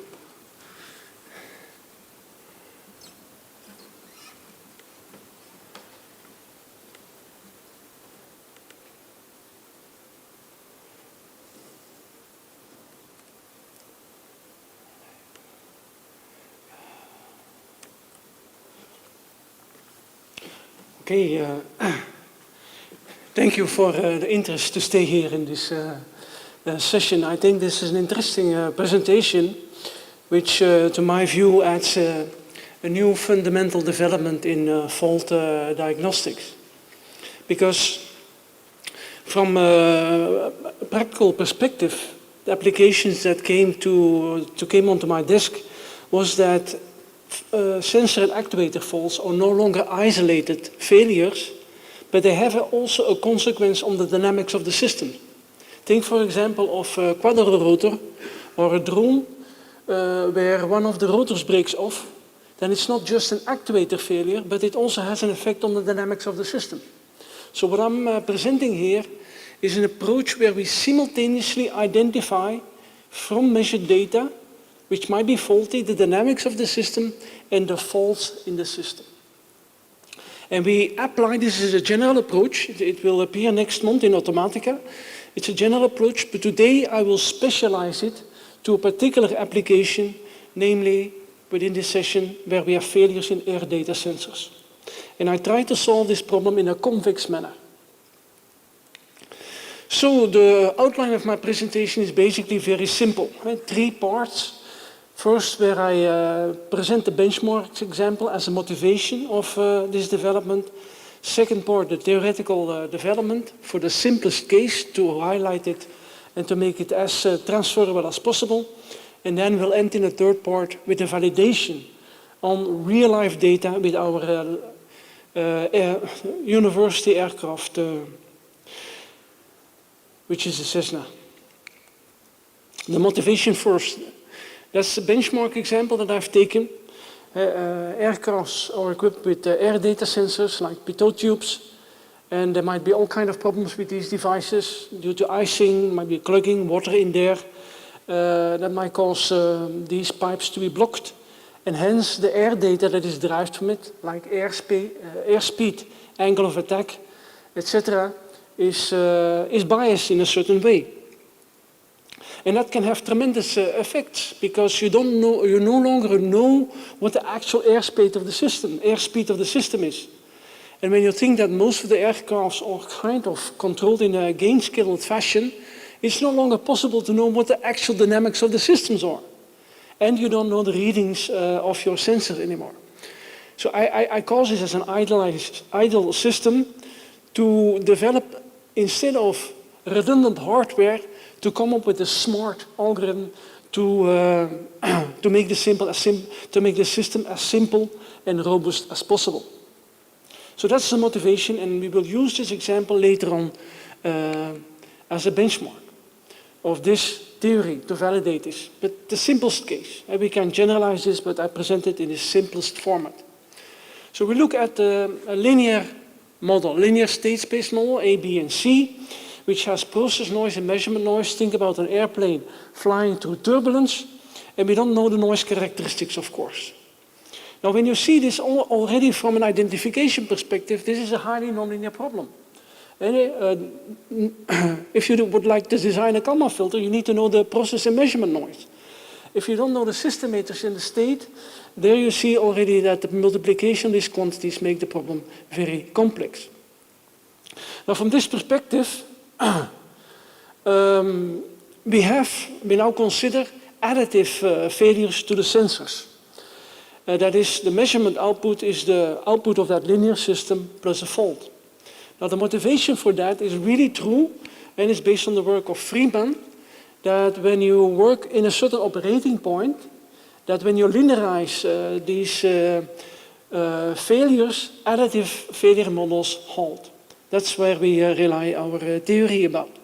Now, if you combine these elements, first some information on the fault, this is an additive fault, but also what we know from these theoretical developments analyzing these pitot tubes, that these failures have a typical scenario, which you can kind of collect in a cookbook. So when you have abrupt blockages, it gives rise to a bias or block functions, step functions. Gradual block functions is drift. It's like ramp functions. Partial blockages is sinusoidal kind of failures or formats of the F function. And you can assemble that. You don't know when these biases start, but you can kind of collect a lot of step functions, ramp functions into a cookbook, and by a linear combination and putting a number of these linear combinations 0, you can generate a lot of actual faults that are practically relevant. So here we design a cookbook, and from that cookbook we have to make a sub-selection. Remember that in the definition of the problem. So the cookbook is defined by this omega. It's the formulation of time sequences in the cookbook that are known. And we seek a linear combination, that is that vector z. And we seek a linear combination of that, these basis functions omega. And we know that the cookbook is too rich, so a number of these elements in z have to be 0. So that's also a cardinality constraint that will come up later on. So here is the simple problem formulation. It's the simplest form. We can generalize that as set, but for simple things first, this is what I learned also in my academic career. So we have the ABC characterizing the dynamics of the system, and the output is kind of contaminated by this additive fault, which we can model as a linear combination from known basis functions in the cookbook.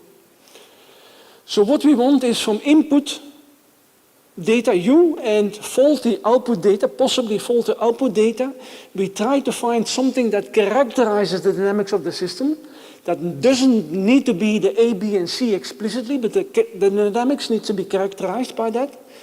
Plus, at the same time, we would like to find the signature vector Z that models the fault, the additive fault, to the system.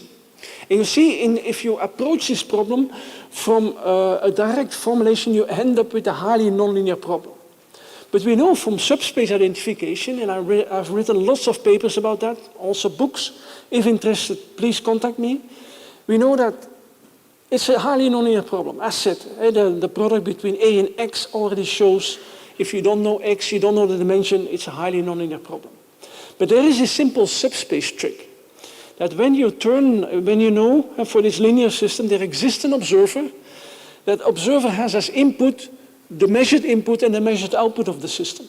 And you can approximate that observer with a finite impulse response model, and that gives rise to a linear Varix model, a vector autoregressive model. We can all deal with multivariable systems in there. So you get this first line of this equation there. It's this autoregressive model with a measured input and a measured output there. And if we integrate there, and you see the coefficients are appearing linearly in this equation, which is very important, the bi's and the ki's, which are somehow the Markov parameters of this observer, they appear linearly, but the problem by default is in the additive term, which is indicated by the z in there. Now, if we work with scalar faults, an even more simplification, which we can easily generalize, and we can switch the product omega transpose times z with z transpose omega, that's the second line, and then we can define a new quantity showing that this equation, this approximate equation, which accurately approximates input-output behavior, becomes affine in the unknown parameters. Unknown parameters being bi, ki, and mi. But they are constrained. The mi is not free. And you see the mi is a bilinear representation of the unknowns ki and z. So basically it's a linear regression model with a bilinear constraint. That's a simple thing. So the mi's are related to the unknown coefficients. So this problem formulation, the highly nonlinear problem, has now been recasted into a constrained linear regression problem, and to make it affine in all the unknowns, I translate the bilinear constraint into a rank constraint. And that is in this summarized in this lemma, the bilinear constraints written in the top, which use complements inside can be translated in a rank constraint of this matrix P. And you see all the unknowns ki and z appear in an affine manner in this equation. So the rank constraint is a simple case of this matrix P constructed from the data from this linear regression equation needs to be of rank 1 if we have scalar failures in here. So to summarize now everything, the problem that we are facing with in simultaneously identifying the dynamics of the system and estimating the faults in the system is a bilinear constrained Varix model, and that is just a linearly squares problem, what you see here. It's linear in the parameters, but it's constrained with a rank constraint. And remember, with this cookbook, we had too many basis functions in our cookbook, and hence we have to look for a small number of non-zero elements in the fault signature vector z, and that puts a zero constraint, a cardinality constraint on the z vector. So this basically what we have done, this simultaneous identification has now been reformulated as a linear regression problem that is constrained with a rank and a cardinality constraint. And I see that coming up in my research in many more areas. So this, I think, is a very fundamental approach, new approach to the simple things first, starting from regression problems. This is, I think, the next extension to that framework. How do we address that? How do we convexify that? Here you see the rank constraint of this matrix P, it's a data matrix, can be convexified via the nuclear norm. And the cardinality constraint on Z can be convexified with an L1 constraint. So basically this problem, we started from a complicated nonlinear estimation problem, not knowing the state, not knowing the covariance mate, etc. We now arrived at a convex problem formulation, convex optimization problem, which is a simple regression problem with this nuclear norm, which I indicate by the star norm and the one norm constraints on Z. And there are many algorithms to solve that. We can even solve that in a recursive fashion to deal with nonlinear systems. But that's a comment I will make on the end. So this is our very simple solution, convergence guaranteed, etc., like with the many advantages we have with subspace identification. And remember here that we have now characterized or summarized the dynamics of the system in these coefficient mates bi and ki. So it's not explicit that the ABC are no longer there, but the full dynamics are characterized completely by these matrices. And also the information on the fault signature is in the vector Z. So all the information is in there. And if you would like to have explicit A, B, and C, you can derive that with our realization schemes from the BI and the KI coefficients. But in essence, when you only are interested in fault diagnostics, you don't need to do that. So let's now, with this very simple outline, we can generalize that, but I will not do, validate this methodology with real-life data. And we have done that, we have done so with our laboratory aircraft. I didn't fly this myself. These were tests done by the department. We have special people for that. I sit behind my desk, and whenever I see these tests done, I get very excited. But then they tell me, please sit down and don't do anything. Okay, so this is our laboratory aircraft. And we really flew it. My colleagues did from the aerospace department that are involved in this paper. These are the real-life data that you see flying in a nominal flight mode. So it's like a kind of straight flight. And you see three curves there. It's the minimal information that you have available. The bottom curve is the rudder angle. That is to make the nose go up and down. And then you have two air data signals. The top is the airspeed, the true airspeed. And you see it's around a nominal flight of 110 meters per second. And then the second curve in the middle is the angle of attack. Two signals clearly measured by our air data computer. So we use these real-life data records to virtually superimpose on that sensor failures. And I will show you in a minute how that is. Certain block signals were superimposed on these two air data sensors that were measured. And these kind of virtually contaminated signals were used to simultaneously identify our dynamics of this aircraft in this operation mode, which you don't know anymore by your perturbed sensor, and at the same time the signature vector of the fault. Now in the analysis, we compared two different methodologies. One is the DMAE methodology, which is a kind of multi-model Kalman filter approach, a long time ago developed by Bar Shalom. But this group in Delft kind of specialized this to a two-dual model adaptive estimation approach. There's only two models in there. One is the model error-free model, and the other they adapt to the particular faulty scenario. They don't need air data information in the model like aerodynamical derivatives because it's a kinematic model. Yes, I'll be there. It requires a highly accurate inertial measurement unit, and also that can fail, and also that can have biases, which we will see the consequence in a minute. And it requires statistical information about the real but also the virtual noises that they have to use in order to track the biases in the system. And I compared it with our new method, which is a model-free fault diagnosis, MF2D, the orange one, that does not need any model information apart from the cookbook. It only requires standard air data sensors that might be fault, so it's a minimal kind of hardware infrastructure, and it requires no statistical information about the noises, real or virtual. So here are the results in there.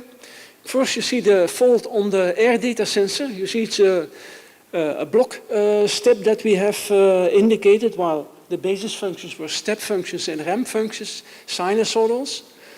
The second thing on the angle of attack, we see that also similar fault was in there, but a little bit later into the system.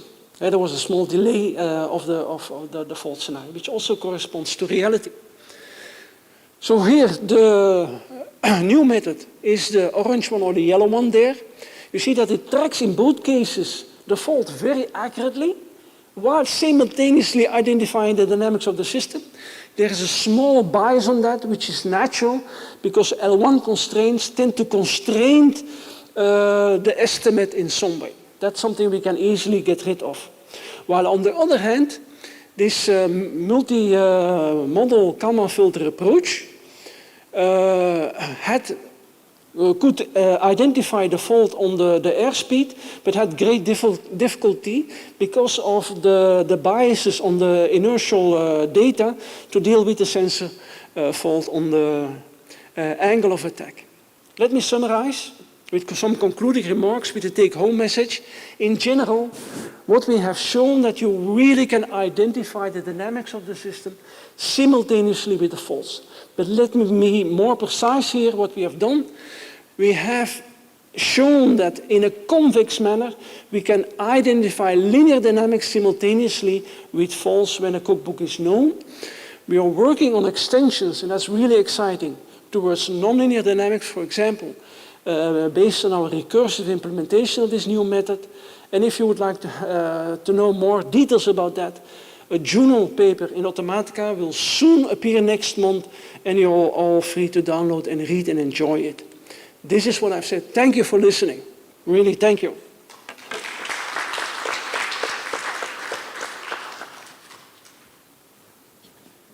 We have time for one question, one quick question. Yeah, Peter. In the real flight data, it seemed to be there is a true airspeed error generated, the jump up and the jump down. And how did you do it in real flight? No, you see, this is synthetically superimposed. Okay, yeah. So it superimposed later, yes, exactly. after the flight. Yeah, after the flight. Yeah. Thank you. And if I understood correctly, you have considered additive failure. Yeah, additive failure. Yeah. Yeah. In the reality, in the real world, you could have also the same remark as the presentation before. You could have substitutive faults. Did you try with that kind of fault?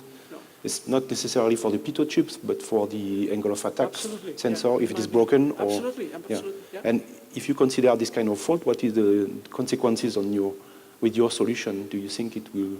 It's difficult to say in advance, but do you think it will work the same principle? Something, well, I'm a researcher, I'm cautious, I have to investigate it. Yeah, that's okay. But I think it will work. Okay. Yeah, absolutely. Yeah. So, thank you again. Thank you. You do the next one and then I'll take off. Presentation after, Okay. and you can do the two last. Okay, I'll do. So for the next presentation, the speaker is Daniel Osman, who is where are you? Oh, he's a professor at the System and Control Lab. Sorry, this is not the right one. So Daniel is a professor in the fields of control and flight dynamics at the Munich University of Applied Sciences. His research interests are focused on fault diagnosis as well as robust control for various aerospace applications, ranging from classical configurations to advanced new concepts. And I'm very curious to learn about this kind of oscillatory failure case. Making jokes at the beginning, Philip. Okay. Okay, so how does this?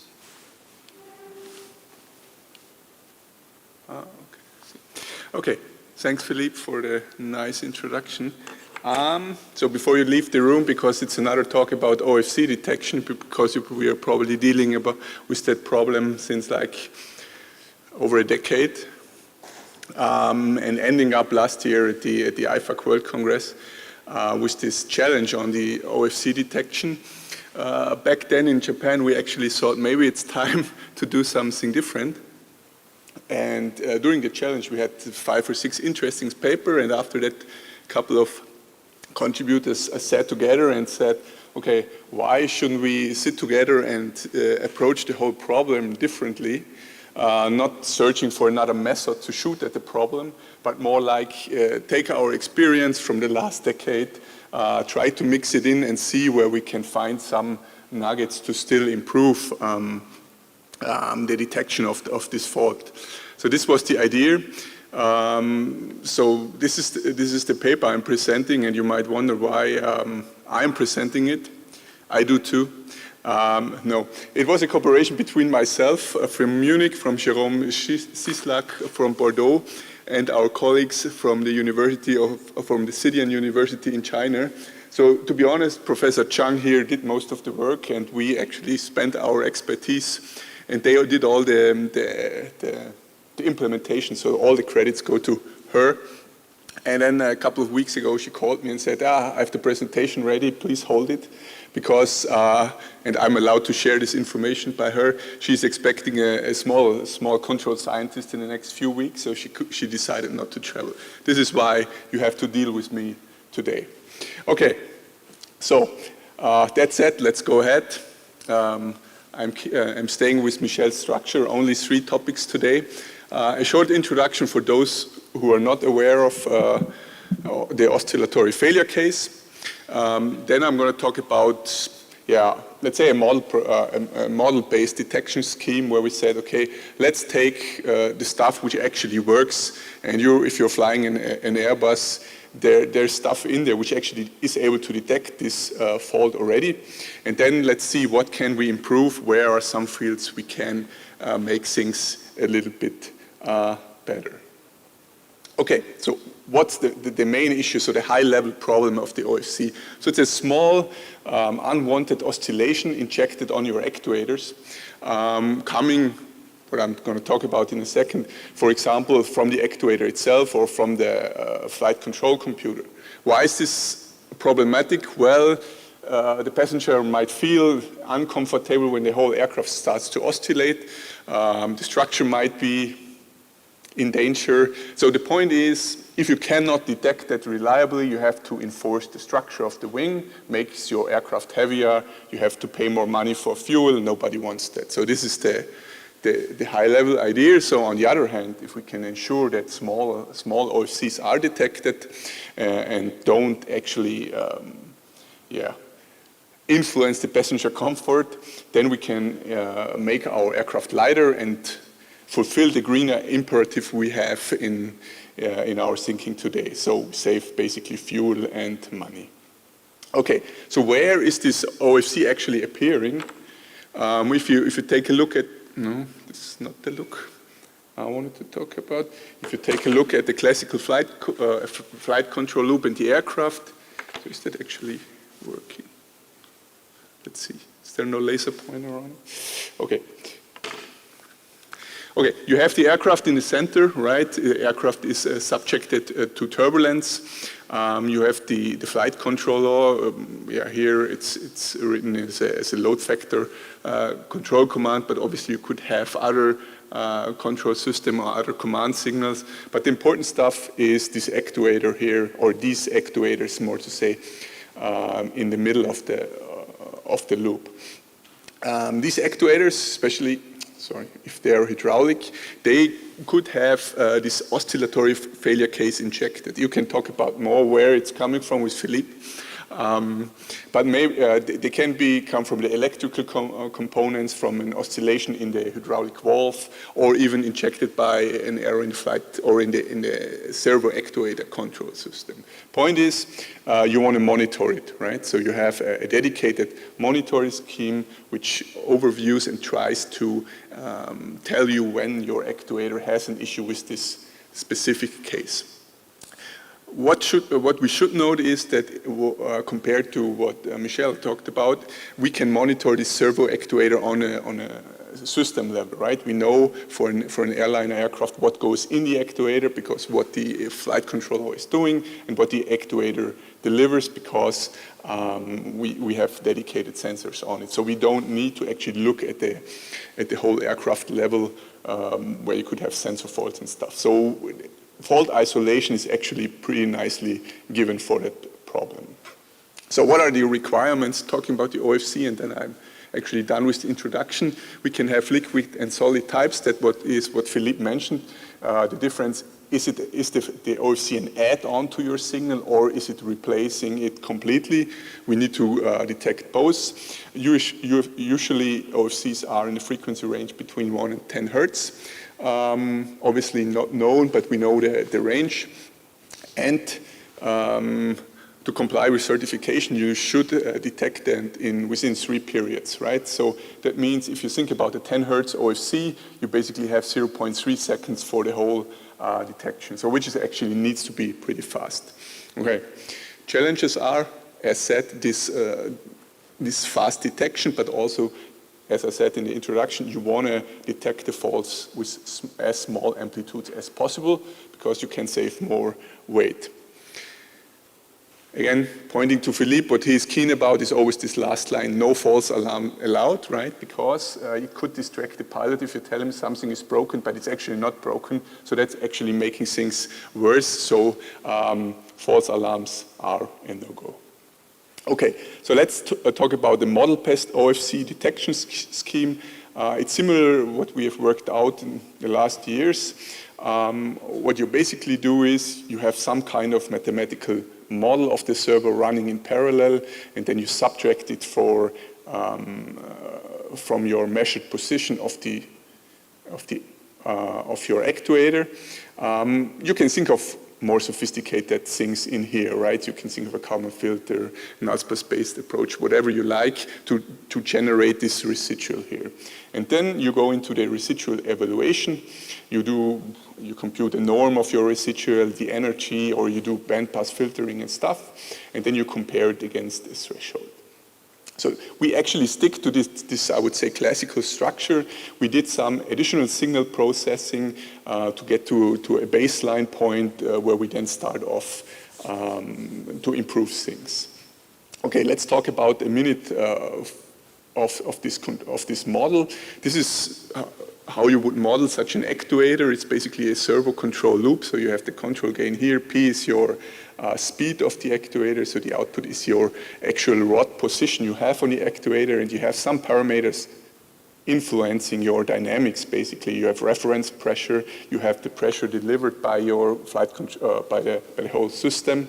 You have some damping coefficients. And actually, these two are, I'm saying it. They are pretty nasty because you know the range, but you don't really know where your system dynamics are, right? So the damping could vary depending on aircraft speed and so on, or just the state it is. You fairly know the range, but you don't know where you exactly are with these parameters, making it hard to implement a constant observer, right? So because, yeah, it will fail. So this is the challenge. Obviously, you know parameters like the control surface, stuff and stuff. Yeah. Okay, so why do you do this bandpass filtering here? Well, this is an example here we included. This is your measured position of the control surface here. This first part is where the pilot puts simplified a sinusoidal wave in, right? And here at the end, suddenly this OFC occurs. From that data, you try to generate a residual. Usually, because of these parameters you don't know, whatever you do, you might end up having a residual non-zero, right? So a usual problem with fault detection. And as soon as the fault appears, you see the excited residual. You do this bandpass filtering simply to get out this noise, basically, or this uncertainty you have from your filter. Obviously, it's only possible if you can do a frequency separation. If your fault is in the same frequency range as your excited uncertainties, you're in trouble, right? But the main reason for this bandpass filtering is that you let's say we have to cover 1 to 10 hertz. We, I don't know, separate it in three bands. We actually can select different thresholds for the different residuals, right? So this actually usually helps, and I think a similar strategy is implemented in your, maybe implemented in today's flight control computer. Okay, going back to that slide, beside this bandpass filtering, what we also added were an additional signal processing, because when you take a look at the position of your the position measurement, you actually figure that there's a high frequency OFCs, they cannot appear from steering the aircraft, nor from disturbances. So basically what you could do, you could add an additional filter directly on your measurement and extract the information about the appearance of this high frequency OFC. Okay. Putting all that together, putting that in the simulation of Airbus, these are the results we got. So this is a kind of Monte Carlo simulation, 200 tests, so it's not fully Monte Carlo, right? So the frequencies points are set, but the parameters in the actuator models are varied. The yellow line shows you the constraints with the 3 oscillations, so the detection time allowed, and you have the results for liquid and solid OFC, and if you have a fault on the actual actuator or on the sensor of the actuator. I mean, the results look pretty similar. They fulfill the constraints, but obviously you want to do something better. So this was basically the baseline where we started and thought, where can we squeeze out the lemon a little bit more to get the detection times even more down. Okay, so then we thought about some more or less simple data-driven improvements, and this is what we did here. Besides this classical mathematical model where you have a fixed model, we thought about how can we employ some learning.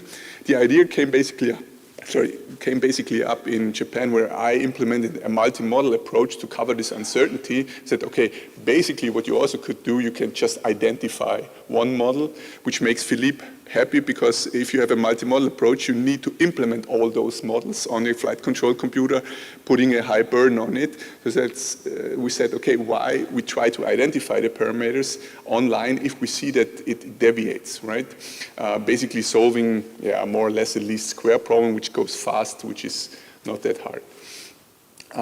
Then we talked about the signal, the residual evaluation. Okay, here we mixed in, we increased a little bit the complexity, but it's a simple idea I'm going to talk about. And finally, the adaptive threshold. So these were the 3 things we identified where we thought, okay, based on this approach we have, we can make things a little bit better. Okay, the learning approach, well, this is a nonlinear autoregressive model. I think the point is this here, namely, when your residual is getting too big, you initiate call it learning, calling updating of the parameters. You update basically the parameters of this nonlinear function to cover the changes in the dynamics, which are basically the changes in the damping and the delivered pressure to the actuator. Okay. As said, this reduces the necessity of this multi-model approach and hopefully reduces the burden on the flight control computer. Second thing was the improved invariant distance. So, I mean, some equations, right? But the point is, usually you take your residual, you compute kind of a norm over a sliding window or a filter or what else, and you judge, is there enough energy in the residual to judge it a fault, right?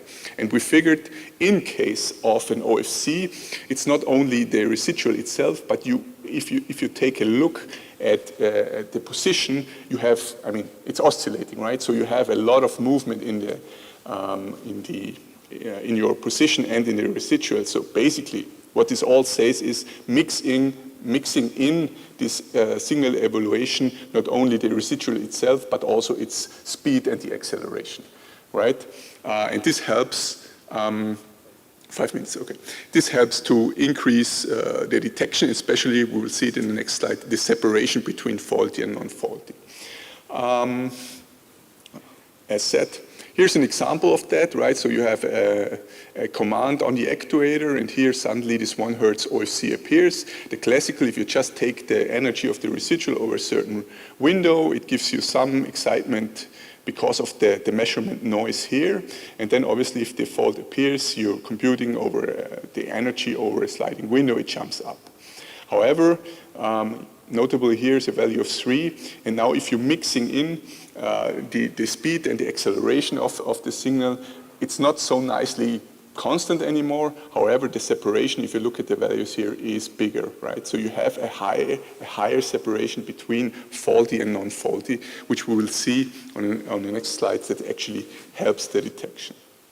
Okay, last point was the adaptive threshold. You think it as a very simple function. You have a constant which you set as, okay, you never want to set your threshold to 0. You need a certain value. And then you have this h of t here, which basically describes the signal entropy, right? So the equation is given here. How it's derived online is in the paper. It's basically computing a delay matrix of your signal and then doing a signal value decomposition and so on. Point is, what it basically tells you how close you are or how close your system is to white noise, right? The closer it is to white noise, the bigger the value is, okay? Here's an example of the computation here in this. Well, for you it's not green, for me it's green, but the first and the third sectors, you purely have this, or more or less have white noise, so this entropy is high, and in these areas where you have injected faults, the entropy gets down. And what you do is you scale your threshold with it. And this is actually interesting what we found, because it's a little bit counterintuitive what we tend to do in fault detection. What we tend to do is we have uncertainties in our system. When we have a lot of inputs, high inputs, we make the threshold high. But this tells you basically the opposite, right? Because if you don't have a lot of inputs, if you're close to white noise in your residual, you make the threshold high. So it's exactly the opposite. And this is actually, what it does is, when nothing has happened, you put a high threshold in just to ensure no false alarms, because as we said, that's a no-go. So now you could say, does it still work? Because if I have a high threshold and suddenly the fault appears, I'm in trouble. Well, if the fault appears, then the entropy goes down again, right? Because you're moving away from these white noise characteristics. Plus, we rely on this adaptive model we have inside that the residual actually stays low. Because detecting a fault is usually not a problem. Not detecting something when there's not a fault, that's usually an issue, right? Okay, here's a comparison. A 10 hertz OFC here, and this is the classical approach here, okay? You could say here you have some violation, however, you have a counting mechanism, so no false alarm here. And here you have this, with this improved energy computation of the residual plus the adaptive threshold, and you see that we are a little bit faster, the threshold gets down. Where you really see it, that we are faster, is this analysis here. There was not a lot of change in this high-frequency OFCs. Well, it's limited what you actually can do there, because you have such a limited time for detection. But it actually improved pretty well. In this Monte Carlo test, I have to say, so there's more validation needed, because such good results are always suspicious, right? But for this 200 Monte Carlo runs, it actually worked well. Okay, am I 1 minute left, or okay? Okay, short summary. Well, we actually combined model-based, signal-based methods. Could also say a little bit of a knowledge-based method, but let's stick with those two. We made some improvements on all the classical section of the detection, right? The model itself, the validation, and the decision-making. And we had no false alarms. That's probably worth noting in an additional Monte Carlo campaign of 8,000 simulation runs. Okay, with that, thank you.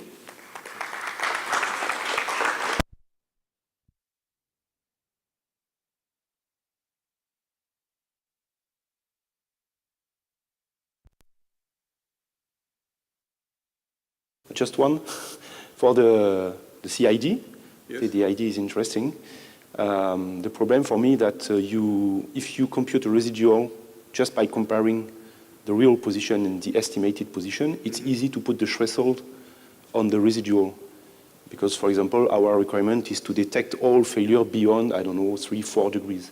But with the CID, it's a kind of nonlinear transformation. Yes. And fixing the threshold on this kind of residual is more difficult. You lose the physical link. Yeah. Yeah. So how do you do? How do you do that? How do you fix the threshold in that case? Well, here we actually tried an error, but you could think of an optimization doing it. But yeah, I agree with you that you actually lose the physical insight, but you already lose it when you compute a simple norm of the residual, right? So this basically is already lost there. On the other hand, if you don't compute the norm, you're basically prone to every spike you get, and then you have to start doing the counting. And how do you select the counts then, right? So it's it's basically shifting the problem from one to or you work on improving the model, or there are different strategies. Yeah. One last question. Okay, thank you. Thank you.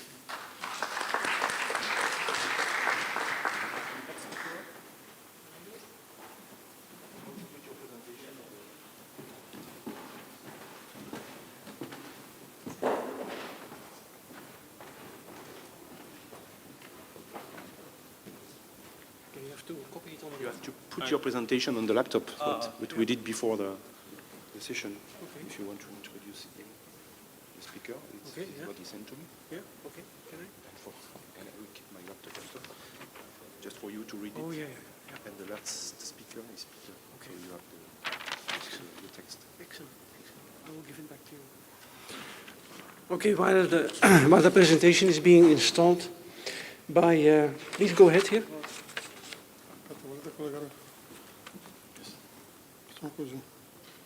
Oh, I can connect my laptop directly? You can put it. You put it on there. Oh. You can put it on there. Yeah. Then we connect. Okay. Okay, it's easier. The last presentation is on the laptop.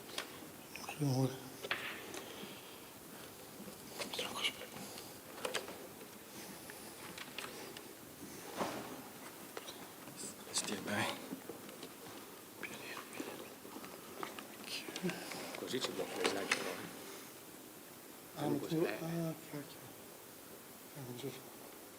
Dovevo usare sempre il tuo. So the presentation will be given by Dr. Chen. He's a lead research scientist from the Technical Innovation Institute. Abu Dhabi, United Arab Emirates, and specialized in intelligent automation for renewables and aerospace. He has 15 years of experience in intelligent automation, condition monitoring, fault diagnostics for industrial systems and a lot of other applications. He held academic and research position in China, Qatar, and the UAE. So it's a pleasure to have you here and presenting this work on behalf of your co-authors on aero engine actuator fault detection and estimation via combined model observer. The floor is yours. Thank you. Thank you. Thank you for introducing myself, and also it's my pleasure to be here today to present our research work. And today my presentation will include two parts. The first part introduce our research group about my employer, Technology Innovation Institute, what we are doing now about diagnostic and control for propulsion and aerospace system. And the second part, we will have more detailed introduction about the paper we present in this conference. So I think probably TI is a new institute actually we established in 2021. So it's almost like very young, 3 years. But as you know, UAE is a very innovation preferred country. Actually, for TI, we have almost 1,000 researchers there. And for my group, we are focused on the control and diagnostic dedicated for propulsion system and also the aerospace systems.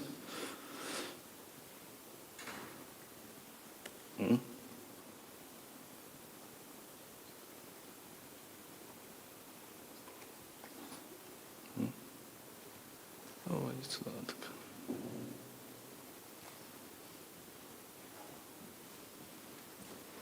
Okay, yeah.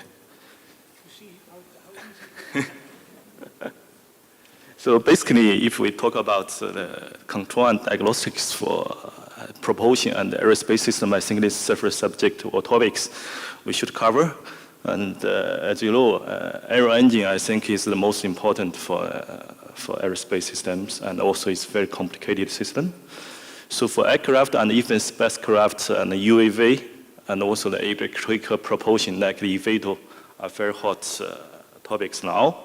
As you know, in the control or diagnostics, it's very important, especially for the reliabilities and the different use cases. For example, in UAE, we consider the first unique environment is very hot, and even the dust, how to impact the propulsion or the aircraft system is a big challenge there.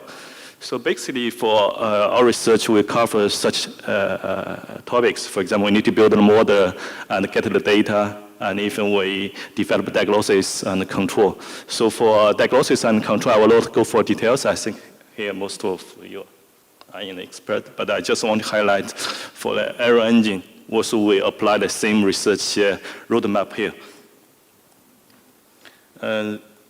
So for fault diagnosis methodologies, I think this is a very familiar approach in this field. Basically, you can see two types of methods. The first is about a mode-based method, and the second is data-based method. I think for mode-based method is very classic. As, I see a lot of papers in this conference present the mode-based, and also for data-based, there's some new things. For example, AI, even now, the generative AI now is popular. How to apply some advanced AI method in this field, dedicated for some system like aero engine or aircraft. There's a lot of new things here. And as a control system, so either for the aircraft or the aero engine, I think we can treat as a control system, especially for aero engines. I think the control input probably is only the PLA, and the output, there's a lot of measurements like pressure, temperature, and even rotation speed. So basically for the control system, we need to consider some type of fault, for example, for the actuators, sensors, even for the system itself. So for the faults, actually, for sensor and the actuators, I think the characteristics, there's several different type of faults here. I will not go for more details. And also for behavior in terms of time domain, actually there's several faults here. And for TI, actually, as I mentioned, we focus on several projects and dedicated for aero engines. As a low aero engine, like turbofan, actually is a very high value asset, especially for the gas turbine fault. There's a different type of fault here. For example, gas pass free fault, even the X-ray subsystems, mechanical errors, sensor uncertainties. And also there's some important failure for aero engines, for example, like compressor falling and erosion. And another project we are working on aero engine PHM, prognostic and health management.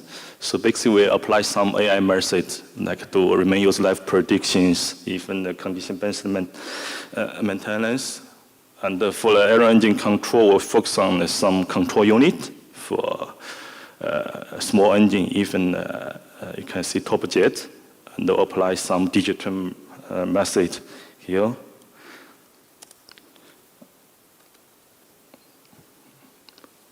And also for electric propulsion, we focus on some aircraft like the multi-rotors and also the fixed wing, especially focus on the sensor and hot air. As I mentioned, in UAE actually is very unique environment. The first issue is the hot air, how the hot air impact for example, the lift force, even the batteries, power converters, and motors, and also how the dust impact, for example, the air bead sensors. There's a lot of challenges here. And we do some field applications for such type of electric propulsion aircraft. But I'm sure there's a lot of challenges in this field if we apply the system in UAE or in a hot climate environment. So next part, I will introduce more details about this paper. Actually, it was by my student, Sarah. So she's a lot available. And so for this research, we do accurate diagnosis of fault for aero engines. So basically, the purpose for this, we need to, through the diagnostics, to enhance the reliability and also reduce the operation and maintenance costs. So as I mentioned, consider the aero engine as control systems. Actually, there's three types of fault: actuator fault, compound fault, and sensor fault.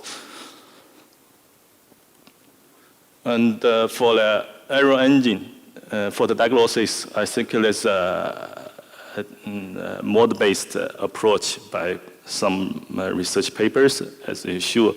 But most of the model is based on a state variable model, so this somehow is different from the aircraft flight control models. So that means you need to get some state space model or do linearization based on the transit model of the aero engines. But for the diagnosis procedures is same as general control systems here. And for this research, actually, we use the benchmark model. I think it's CMAPS from NASA, and it's a top 5 engine model.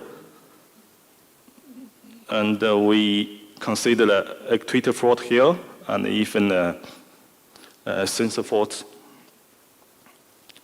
So for the sensor fault, I think there's two main approaches in the literature.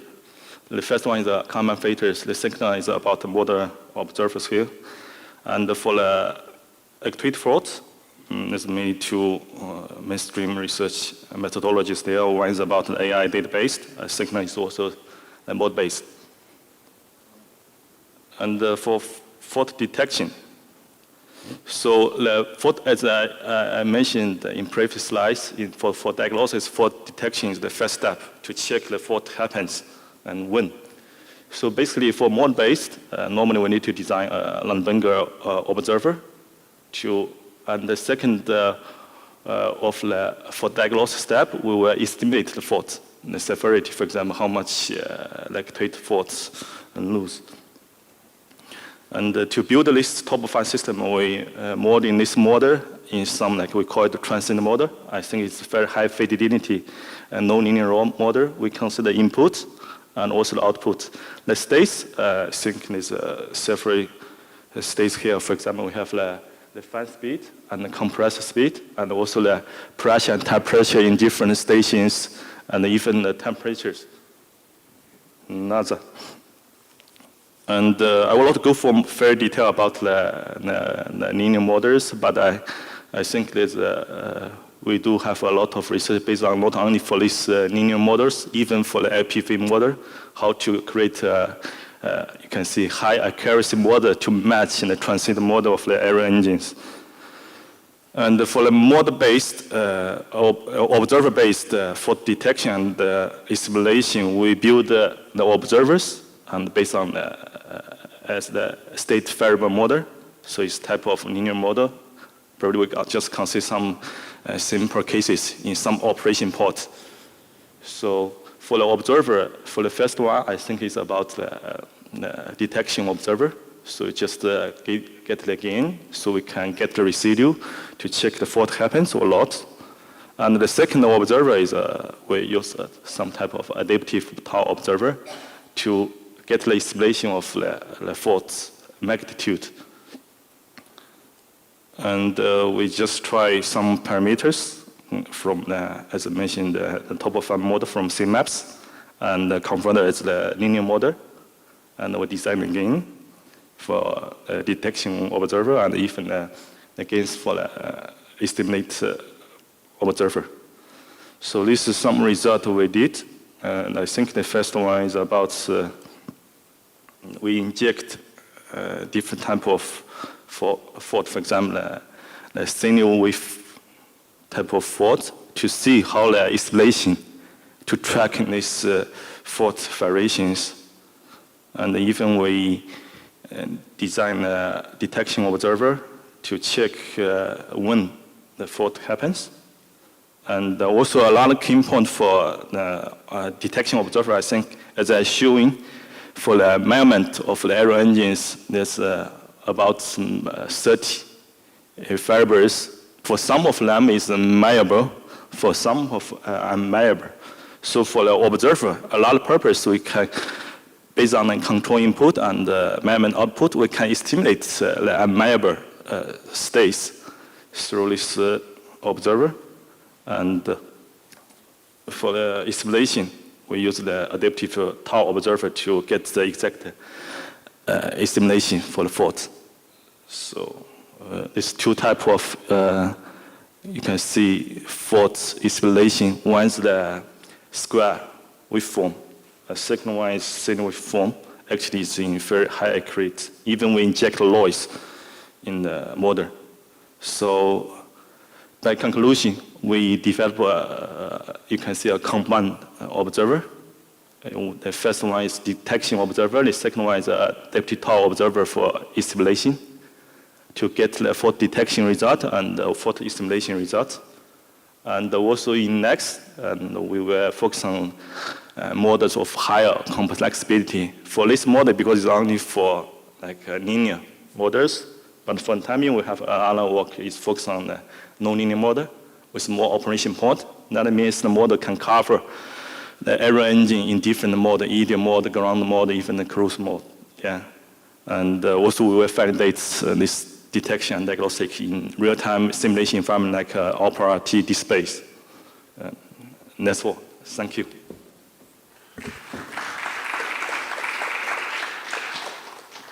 Okay, thank you for this presentation. There's plenty of room for some questions, if there are. Please come forward and grab the mic. Okay. I have one minor question. So you have this simple model there with the Lundberg observer and the adaptive tau observer. Which of these two do you prefer and why? And actually, both of them is necessary. Can you speak the mic? Yeah. Yeah, actually both of them is necessary because we have fault detection and fault isolation. Because fault detection, you should do that as a first step. You need to check the system there's a fault or is fault free. So you need to know when the fault happens. So after that, you will use this result to fit to the adaptive tau observer to exactly to exhibit the faults. Okay. So, but I think you can design a bank of observers if you know which actuator or which type of sensor. At least the fault isolation we just escaped. Actually, we are working on this step for the isolation now. But I think that for the two, we can't confuse together. We can't mix together because the fault detection is exactly you need the observer to detect when it happens. The second step, probably you do fault isolation based on bank of the observers. Then after that, you know when and which sensor is faulty. Then you use the fault estimation observer to estimate exactly the fault. Excellent. Yeah. Thank you. Thank you. Let's thank the speaker again. Yeah. Thank you. And then please take your computer with you, then we can switch computers again. Yeah.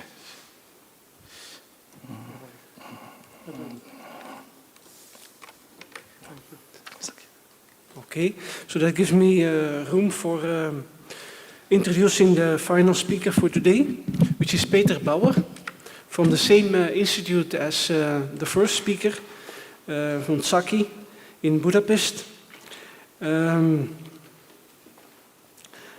He's there currently a senior researcher, spent several weeks at the University of Minnesota in the US, currently an IFAC member of the Technical Committee on Intelligent Autonomous Vehicles and Aerospace Systems, ongoing research in mono-based camera, UAV and IMU and GPS sensors system fault detection.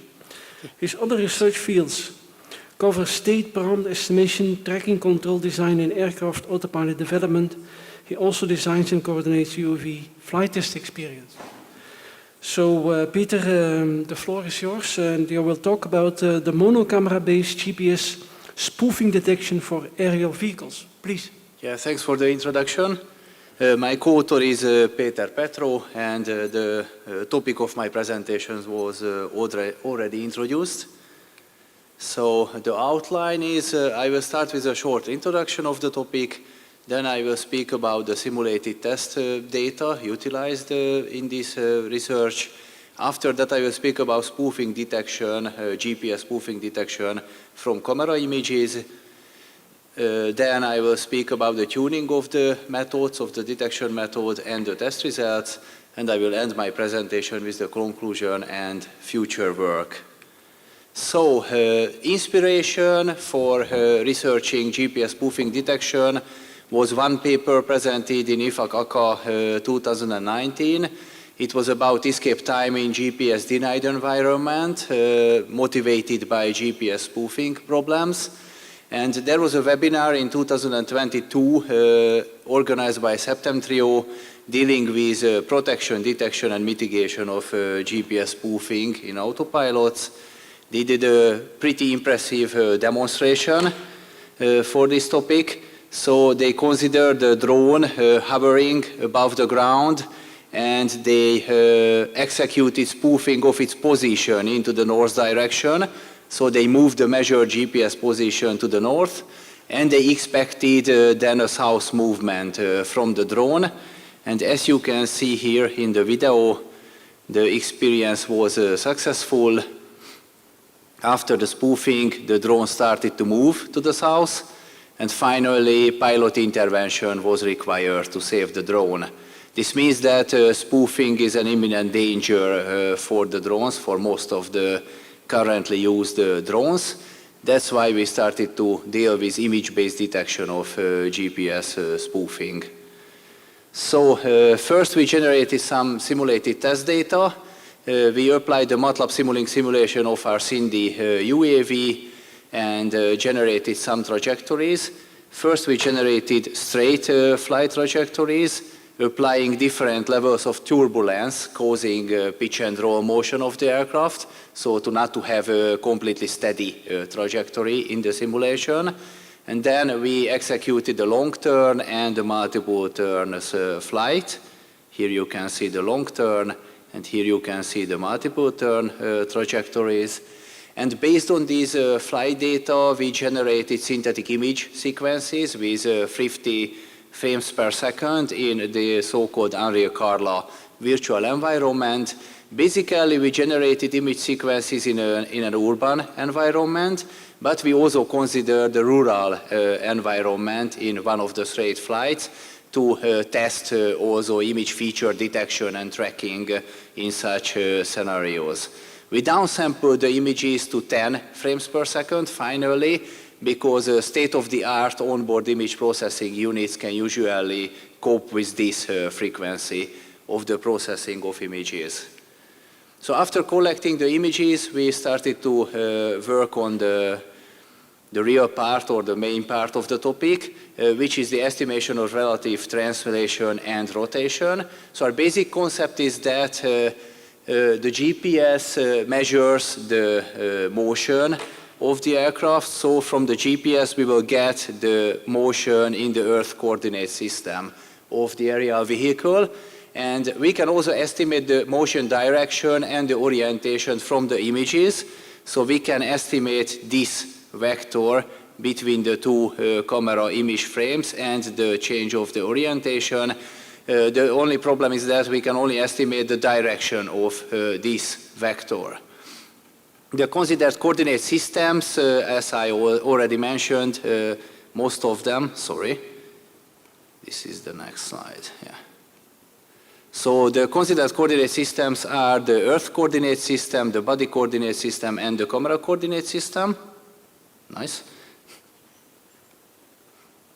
And a problem is caused by that we can estimate from the camera images the motion of the camera system, but it doesn't coincide with the motion of the body system of the aircraft.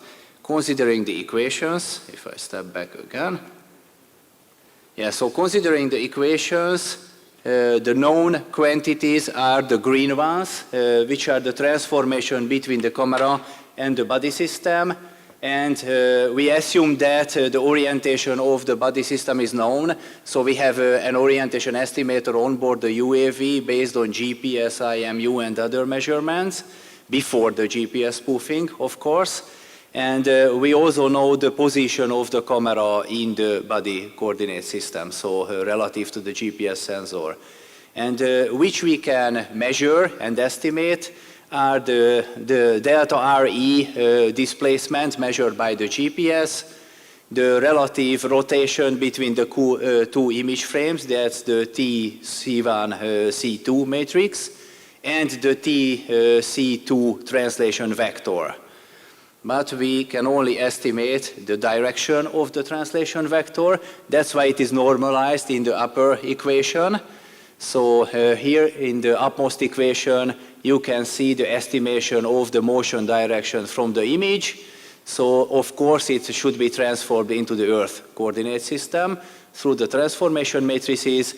And in the lower equation with the brackets, you can see the GPS measurement, which can be corrected with the known and the image measured parameters to get the same motion direction as measured by the camera system. And normalizing this vector, we can compare the two motion direction vectors with each other. And if the motion direction from the image is different than measured from the GPS, then we are possibly under GPS spoofing effect. So this is the basic concept. The comparison of the motion directions is suggested by the literature to use the histograms of oriented displacements.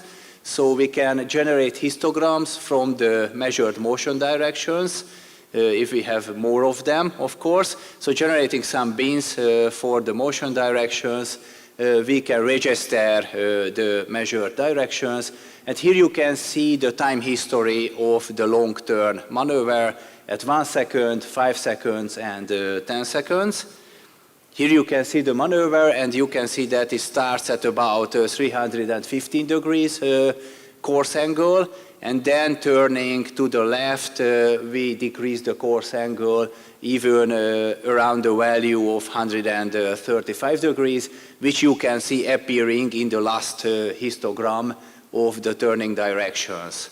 After generating these histograms from the image-based and the GPS-based data, we need to compare them to detect the fact of GPS spoofing. The literature suggests the angle distance and the taxicab distance. So the literature considers these histograms as multidimensional vectors with the coordinates including the numbers of counts, motion direction counts in each bin. But as I will show you later, it is hard to select a threshold for these measures. That is why we propose to use simply the correlation coefficient between the two histograms. This way, the range of the measure is limited to plus minus 1. And finally, we selected a threshold very close to 1 based on the data. So here you can see a comparison of all the generated trajectories which were generated in the simulation model with the image sequences. For the same trajectories, you can see measures very close to 1. These are the minimum measures registered throughout the flight. And as you can see with bold-face characters, for the different trajectories where we need to detect GPS spoofing, the measures are much lower than 1, so there is a good chance to detect spoofing in time. Here you can see some example characteristics. On the left side, there is the histogram correlation coefficient for straight flight. It is very close to 0 during all the very close to 1 during all the flight. So you can see in the upper left corner there is plus 1, and these are only the differences on the vertical axis, which are very small relative to the plus 1. So it is practically 1. And as a comparison, the taxicab distance measure is plotted. So the taxicab distance measure suggested by the literature, and as you can see, it is continuously increasing during the flight. So that makes the possibility to select a good threshold questionable. Here you can see comparison of a straight and the long-turn flight. The correlation coefficient starts to decrease after the turn appears in the flight trajectory, and the taxicab distance also starts to increase, and there are very large values, but the threshold selection is questionable. So as you can see, having a threshold close to 0.99, you can detect the fact of spoofing. Here are the detection results. The long turn and the multiple turns maneuvers were compared to the straight flights and to each other. And as you can see, the detection time is 1 second or below. We assume that GPS spoofing starts when the trajectories are at least 2 meters away from each other. So we start to count the detection time from that point. and the detection time was 1 second and below in all cases, and you can see the distance between the two trajectories when we detected the spoofing. The maximum distance was 10 meters between the trajectories, so possibly we can recover the original trajectory from this distance, so that is not very far away from the original trajectory. As an illustration, on the left side you can see two straight trajectories. There are the GPS and the image-based flight directions which match each other. And in the right picture you can see the multiple turn and the long-term trajectories. The long-term trajectory starts to differ from the other trajectory, and the red dots show the detection of the GPS spoofing. So from the first red dot, the GPS spoofing is detected and stated. As a summary, as a conclusion, I can say that we dealt with image-based GPS spoofing detection. We did comparison of image and GPS-based motion directions. We got the motion direction from epipolar geometry of the images, basically from the essential matrix. We did propagation of orientation based on the images, because we cannot propagate the orientation based on the GPS measurements, which are possibly faulty. We applied the histograms of oriented displacement to measure the motion directions and compare them through the correlation coefficient measure. We got promising results on synthetic data. That's why our future work will include to examine the effect of spoofing on orientation estimation. So examine if we have a GPS and IMU-based orientation estimator, what happens when the trajectory is spoofed. And then, of course, to examine the developed method with real flight and image data, considering the acceptability of the orientation propagation based on the images and the reliability and limitations of spoofing detection. We plan to use flight data and image data collected in Zalazon Proving Ground, as shown by my student in the first presentation. So similar data sets are planned to be used. And thank you for your attention. Let's thank the speaker. So we have a couple of time for questions. Can you please come forward and ask your questions in the mic?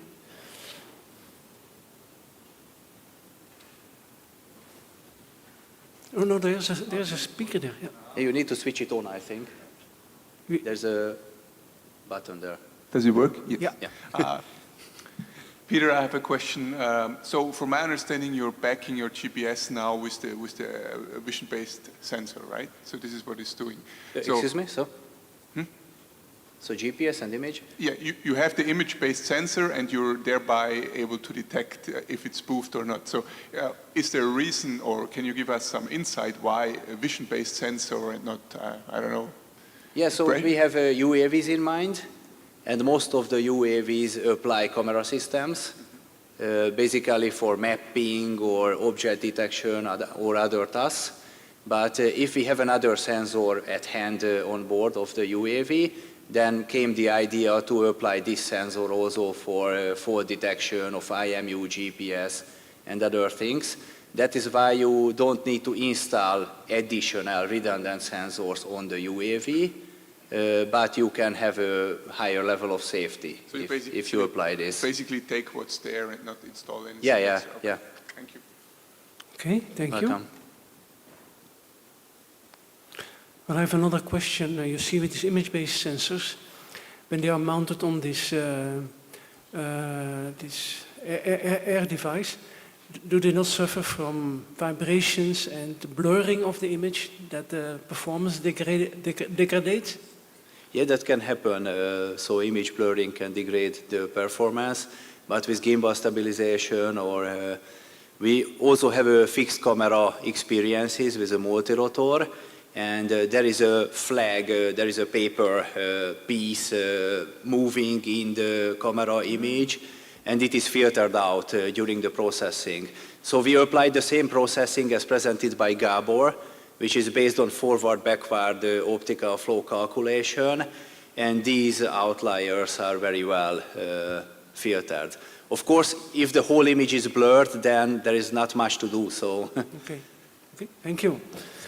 Okay. With that, I thank the speaker again, really, and also let me finish, and also the other speakers and the chairman of this session, and wish you a very good, pleasant stay further here in Ferrara. See you. Thank you. Thank you.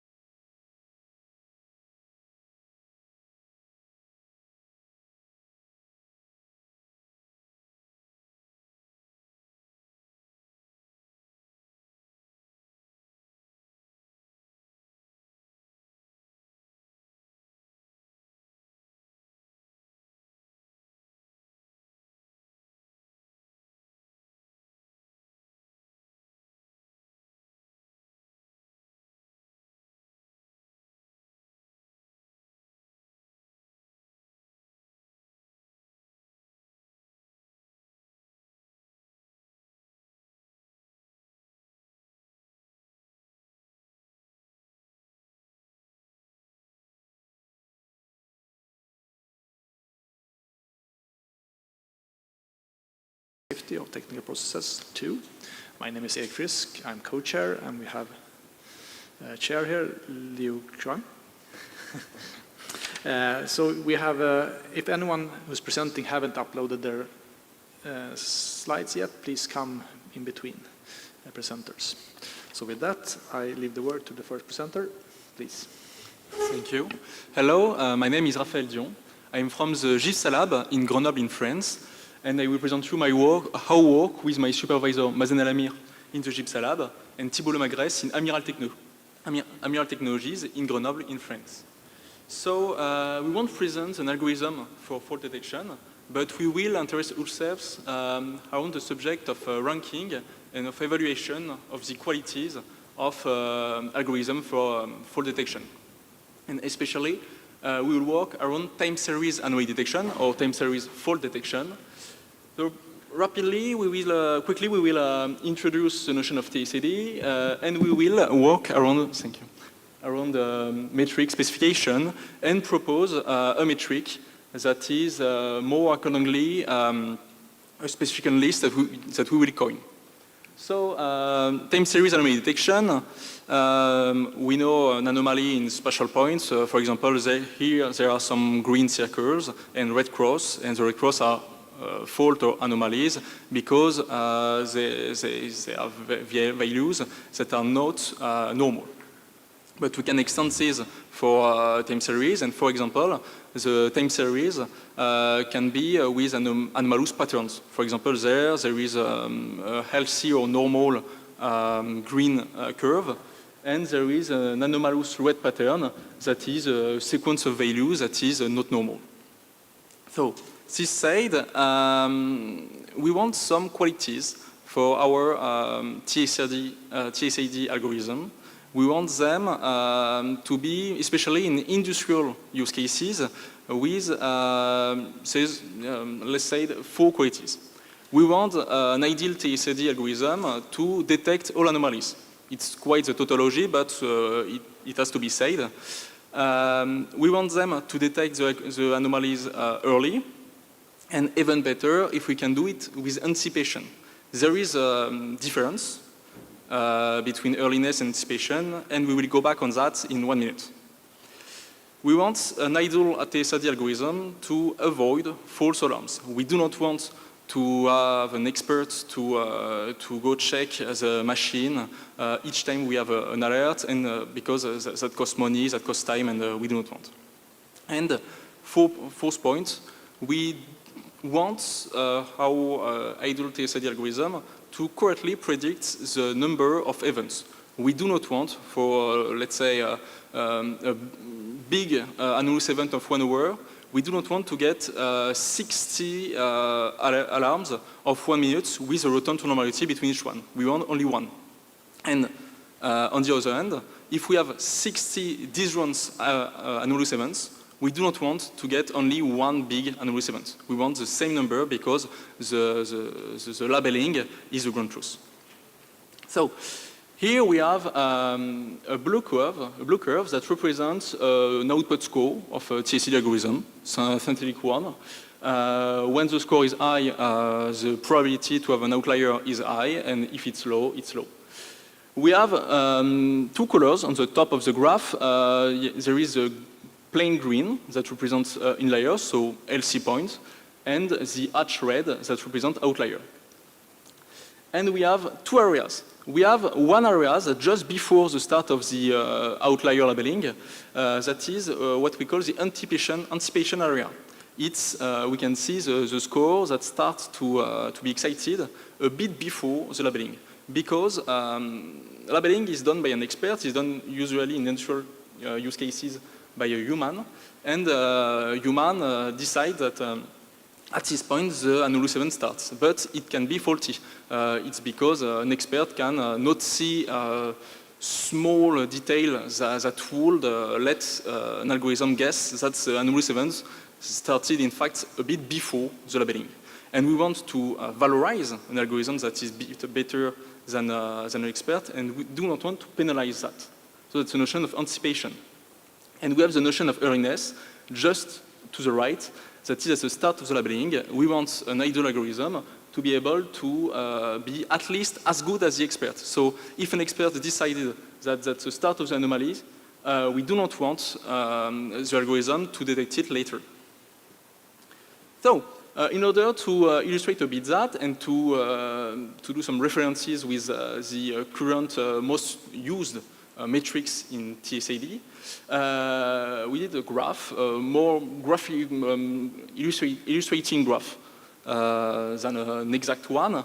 We have 4 axes, and we will put metrics on these quadrants. To the top, a metric to the top penalizes more false alarms than it penalizes a wrong number of anomalous events. To the right, the metrics will reward more anomaly coverage than it will reward earliness anticipation. These 4 qualities can be achieved at the same time, but for the sake of clarity, we decided only these 2 axes. So, for example, we will take almost the most used one of the metrics, the AUC, the error under curve, that do not take into account the time aspect of the data. So there is no notion of earliness, and no notion of anticipation. It rewards anomaly coverage, and it penalizes false alarm. It's simple metric, and it's not built to reward earliness anticipation. Same thing for the F-score, same idea. But we can have some more recent metrics that are coined to work with time series. For example, the NAB from Lavin in 2015, that coined a metric built upon a specific list, like ours, a bit different, but the same idea, and with the main notion of earliness. The NAB was going to reward earliness, and almost only earliness, but it rewards earliness. There is no notion of anticipation, but the NAB do not reward anomaly coverage, because the NAB only works with the first detected point in the labeling. So if you detect the first second, it's as good as detecting the whole event.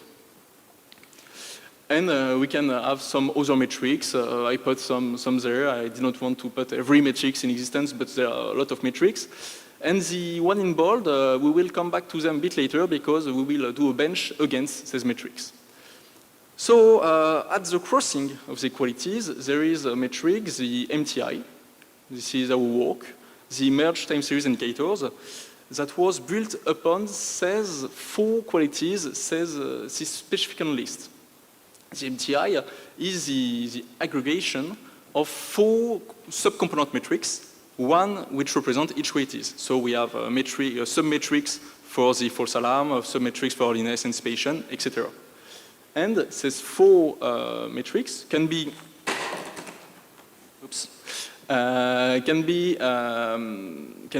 aggregated using weighted average. So we can have different weights, but it's at the crossing, because if we put the same emphasis on the 4 qualities, we have the MTI that is in the middle. But the MTI, because we use the idea of weighted average, we can change the weights, and we can have different use cases, what we will call user profiles, that need different parameterization of the MTI. So for example, you can have industrial use cases where you do not want false alarm at all, and where you want absolutely anticipation. The anomaly coverage is not that important, but you want anticipation. And so you can change the way to get MTI at this position, what we will call the profile A. But you can have another profile. You can change the way to get the MTI in the profile B and the profile C and so on. The MTI can be everywhere on the plot thanks to the parameterization. And even we can move between earliness and anticipation, because there is parameters in the sub-metrics. We wanted to bench a bit our metric to evaluate it against other metrics, and so we decided at first to do a simple bench. We constructed synthetic scores that should represent a realistic situation, and we want the metrics to not be able to get the exact value of the quality of the algorithm, but we want the metrics to correctly rank the algorithm according to the specification list that we coined before. So, for example, we coin two scores, the score A to the top and the score B to the bottom, with between them ground truth. In plain green, it's inliers. In hatch red, it's outliers. We want, because we say that the anticipation is a great thing, we want to reward the score A because there is a little extension of the scores a bit before the start of the labeling. So we compute our metrics on these scores, and we can show the output. So for the MTI and the VUS, the score A is better because these two metrics have a notion of anticipation. For the 401, B is the best because there is no notion of anticipation, and for the IUC, the score and so on, even worse, what is before the labeling is a false alarm. So it penalizes anticipation. We have a second case, the earliness. We have two anomalous events, and for the score A, we detect the first half of each event. For this score B, we detect the second part of each event. There is exactly the same number of points in each score, and we want to valorize the score A because the detection is earlier, so it's less money lost. In this example, the MTI in the NAB are the only ones that rank A as the best, because the MTI was coined with the idea of earliness, and NAB is built almost the only idea of earliness. So it's no surprise. And for the 401, there is no difference because they do not take into account the position of the point, so same number of points, same number of scores. Last example, the idea of number of anomalous areas. We have two scores with the same starting point of excitation, the same ending point of excitation, but the score B has some return to normality. And so the score B should return 6 small anomalous events instead of 1, such as the score A. So we want, again, to valorize the score A against the score B. The example, for almost every matrix, the score A is the best because they penalize false alarm. And because they penalize false alarm, there is this idea of a number of anomalous areas. But for NAB, there is no difference because, as I said a few minutes before, the NAB is coined only on the idea of earliness. And so because the first point of detection is the same for both, there is no difference. We went a bit further. We wanted to do a systematic bench, and so on synthetic data, we coined different ground truths that are, we hope, realistic, and some scores with a lot of different cases, with a delayed prediction, with a half prediction, with a windowed prediction, and a lot of cases. And we rank the synthetic scores according to our specification list. Now we got for each metric ranking of the score for each ground truth, and we wanted to know at which point how which metrics were good. So we used the ranking metric, the rank-based overlap. So ranking metric is absolutely a different kind of metric than the one that we talked about. Ranking metrics take in input ranking and a ground truth ranking and output a score between 0 and 1. 0 is an absolutely bad ranking, and 1 is a perfect ranking. So we use this metric with these 4 ground truths. So one event, 2 events, some big event, and some single point events, and short events, but multiple ones. And we compute the RBO for each matrix. And we got some results. In almost every case, we got the MTI as the best one. Because it was coined using specification list, so it's quite a circle because I know that we use a special list, and the MTI was going with that. But it answered to the need, and in one case, the MTI is a bit worse, is not the best, it's not really far from the best one. So, in average, the MTI seems to be up to the goal, that is to answer to the specific list. So, we got some ideas. We got the ideas that the MTI emerged as polyvalent, because the MTI can be parameterized to be according to the need and the industrial needs, and it can change and can be really specific use cases, but the MTI can answer to it. And the MTI, beyond the simple use cases that we watch together, the MTI competed against 7 metrics, so a bit more than the one I have shown, in a scientific bench, and scores first. The VUS that we saw together was a close second, but the MTI on this bench was the best. We have some direction from future work. For example, we want to include with the MTI some pre-built user profiles with the most typical industrial cases, with the notion of false alarms that is really to avoid, with the notion of anticipation as a goal.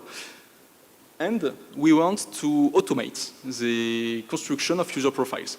For example, we want to present some simple scores to the users, and the users to rank them. For example, two score against, or a bit more against.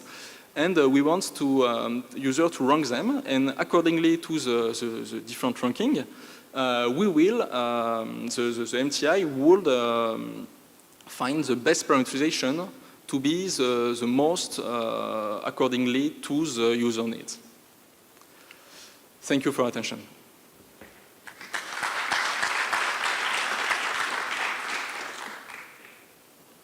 Thank you. Any questions or comments?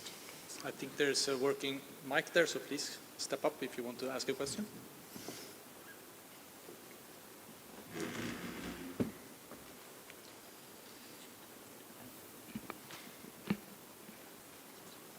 Okay, while others are thinking, maybe I can ask a question. Or do you have a question?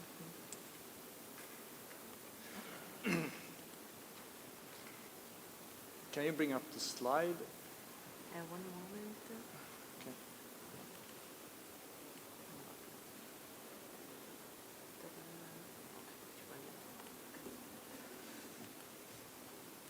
Maybe I can ask without the slide. If you have, maybe I didn't understand.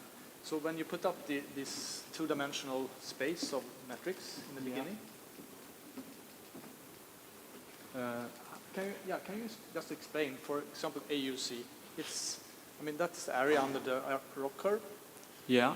So why do you say that penalizes more the false alarms? Why is that? I don't understand that. Because the difference between wrong number of anomalous events and false alarm is a bit tricky, but the AUC is around the curve with the false positive rate against 1 minus true positive rate. It can be symmetric around the diagonal, so it can be either. It can be for the same. The same area can mean very different things. Yeah. But this is why I wanted. This is quite simplification for this quadrant, because false alarm and wrong number of anomalous event are not opposed. If you take the AUC penalizes the false alarm because the AUC considers a point that is predicted as outlier and is in fact an inlier is a bad thing, and we will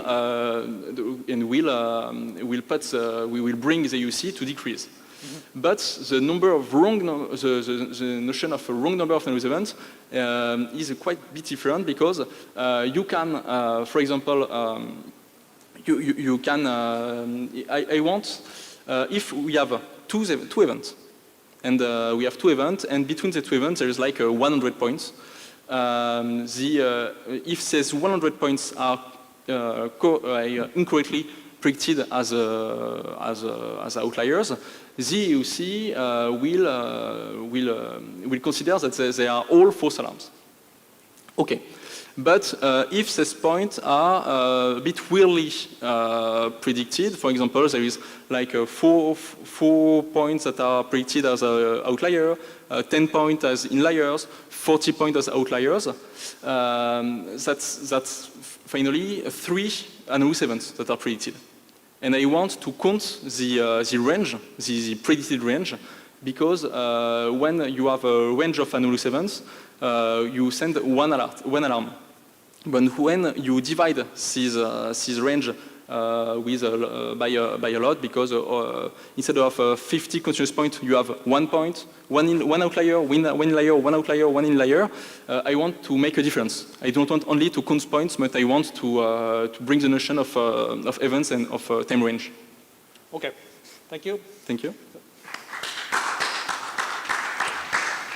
So next speaker is our chair.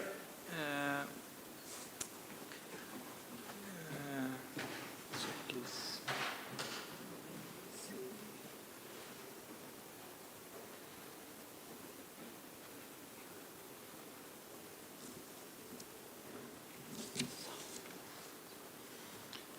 So is the third speaker here?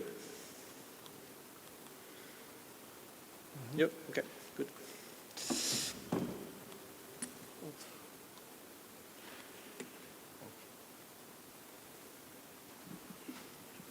Okay.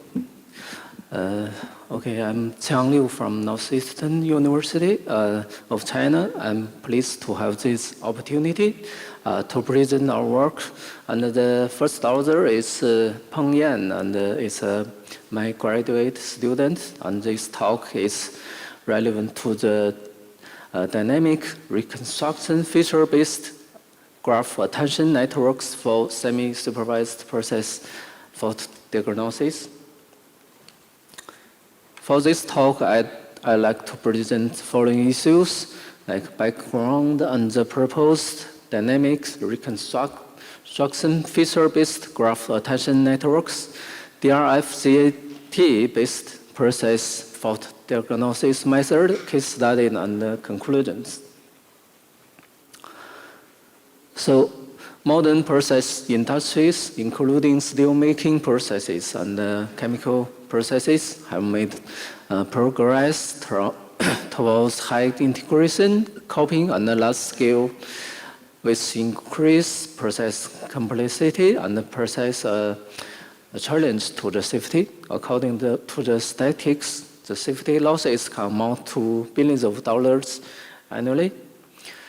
So with improved reliability of sensors and actuators, process fault, it may be caused by the improper set points and defect raw materials has attracted much attention in practical industry processes. But fault propagation caused by the closed loop control and complex process dynamics led to the following challenges. The first one, like fault features are easily covered by the propagation, so it's not easy to detect the fault at the early stage. Also, there are numerous coupled, like process variables. They introduce complicated relations among the variables, and the reasons and the effects of the fault remain the same over a period of time. That we call is consistent fault dynamics that can be used for the diagnosis. And there are mainly two solutions to achieve fault diagnosis. The popular one, mode-based method, use first principles to establish mathematical models to diagnose well-designed faults, like observer method, but it's difficult to establish accurate process model and define the faults for practical industry processes. So database fault diagnosis methods is much easier to implemented, especially for the complex industry processes.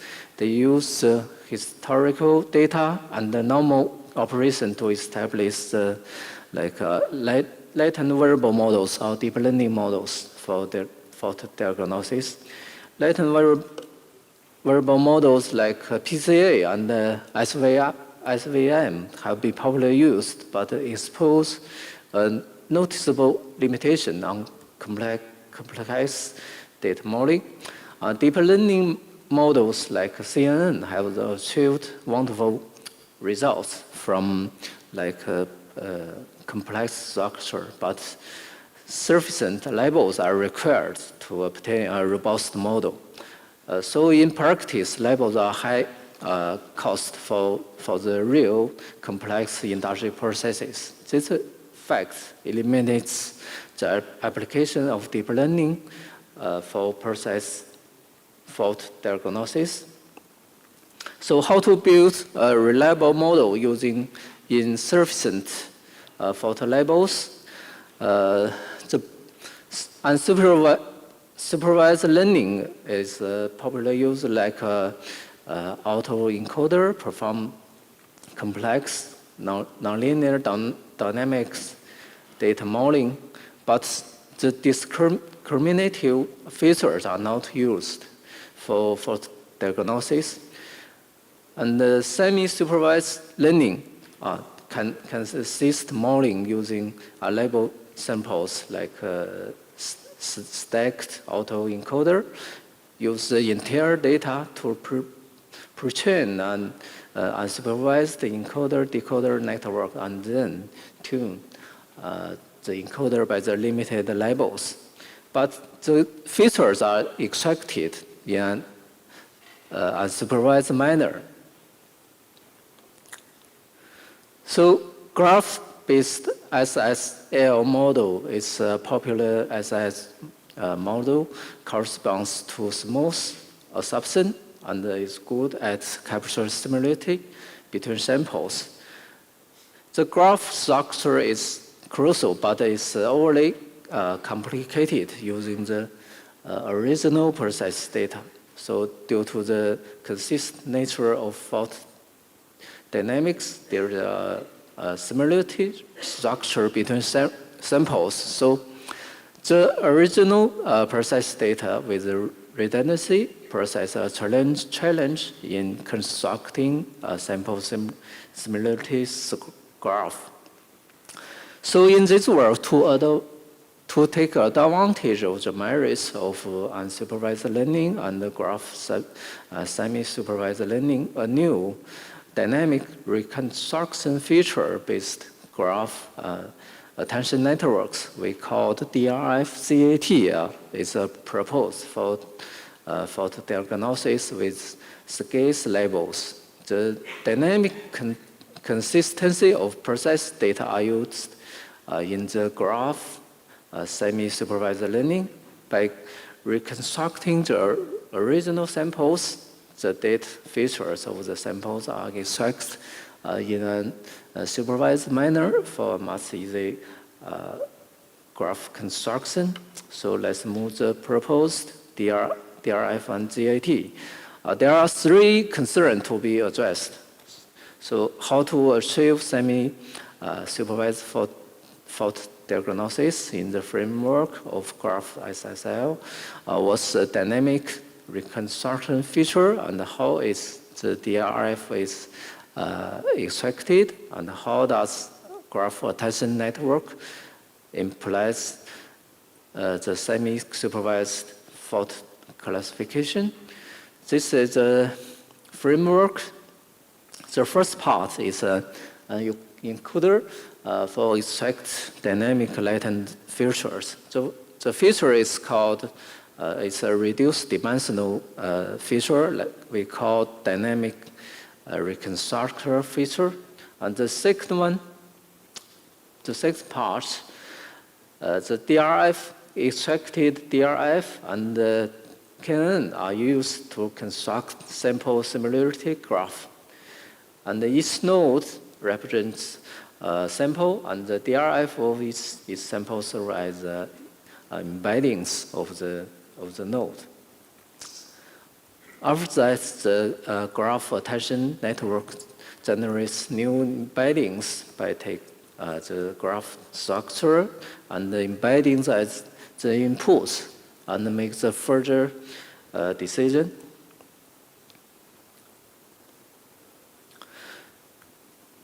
So in the first part, we use a sliding window sample, like to preserve the sample dynamics, and two parts.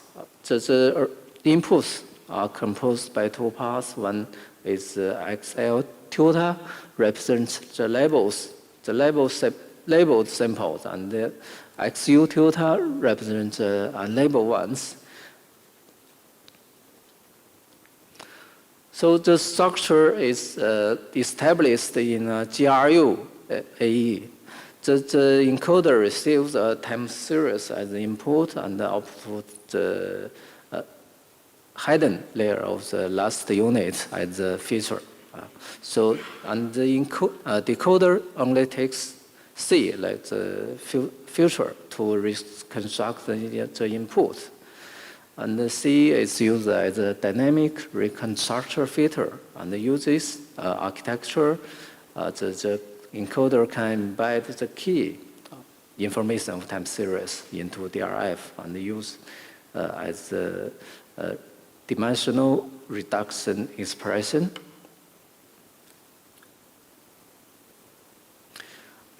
After that, due to the dynamic consistency of processed data, it's much easier to establish adjacent relation between samples with the same type through similar feature expression. So DRF in the above section already removes redundancy information from samples while preserving the smoothness.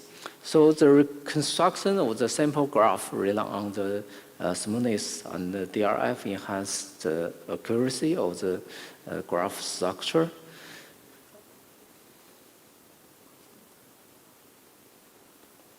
So the last part, after constructing the sample graph, GAT takes the DRF and the embeddings and use a two-layer GAT to predict the labels. Adjacent nodes obtain similar embeddings as GAT smoothing through the graph structure. So since nodes belong to the same fault class, are much more likely to be adjacent. So the features of the nodes are similar within the same class.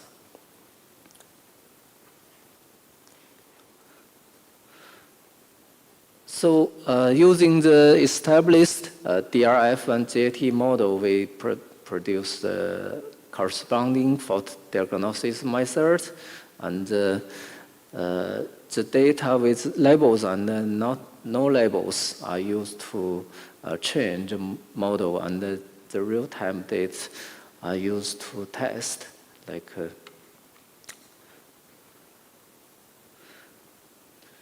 the proposed method is validated using the well-known like TE process.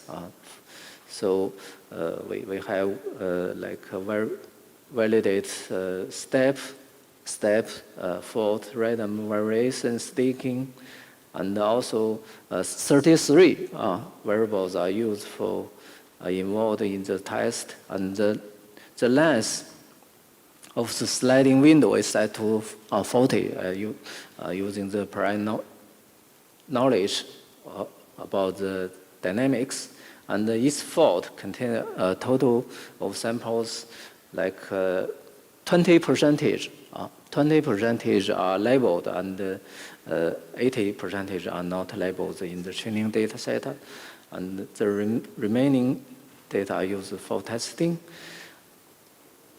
Also, the proposed methods are compared with three methods. One is the regular stack autoencoder, and the other one is GAT using the original sample data to construct graph and generate the embeddings. And the other one is DRF-based methods, only employ FC layer directly on the DRF and exchange using the classific loss of label data.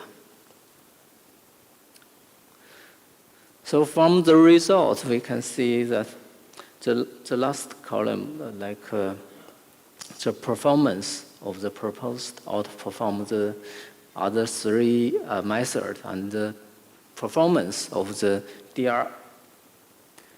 DRF-based method is significantly better than other methods. Also, with DRF, the effect of GAT has a significant improvement from the last two columns, which demonstrates that DRF enhances the correctness of the graph structure. So, to conclude my talk, we have the following conclusions. A new DRF GAT that incorporates DRF and GAT is proposed for semi-supervised fault diagnosis. This method incorporates graph structure and the GAT, and the dynamic consistency of process data are used to employ the unlabeled samples.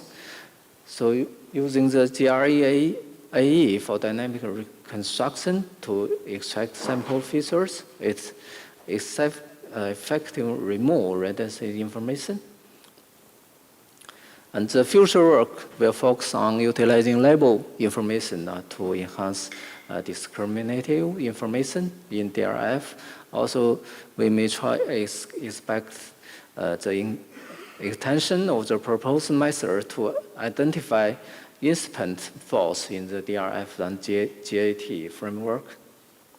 Okay, that's all. Thank you.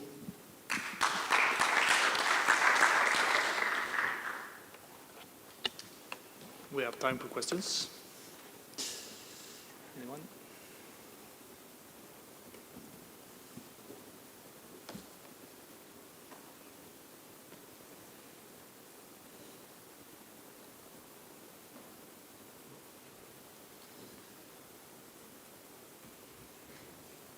I can ask one maybe difficult question. So in your model, you combine GRUs, GNNs, and K nearest neighbors.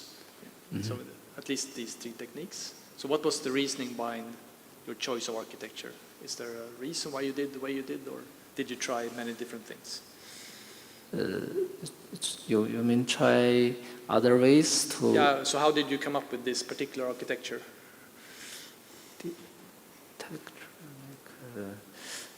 Actually, we use the graph attention network. It's complicated from the raw material data. It's too many variables, but the relation is not easy to extract it. So we try this network to exclude the redundancy. So we extract the reduced dimensional dynamic feature to this network to exclude the redundancy. So if we use original data, we may it's not robust. It's not easy to build a robust model to build the network. So we use a reduced dimensional feature like this. Okay, thank you. Okay, thank you. There is time for final question. Maybe a third speaker can. Yep. Maybe third speaker can go up. And Luis, your question.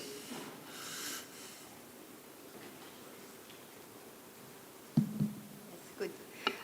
Yeah, I wanted to know about the training phase. I understood that you did train the DRF and the GAT separately. Is it right? And what is the effort that you have to put in this training to tune the hyperparameters? Yeah, the train is, that's a very good question. So I think it's, we extract the feature first and then output the feature to the graph network and to tune the parameter of the network. Mm-hmm. Yeah, but we didn't change like the DRF feature. Yes. So we mentioned that we may use the label information to regulate the feature extraction in the future work. And the training is made as a whole. The training, you train both DRF and GAT together. Yeah, we think it may be better, but in this work we didn't do separate? This. Okay, thank you. Okay, thank you. And thank you for your question. Okay, thank you again.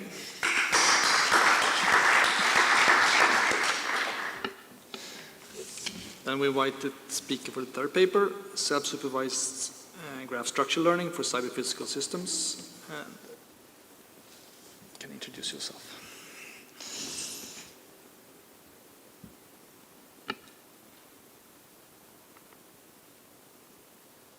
I just learned the shortcut. Ha! I remember.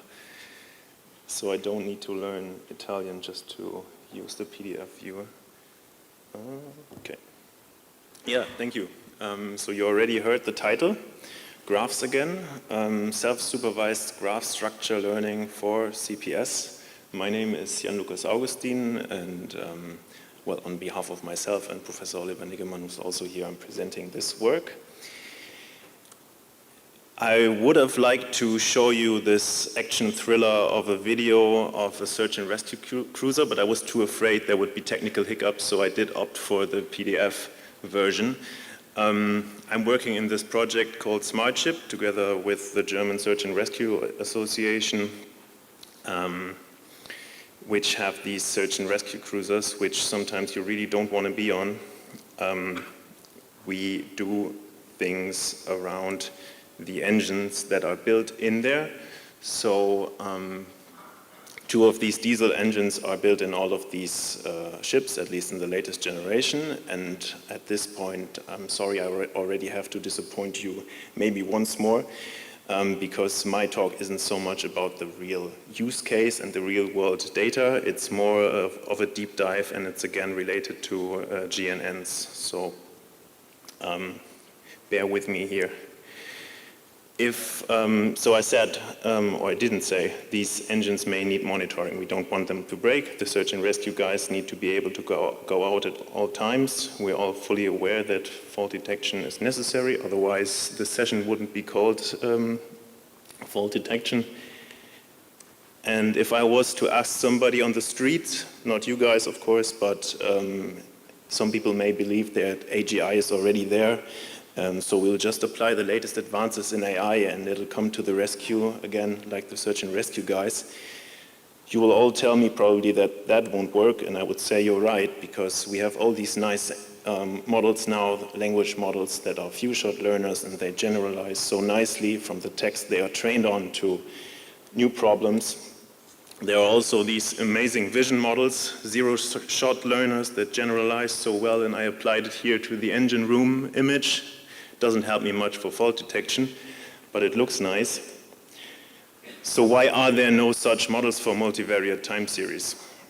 Well, I would say that In natural language processing, there are certain things that help for the generalization. We have things that stay the same in training and inference or test time. We have these syntactic rules in language. We have discreteness, so you use the same tokens, etc. In vision, you have the physical world and spatial continuity, which means that in an image, pixels that are neighbors of one another are somehow related because we know there's spatial continuity. An object will not just, well, disappear and reappear unless there are occlusions.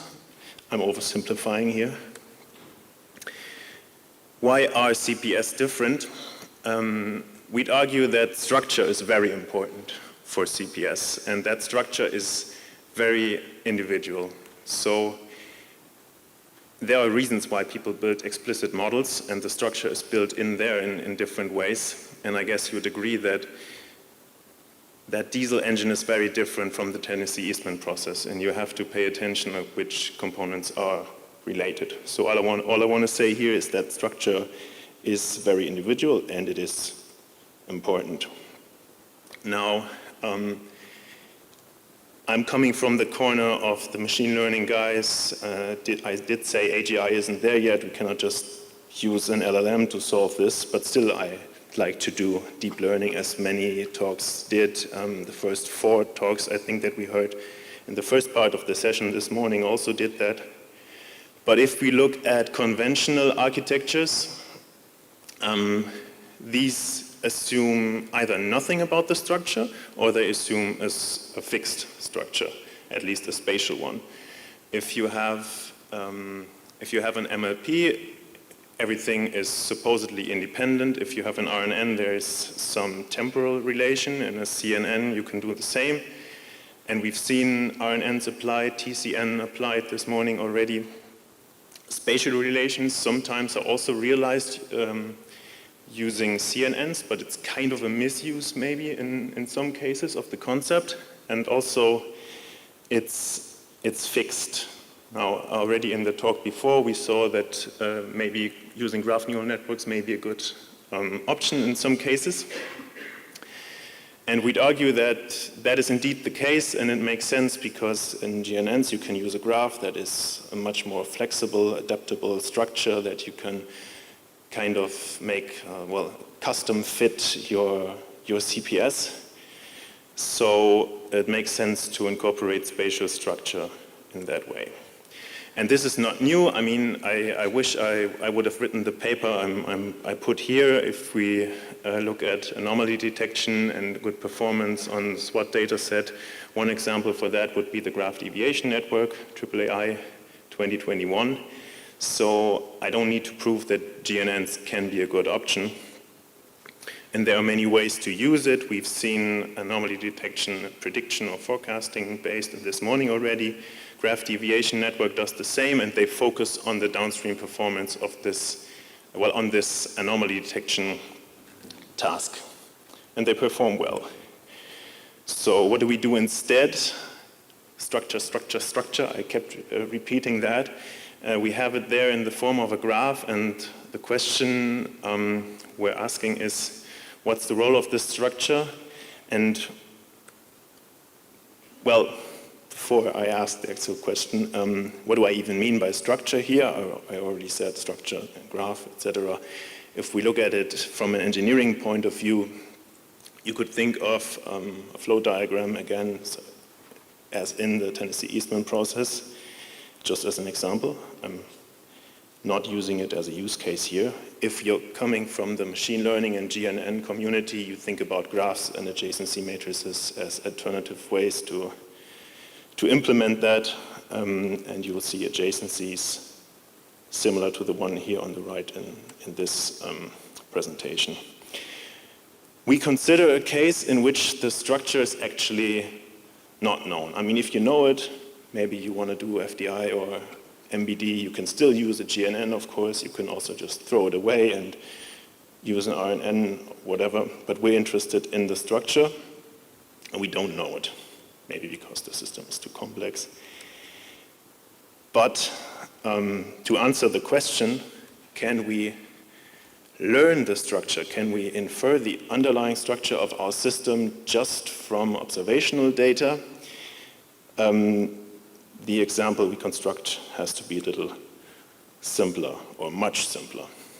So what we use here is a synthetic data set of coupled oscillators. Some of you may know the Kuramoto model. On the left, you see the coupling matrix C. We have 8 oscillators here in 2 clusters, 4 of which are, well, we have 4 oscillators in each cluster. That's our underlying structure. From that, we generate the training data and also validation data. By the way, the system is always initialized randomly in different ways. And then, what do we do? Well, I said it's machine learning, GNNs. We need to train this model somehow. And well, on a high level, you see here, what we're using is self-supervised learning. Already in the title, you also saw it. And we do so in the form of denoising, well-proven concept. So we have this original multivariate time series from these 8 oscillators that you just saw, add some noise, Gaussian noise to it, and then the goal for the model, which you'll see in a moment, is to denoise the data, the corrupted data, in such a way that the denoised data is as similar as possible to the original data. This isn't a detailed view of the model itself, but if you want to dive deeper into GNNs, we can talk about them for hours.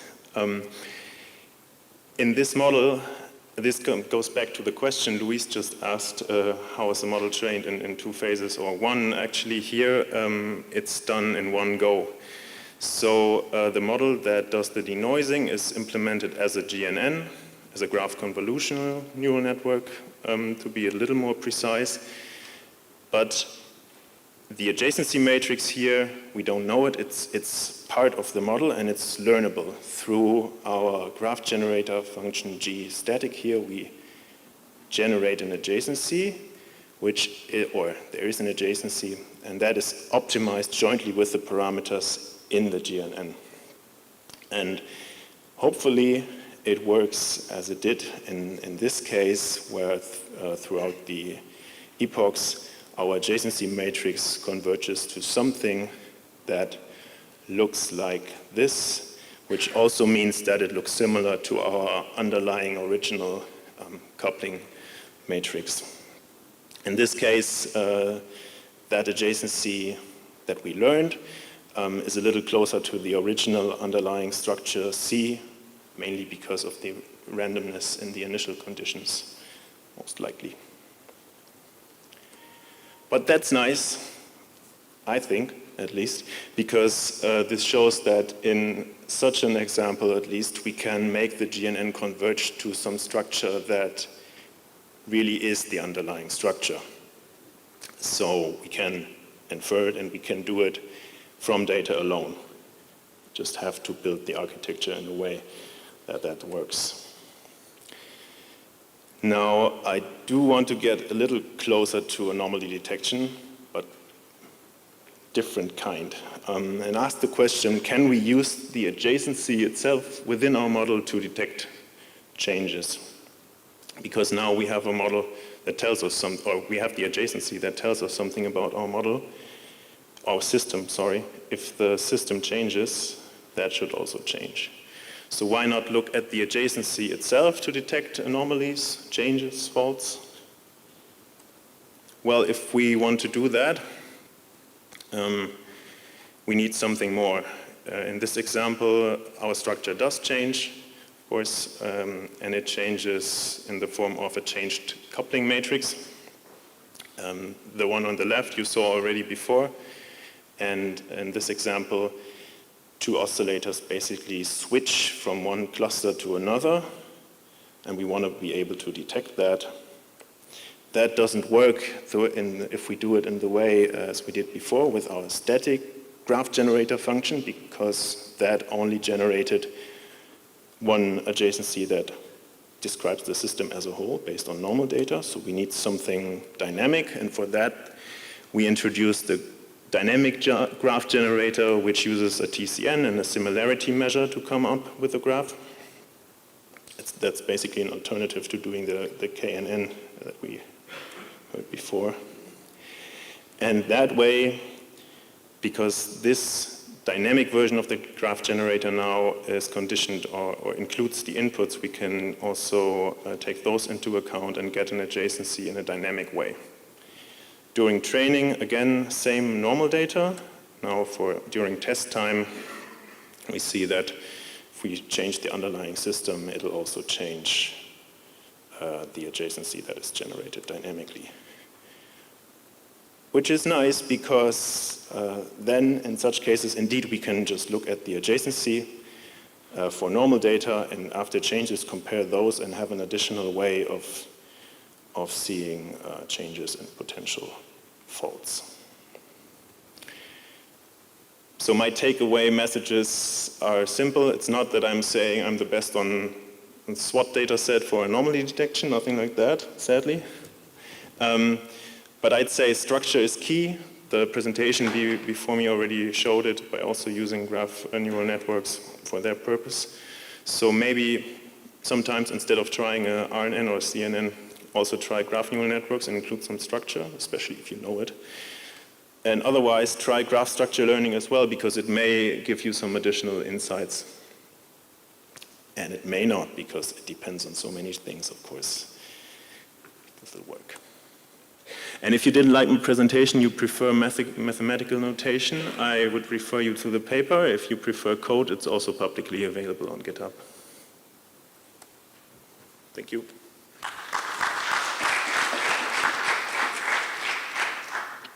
There's plenty of time for questions, so please. Yeah. That's a long walk.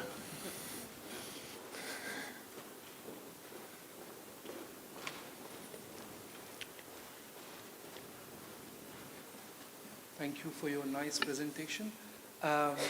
So I wonder if, there has been a lot of work in the structural, involving structural properties and causal properties of systems.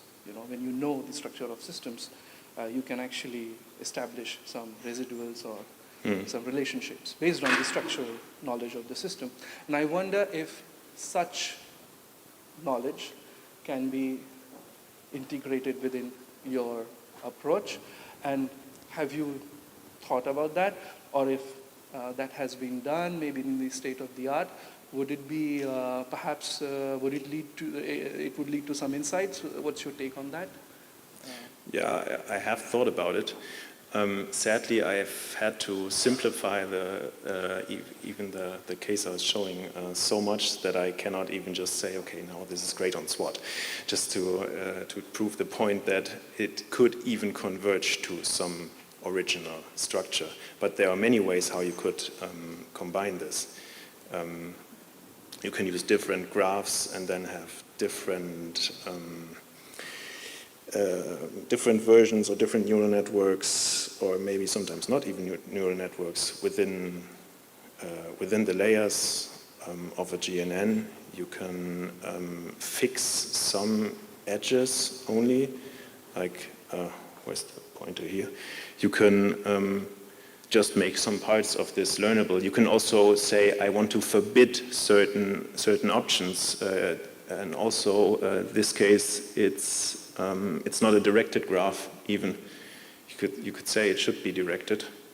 There are some constraints that I put in here, which are also important to make this work, by the way. There are no self loops, for example. So a follow-up to that, thanks for that. Do you think it makes sense, or is it even possible from the experience you have, to integrate this knowledge or partially available? Let's say that this kind of knowledge is available partially. Is it possible in principle, according to your experience, to integrate such knowledge within, let's say, GNN-based framework, the classical GNN-based architecture? Yeah. In the end, it's a bit about the implementation and the effort you have to put in to do that. All the frameworks are very, very beneficial there. I would say it makes sense, especially, let's consider a case where the system is very stationary. You know it may change at some time, but during normal behavior it never does. You know a rule, how certain things will behave once they do change. Makes much more sense to leave that out of the learning part and model that explicitly. And I think in many cases that would make sense. Maybe sometime soon I do something on the ship data and show you that it works. Thanks for that. Thank you for the question. It's time for one short question.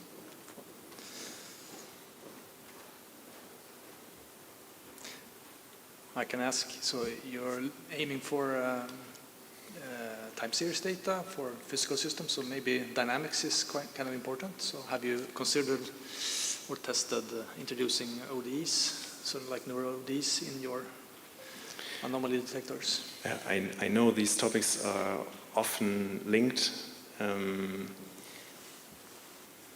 Yeah, I mean that's also related again to that. If I know some ODEs, I would try to model as much as possible explicitly. If I'm sure that ODE is the correct one for a certain part, I would do that. I did actually think about competing in your competition, by the way, and I thought, okay, it make much more sense to do certain parts not learning based.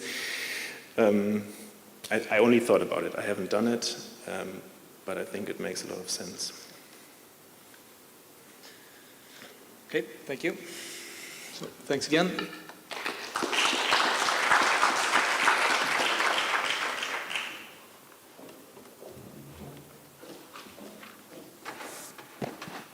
Thanks for the hosting from Professor Frisk. And let's move to the next talk. It's fault diagnosability analysis of multimode system. It's a paper co-authored by the co-chair, and the speaker is a student of Professor Frisk.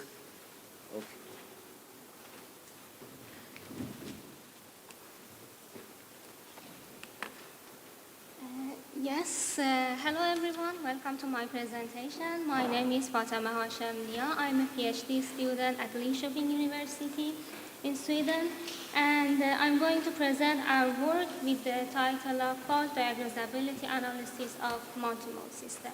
This work is with the collaboration of INRIA in France. So we know that these days industry is getting more complex, and the new challenge that recent years we have is sustainability.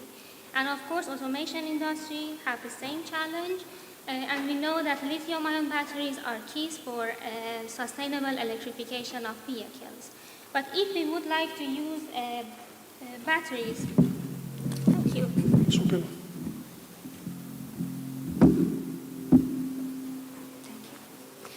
But if we would like to use batteries for electric vehicles, we need to produce AC out of battery packs. And one way to do that is using multi-mode system or switch systems with frequent mode changes. And these kind of systems, they are complex and they have many components. So if we use the direct diagnosis, we end up to the situation that we have exponential explosion of analysis complexity. So our goal in this work is to propose a method to develop an extension of our tools to be applicable to multi-mode systems. And we would like to somehow overcome the complexity of the diagnosis and analysis. And of course, and in this work, we propose a new way to model the fault as well. So let's start with multi-mode systems. Here we have a reconfigurable battery system as an example of multi-mode system. And this is our main motivation to start with the diagnosis of such systems. So here we have an electric car, and that has different battery packs. And each battery pack contains different battery cells. So we model the battery cell, lithium-ion battery cell with equivalent circuit model with ohmic resistance and 1 RC link. And then in the right side, we can see that by adding 4 switches, or in reality they are MOSFETs, by adding these 4, we can produce AC out of that. And based on the position of those switches, we can have different modes in the system. Here I have an example of 2 modes in the system. So on top you can see in the middle we have a battery cell, and around that we have 4 switches. In this connected mode, if we use S1 and S4, so if they are on, then the battery cell is connected to the system. And if we use S1 and S3, then the battery cell is disconnected to the battery pack. And we can see that by connecting and disconnecting these battery cells, we can produce AC. And here our challenge is to how we can show these different modes of the system in equations. And the answer is that we use multi-mode differential algebraic equations. Here I have modeled a battery cell with 7 equations. Equation number 1 to 5, they are the same for all modes, so they don't change. But equation number 6 and 7, they dependent on the mode of the system. So they are changing. So we combine all of them together, we write them with if statements, and we have multi-mode equations here. And at the end, we have to just deal with one group of equations instead of many of them. Another challenge here we have is that when the mode of the system changes, then the structure of the system changes. And this is one of our challenge here. So maybe you think that if we have different modes, we can go through all the modes and check them. But actually, it's very more complicated than we thought. Here I have very small example. Imagine that we have a battery pack with 6 cells inside. This is a very small battery pack. In reality, we have much bigger battery packs in the order of 100 cells inside. If we consider 4 modes for each battery cell, we end up to the 4096 combination for switch configuration, which is, from the engineering point of view, it is impossible to go through all of them, especially for such a small system. When we go to reality, the situation is worse. So our first contribution here is to propose a method for diagnosis analysis of multi-mode system with high number of components and configurations. In our previous work, we checked the diagnosability analysis for lithium-ion batteries, but that one was for that case study. Here we are going to propose a general solution to be applicable to all multi-mode systems. And the second contribution that we have in this paper is we propose a new way to model the faults, and I'm going to talk about the pros and cons of that new way. So for checking detectability and isolability of the system in a direct way or in a classic way, we use Dulmage-Mendelssohn decomposition. And in Dulmage-Mendelssohn decomposition, we have, maybe I can use this one. No. Yes. So we have, here we have a set of equations, and on the x-axis, we have a set of unknown variables.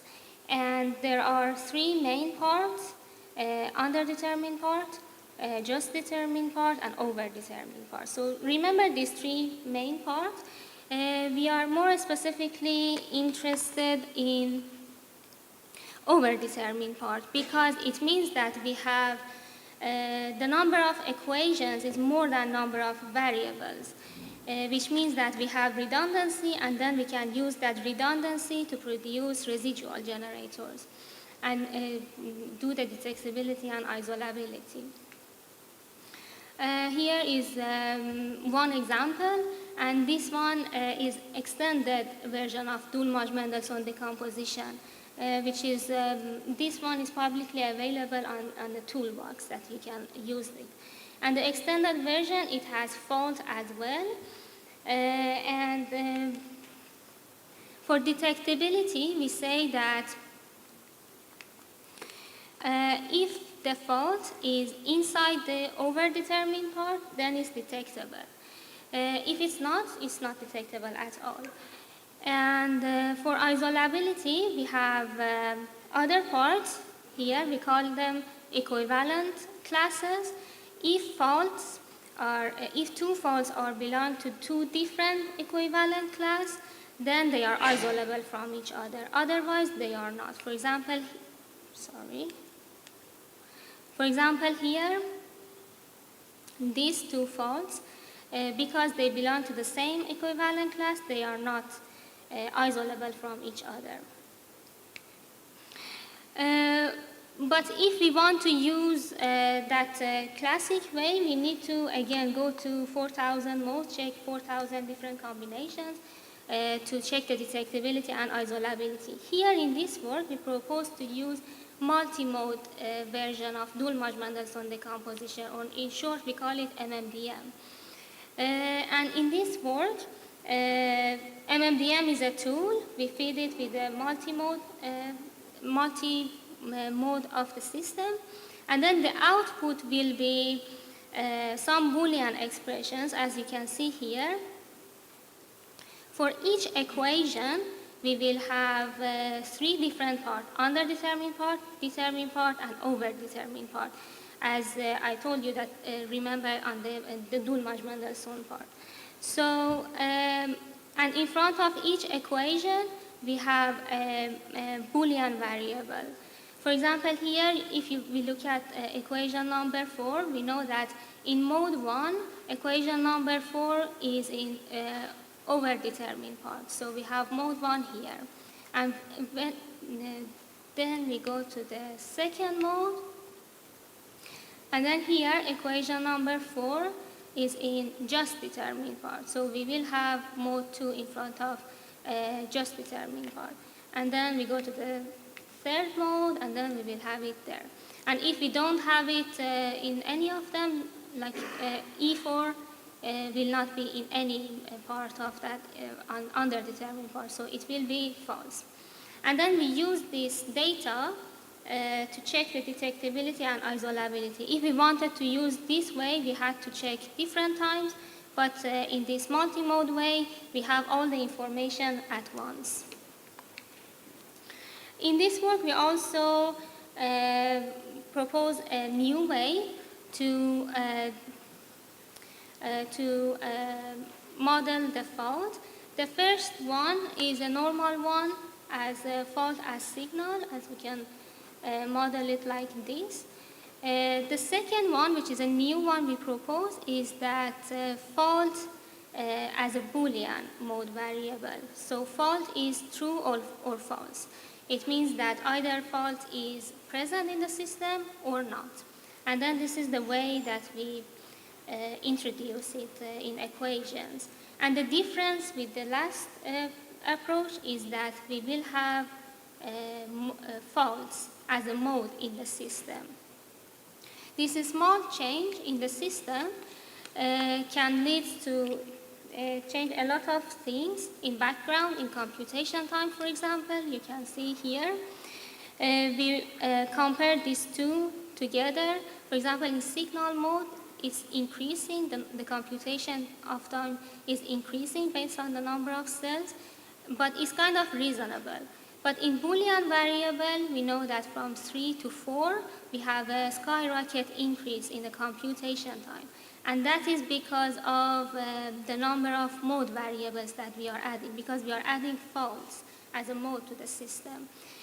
So this is one drawback of using Boolean variable as a fault, but at the same time, we will have an advantage for this part. And that one is about the number of time that we have to do the compute MMDM. Because in signal approach, we need to compute MMDM many times over and over and over to check the isolability for all faults of the system. But in Boolean mode variable, then we do MMDM only once. So as soon as we get the data, then we have everything and we just need to analyze the data. So we cannot say which one is better. It's based on the balancing between what we need here. And at the end, we check our method on a reconfigurable battery system with n number of submodules. And we summarize everything in table number 3. And multi-mode isolability matrix is a new concept that we first time introduced it in our previous paper, and then we used it here. And after that, we compared the result based on our previous paper, and we realized that, okay, the method is working, but the difference is that the method that we propose is much faster than the last way that we did. As a conclusion of this work, we propose a methodology to do the diagnostic analysis of a multimode system, and we introduce 2 types of fault modeling with diagnosability definitions, signal approach and Boolean variable approach, and we check the complexity study between these 2 approaches, and we compared the result with our last paper as well. As a future work, we would like to work on to improve the computation time in a Boolean mode variable, and work with generalizing our approach to more complex multi-mode systems. And thank you for listening.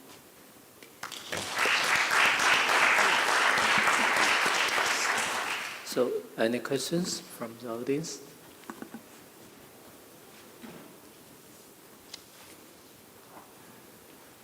Hi, thank you for your talk.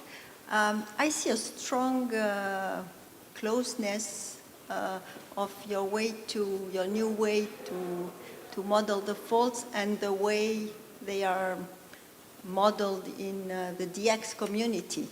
The DX community would say if not abnormal, then it implies that we have this equation. So is there a difference, or am I mistaken? I think they are kind of the same. I'm not sure what kind of approach we are talking about, but I think here we talked about, if I go back, yes.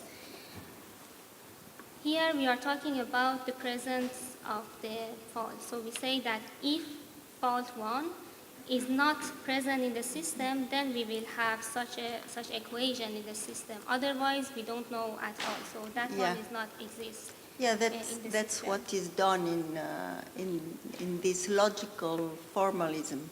Yeah. Yes. And then maybe I have another question, that the way you build your matrix, your multimode.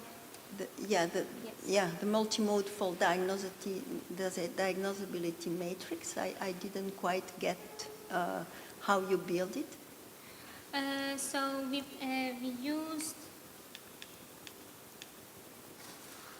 use the data that we get out of multimode system. I can show you that I have one backup slide.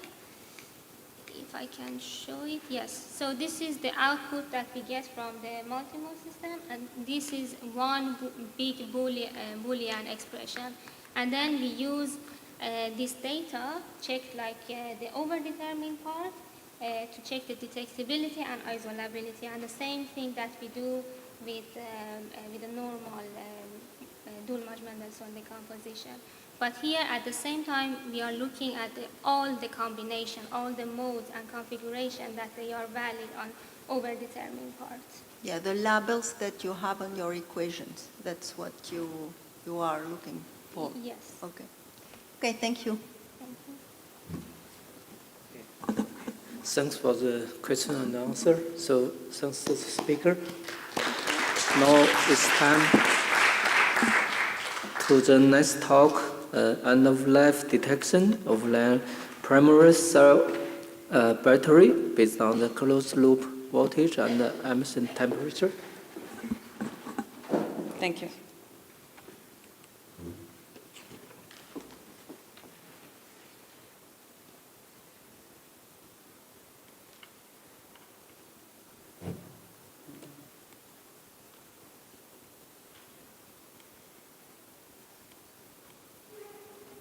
What?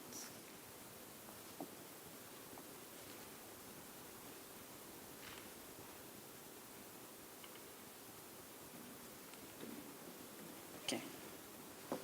Good afternoon, everyone. This is Rania Abul Fadl. I'm a PhD student from Aix-Marseille University, the Laboratory of Computer Science and Systems, and Telaqua, which is a company of automatic irrigations. Today, I will present my work about end-of-life detection of lithium-ion primary cell batteries based on closed-loop voltage and ambient temperature.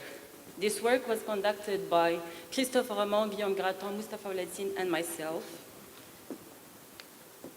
This presentation will cover 4 main parts. First, introduction and context, then end-of-life battery detection method, after that, experimental results, finally, conclusions with future directions. The objective of our project is to achieve control and reliability of an automatic irrigation process. Now let's go through the main components of this system. First, we have water inlet. Here we measure the pressure and flow, and the action is to open or close to control the water supply. Then we have filters and filter sensors that measure the inlet and outlet pressures, and here to ensure the filtration process is working correctly. After that, we have network. Within the network, we measure the pressure of the flow within the pipes. Next, the valve and valve sensors that measure the pressure and can be open or closed based on device's instructions. The device is the control central unit, and it's powered by a lithium-ion battery. Here we measure the battery voltage and ambient temperature. After that, we have drippers, and after the end of line, we have tensiometers or capacitive sensors. Here we measure the soil humidity. The black arrows indicate the sensor links, which means the data sent to the device, and the green arrow is the action link when the device controls the valves in order to start or stop irrigations. In summary, our irrigation system uses battery-powered devices in order to collect irrigation data and activate valves to start or stop irrigation. These batteries have limited amount of energy, and their status is unknown until their complete discharge, leading to potential losses. So our goal is to determine battery end of life and remaining service life to prevent unexpected failures. Now let's explain the end-of-life battery detection method. We have reviewed various techniques that are used to determine the state of charge of batteries, each with its advantages and drawbacks. This includes discharge test, ampere-hour balance, open circuit voltage, artificial neural networks, Kalman filters, internal resistance, and physical properties of electrolytes. The first 2 methods, discharge test and ampere-hour balance, use current drawn of the battery to determine the state of charge, and their sampling period is every second.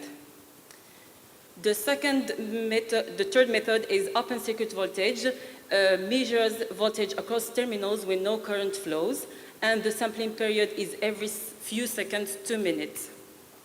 Artificial neural networks needs large data set for training, and we use here various parameters like current, voltage, charge, and discharge time. Their sampling period is every 1 second. Then we have Kalman filters. uses multiple parameters like current, voltage, temperature, and resistance, and their sampling period is every second. The two last methods, internal resistance and physical properties of electrolytes, are not used for lithium-ion batteries. Therefore, most of these techniques uses data that we don't always have, like current, open circuit voltage, resistance, and they often use the sampling period every few seconds to minutes, making them unsuitable for our needs. In our study, we have access only to closed-loop voltage and ambient temperature, both sampled every hour. Like I said before, in our study, we rely on two main sensors, the battery voltage sensor and ambient temperature sensor, both sampled every hour. And we have the two equations that represent the relationship between measured data and actual values. The first equation is the measured temperature, which is the sum of battery temperature, offset constant temperature, and the noise. The second equation is the measured voltage, which is the sum of open circuit voltage, the constant offset voltage, and a noise term. On this slide, we show the relationship between the state of charge, entropy, and enthalpy. The state of charge is a linear function of entropy and enthalpy, but in practice, we don't have access to alpha, beta, and gamma coefficients. But this equation shows that entropy and enthalpy are also battery charge indicators. So now we're going to estimate these indicators, entropy and enthalpy. According to the Kenzemaher and Rashidi Zami paper, we have the two formulas of entropy and enthalpy. The entropy is a derivative of open circuit voltage with respect to the temperature, and enthalpy involves both open circuit voltage and its temperature derivative. However, in our study, we don't have access to open circuit voltage measurements. Instead, in the next slide, I will explain how we estimate entropy and enthalpy using only closed-loop voltage. We have, according to Christopher Gay's paper, the formula of measured voltage. The battery voltage can be modeled as follows. And then, as I represented before, we have the equations of measured temperature and measured voltage. From these equations, we replace them into the entropy and enthalpy formulas, and we deduce the estimators of entropy and enthalpy. On this slide, we show the graphs of battery charge indicators, voltage, entropy, and enthalpy.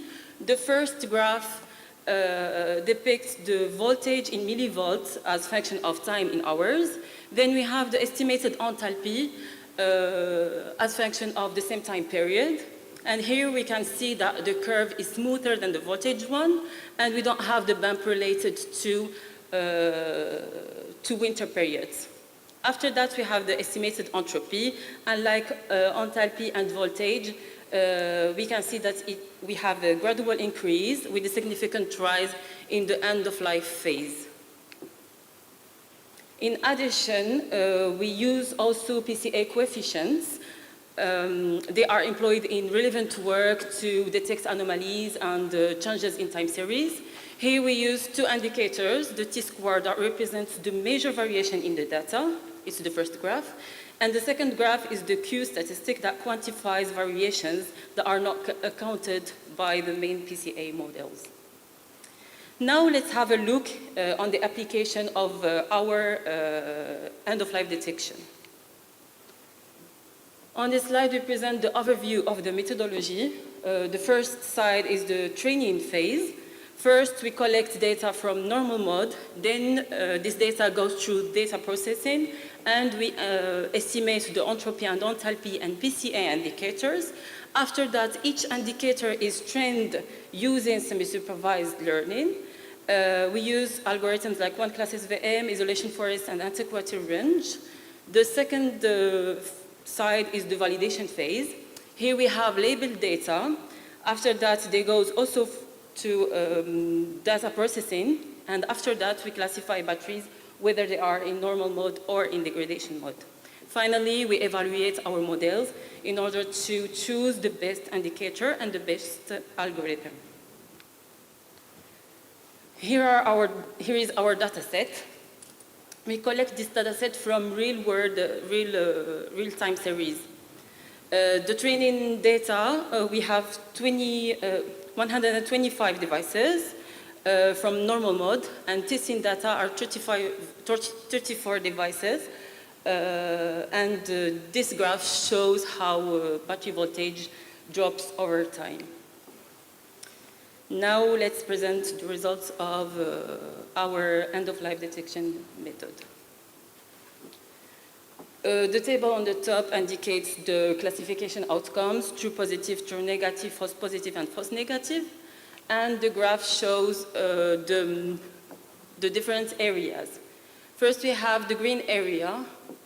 The green area, true positive and true negative, that represents the correctly classified instances. The red area, false positive and false negative, the misclassified instances, and the gray area is the area where we can't classify we can't classify instances here, and we didn't integrate them into our models. We evaluate our models using F1 score and adjusted F measure. This is another measure that adjusts F1 score for imbalanced data. So here we present the comparison of algorithms and the indicators of battery charge. And these results show that enthalpy combined to isolation forest achieved the highest F1 score of 93% and the highest EGF of 97%. The first graph shows the battery voltage. It's an example of battery voltage, and the red lines are the end-of-life phase. The second graph is the estimated enthalpy, and the red lines, the green lines are the end-of-life phase. As we can see, using enthalpy, we can detect the end-of-life in advance, comparing to the voltage. In conclusion, battery end-of-life detection is crucial for reliability and safety. Our approach estimates entropy and enthalpy for monitoring battery performance, and results show that enthalpy combined to isolation forest achieved the highest F1 score and AGF.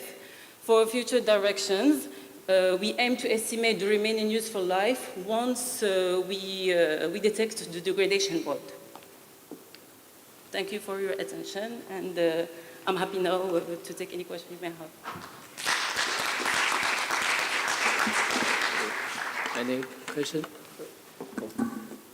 It's a long distance.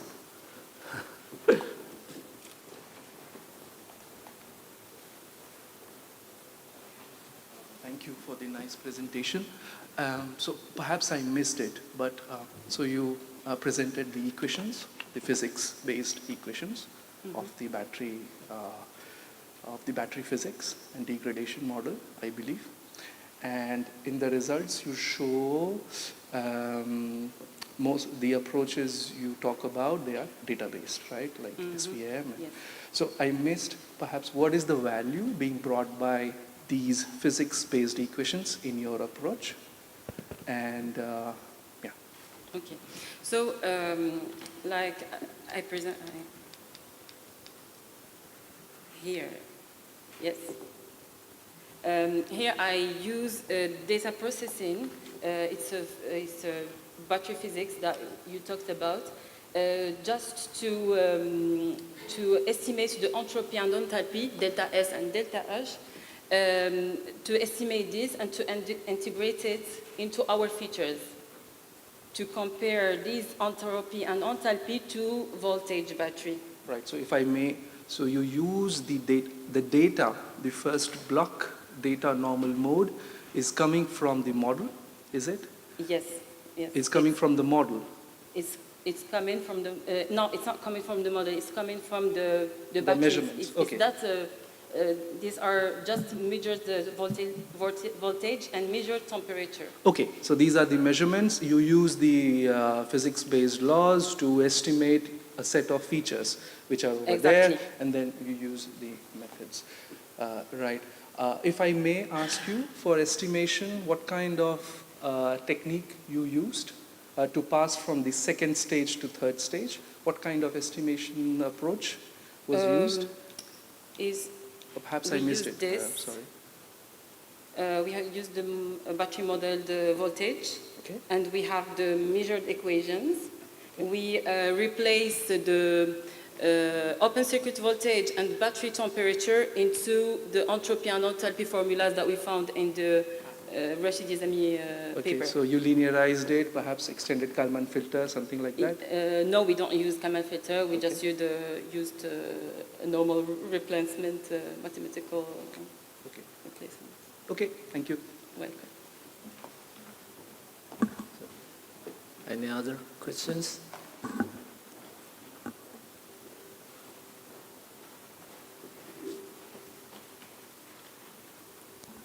So I have one quick question.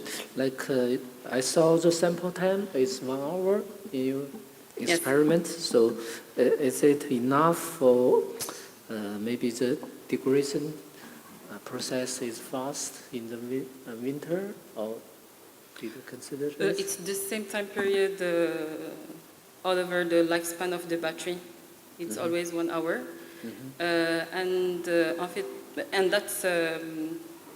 And that's a part of our contribution, because in the relevant works, we see that they use always a sampling period of 1 second or a few minutes. Okay, thanks. Any other question?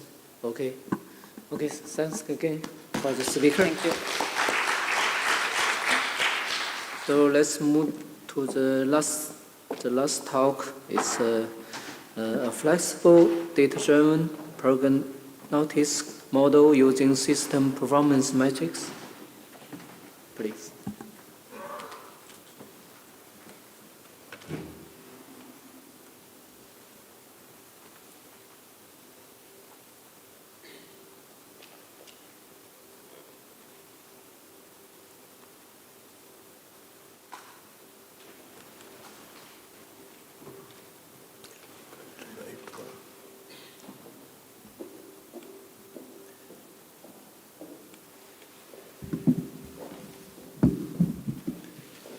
So good afternoon, everyone. Thank you for staying to the end of a long day.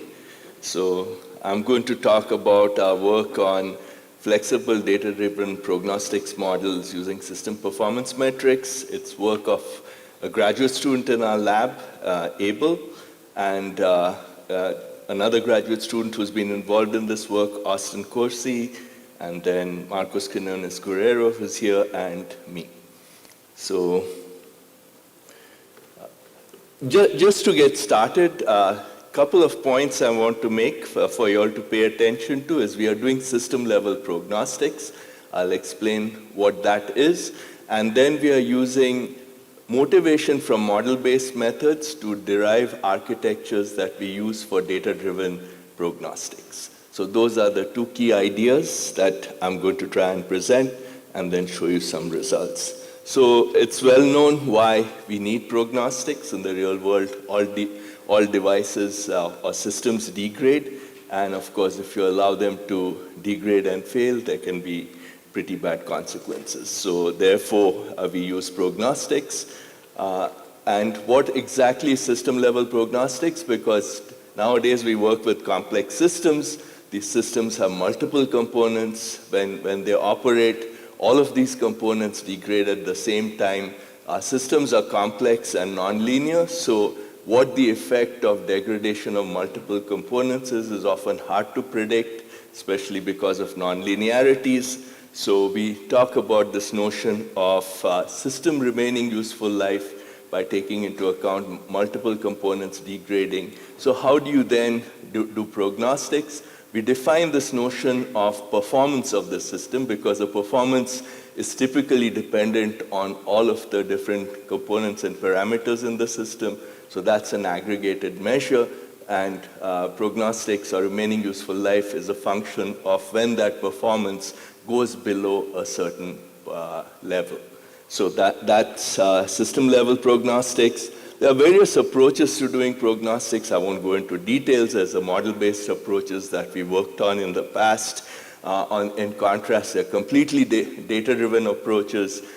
Recently, there's been a lot of work done where you do end-to-end model building using data and then use that to predict remaining useful life. There are also the hybrid approaches where you use models like some of the work that has been presented here, but use the data to learn parameters or combine them with models. Now, typically what happens is our observation is when you use pure data-driven methods, especially supervised methods where you have, say, remaining useful life predictions and you're learning a model from there, depending on what you've set your performance threshold to be, you learn a model. So the model becomes very rigid. So during operation, if you want to change the performance level, it's not easy to do, or you start getting erroneous results. And that's our reason for sort of adopting a model-based architecture, which is a little more general.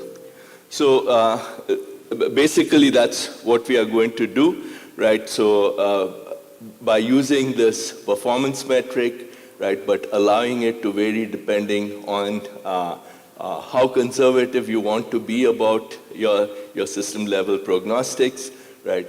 We want to let that happen, but then since we are using a data-driven approach, we want to make it flexible enough. And basically what we are doing is what you do in a model-based approach where you combine, say, estimation given, say, current data about the system, and then prediction into the future, and from the prediction into the future, you then determine the remaining useful life. So just to show you what we've done in the past for system-level prognostics, this was work I did with a previous graduate student. As I just mentioned, you're doing estimation first, so for that, you typically have a system model, then you use various filtering techniques and a degradation model to predict, say, the performance of the system. Then in order to predict into the future, you again need the system model, right, the current system performance plus your degradation models to predict into the future, from which you then compute the remaining useful life. So just very quickly, right, you need system models, component level degradation models. You need a performance model because you have to compute the performance of your system, right? Then you need some kind of end of life specification, which is the threshold you put on the performance level. And of course, we aren't going to discuss this today, but in our work, we've also worked with, the fact that since we are doing stochastic analysis, you typically get performance bounds, but we can show that these performance bounds converge, right, as the life of the system progresses.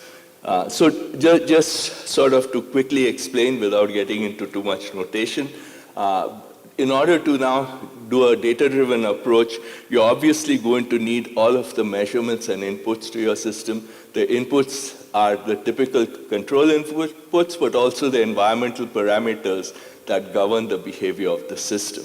And of course, all of the measurements, you're going to use that to estimate, say, the system state, and from that, you would estimate the performance if you're using a model-based approach, right? Then you need some information about the future environments in which the system is going to operate, so that is usually defined as some kind of a stochastic model. Hence, your RUL predictions are also stochastic. Now, if you are using a pure data-driven approach, we take all of this information, right, and learn, say, some kind of a model. You can learn a variety of neural network models. We are focused on deep learning models and more typically, a popular architecture now, which are transformer models. So typically, when you build these models, you're trying to minimize the loss function. Since we are doing supervised learning, you're trying to minimize the remaining useful life estimation. So let's get into the details of the method. So since we are following this architecture for the model-based approach, we are first going to use a transformer architecture to predict the performance of the system, right, given the inputs, which include the environmental parameters and the current state of the system. So basically, we are going to use a historical sensor measurements and inputs in a predefined time window, and the output is going to be whatever performance metrics we want to compute for the system for that particular time window. So, and as I said before, we are going to use a transformer method and a multi-layer perceptron. To do that, we use fully connected networks. Now, typically, how do you then do the second step? So once I have the performance model, I need that performance model, right, to predict, of course, performance into the future. I also need to predict what the future environmental conditions would be. So typically, that's a stochastic model. In this case, we use the past data of the environmental data that we had to learn a simple transformer model that would then be used to predict future environmental parameters for the system. Given both of those, we can then use a multi-layer perceptron again to predict the remaining useful life. So that's step 2. So we divided this part, our RUL predictions, into a 2-step process.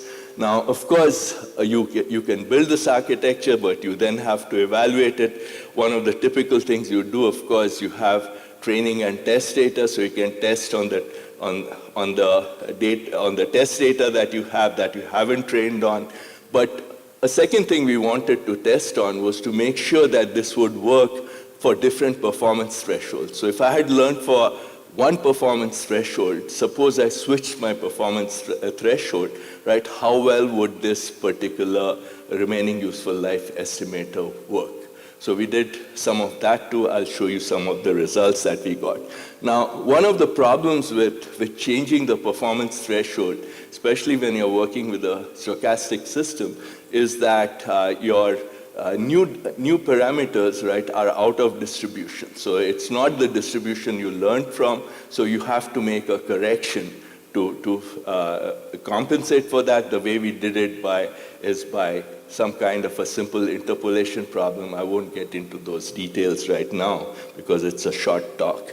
So just to illustrate with a case study, we looked at a full wave rectifier that converts AC to DC voltage. So typically you have a switching circuit there plus a set of capacitors to sort of stabilize the output voltage. So you typically have 2 diodes and 3 capacitors. We were looking at, as the bank of capacitors degrade, right, how you can then model the remaining useful life of the system. So here you have multiple components degrading simultaneously. So what are our performance parameters? So typically for such systems you'd use 2, right? You want to minimize the ripple factor, which is the AC component that you get when you convert to a DC voltage. You also use the peak voltage as another performance parameter. In our work we found that degradation was, that the ripple factor was more sensitive to degradation than the peak voltage was.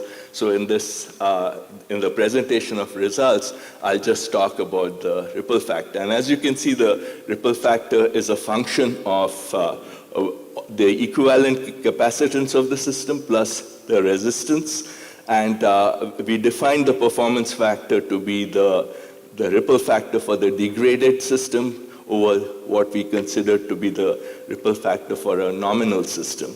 And so, like you could set a threshold of 10%, which means that if the ripple factor went to 1.1, then you considered the system to be at its end of life. So the first thing we had to do was generate data so that we could train our deep learning models. So we used a number of measurements like the capacitor currents. For each one of the capacitor currents, we assume the load resistance, right? but we changed it from time to time, right, using a step constant. Our sampling time was about 10 hours because a typical life of a continuous operation of these systems is about 4,000 hours. So basically, we generated simulated data using a MATLAB model for about 200 rectifiers that we ran to failure. And we chose a threshold here of, say, the ripple factor increasing by about 10% as the end of life. And then for testing, we created three groups of 50 rectifiers, each with different thresholds. So we used 5, 10, and 15%, and the idea was to see, as we change the thresholds, how would the performance of the RUL prediction change. So the baseline that we used was, say, a typical RUL model that's computed now, which is an end-to-end transformer. So you're doing both the performance estimation and the RUL prediction using one deep learning architecture. That was our baseline versus ours, where we divided it up into two subsystems. So for training, we used both the direct and composition method. For any deep learning method, you have to do hyperparameter optimization. We use the tree structure Parsons estimator. One of the things I'd like to make is we don't talk about the hyperparameter optimization process. That usually takes a long time. For example, even with this simple model, hyperparameter optimization on a GPU, right, took about 2 days or so. So in most of the systems we work with, that is usually the longest period, because once you've learned the structure, it's much easier to do prediction or use it for other applications. So just to give you some results, right, when you compare sort of the direct model, the end-to-end model versus our composed model, you can see that the root mean square error, right, for different performance thresholds, right, the composed system does much better. The difference they were both trained for a 10% performance estimation, so there the differences are small, right, between the two methods. But then once you look at, when you vary the thresholds, right, the error in the direct end-to-end method is much higher than in the composed method. So this was an interesting result. It validates the fact, so we did not actually use a physics-guided model, but we used the structure of the system to define what our deep learning structure should be. Here are some more results where you see that the error is much larger for, say, the end-to-end system versus the composed system. For the composed system, the error is fairly small.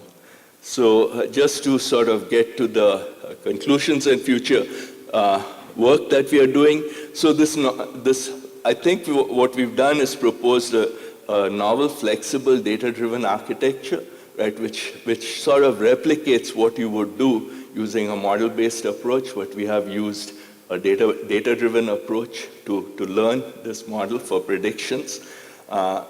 So we've shown that it's a better approach than, say, if you did an end-to-end estimation by just trying to learn one model, right? And one of the big advantages is in normal listing, depending on the mission, for more dangerous missions, right, you might, or for more mission-critical missions, right, you might want to set the performance thresholds more conservatively than, say, a less critical mission. So here you can vary the performance thresholds, and this model still works quite well. So now we are working on incorporating confidence bounds into these RUL predictions. So you might consider that what we got here was some kind of a mean RUL prediction, but in real life for decision making, you also need to know the confidence bounds. We had done that using Monte Carlo simulations when we did a pure model-based approach. In this case, we have to replicate it in the deep learning architectures that we have created. And of course, our intention is to move to more complex systems, I don't know if we'll get end-to-end,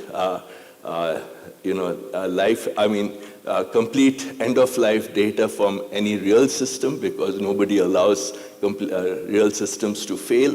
But hopefully, we can come up with methods where we can combine model-based approaches. So physics-guided. So in the performance model that we learn, it would be useful to use physics-guided constraints to refine those models some more and to make therefore to make the RUL predictions more accurate.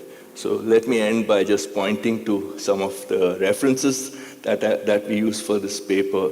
Thanks for listening at this late hour, and I'd be happy to answer questions.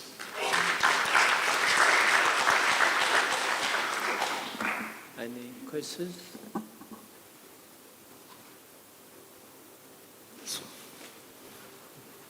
One more time. Mike, you should have sat in the front. So. Thank you for this very nice presentation. It's a very nice idea of using performance indicator as the trainer to train the model. But so you used the ripple factor, as a performance parameter for this example, yeah. Yeah, but I wonder if let's say we have a tracking problem. We have a set point, reference has been generated and the system is supposed to same time, let's say system undergoes degradation. And let's say the system is not so electronically dominated on the degradation side.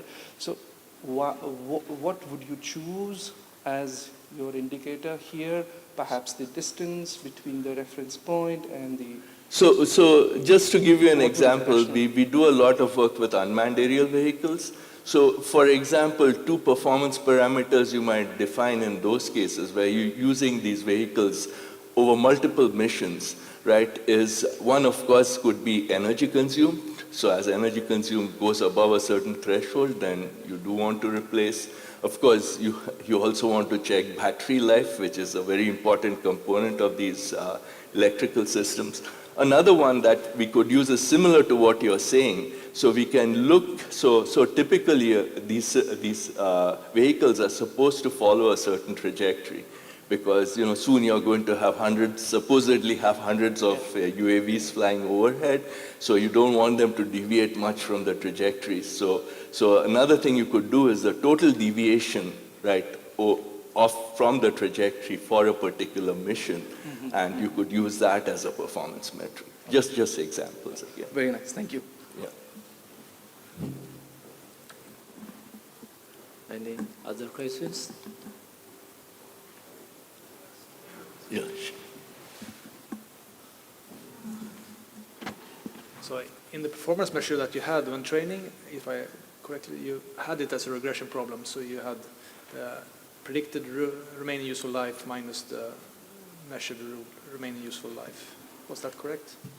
No. So in the data-driven approach, what we are predicting is the remaining useful life in terms of number of hours. The loss function for the model. If you bring it down, yeah, the loss function is so a regression. does that mean that you have to have run to failure data, or? In this case, we did, right, to learn the complete model. So otherwise, you have to extrapolate, right? And I don't know how accurate extrapolation is going to be, given that these systems are very nonlinear. So if you look at the RUL curves for most typical systems, right, they are not linear at all, right? They're extremely nonlinear. And when multiple components are failing, are degrading at the same time, the effect of nonlinearity is much more pronounced than if you were just following a single component that is degrading. Yeah, but okay, I will talk to you later. Okay, thank you. Okay, so thanks again for this talk from the speaker. Now it's the end time of this session, and we would like to thank for the organizer of the invited session and the organizer of the conference. So with all the attendees, have a nice day. Okay. So it's the end of the session. Okay. Now it's dinner time, maybe.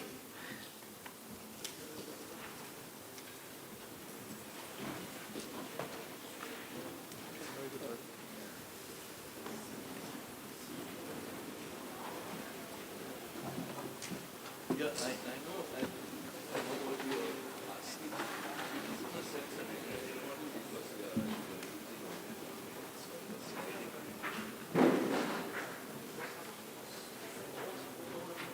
yeah, over that.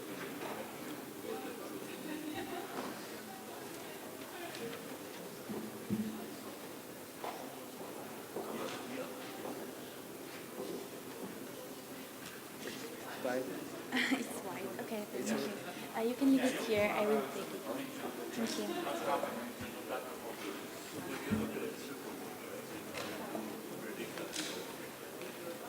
Metti nella pila. L'altra bottiglia di acqua perché ora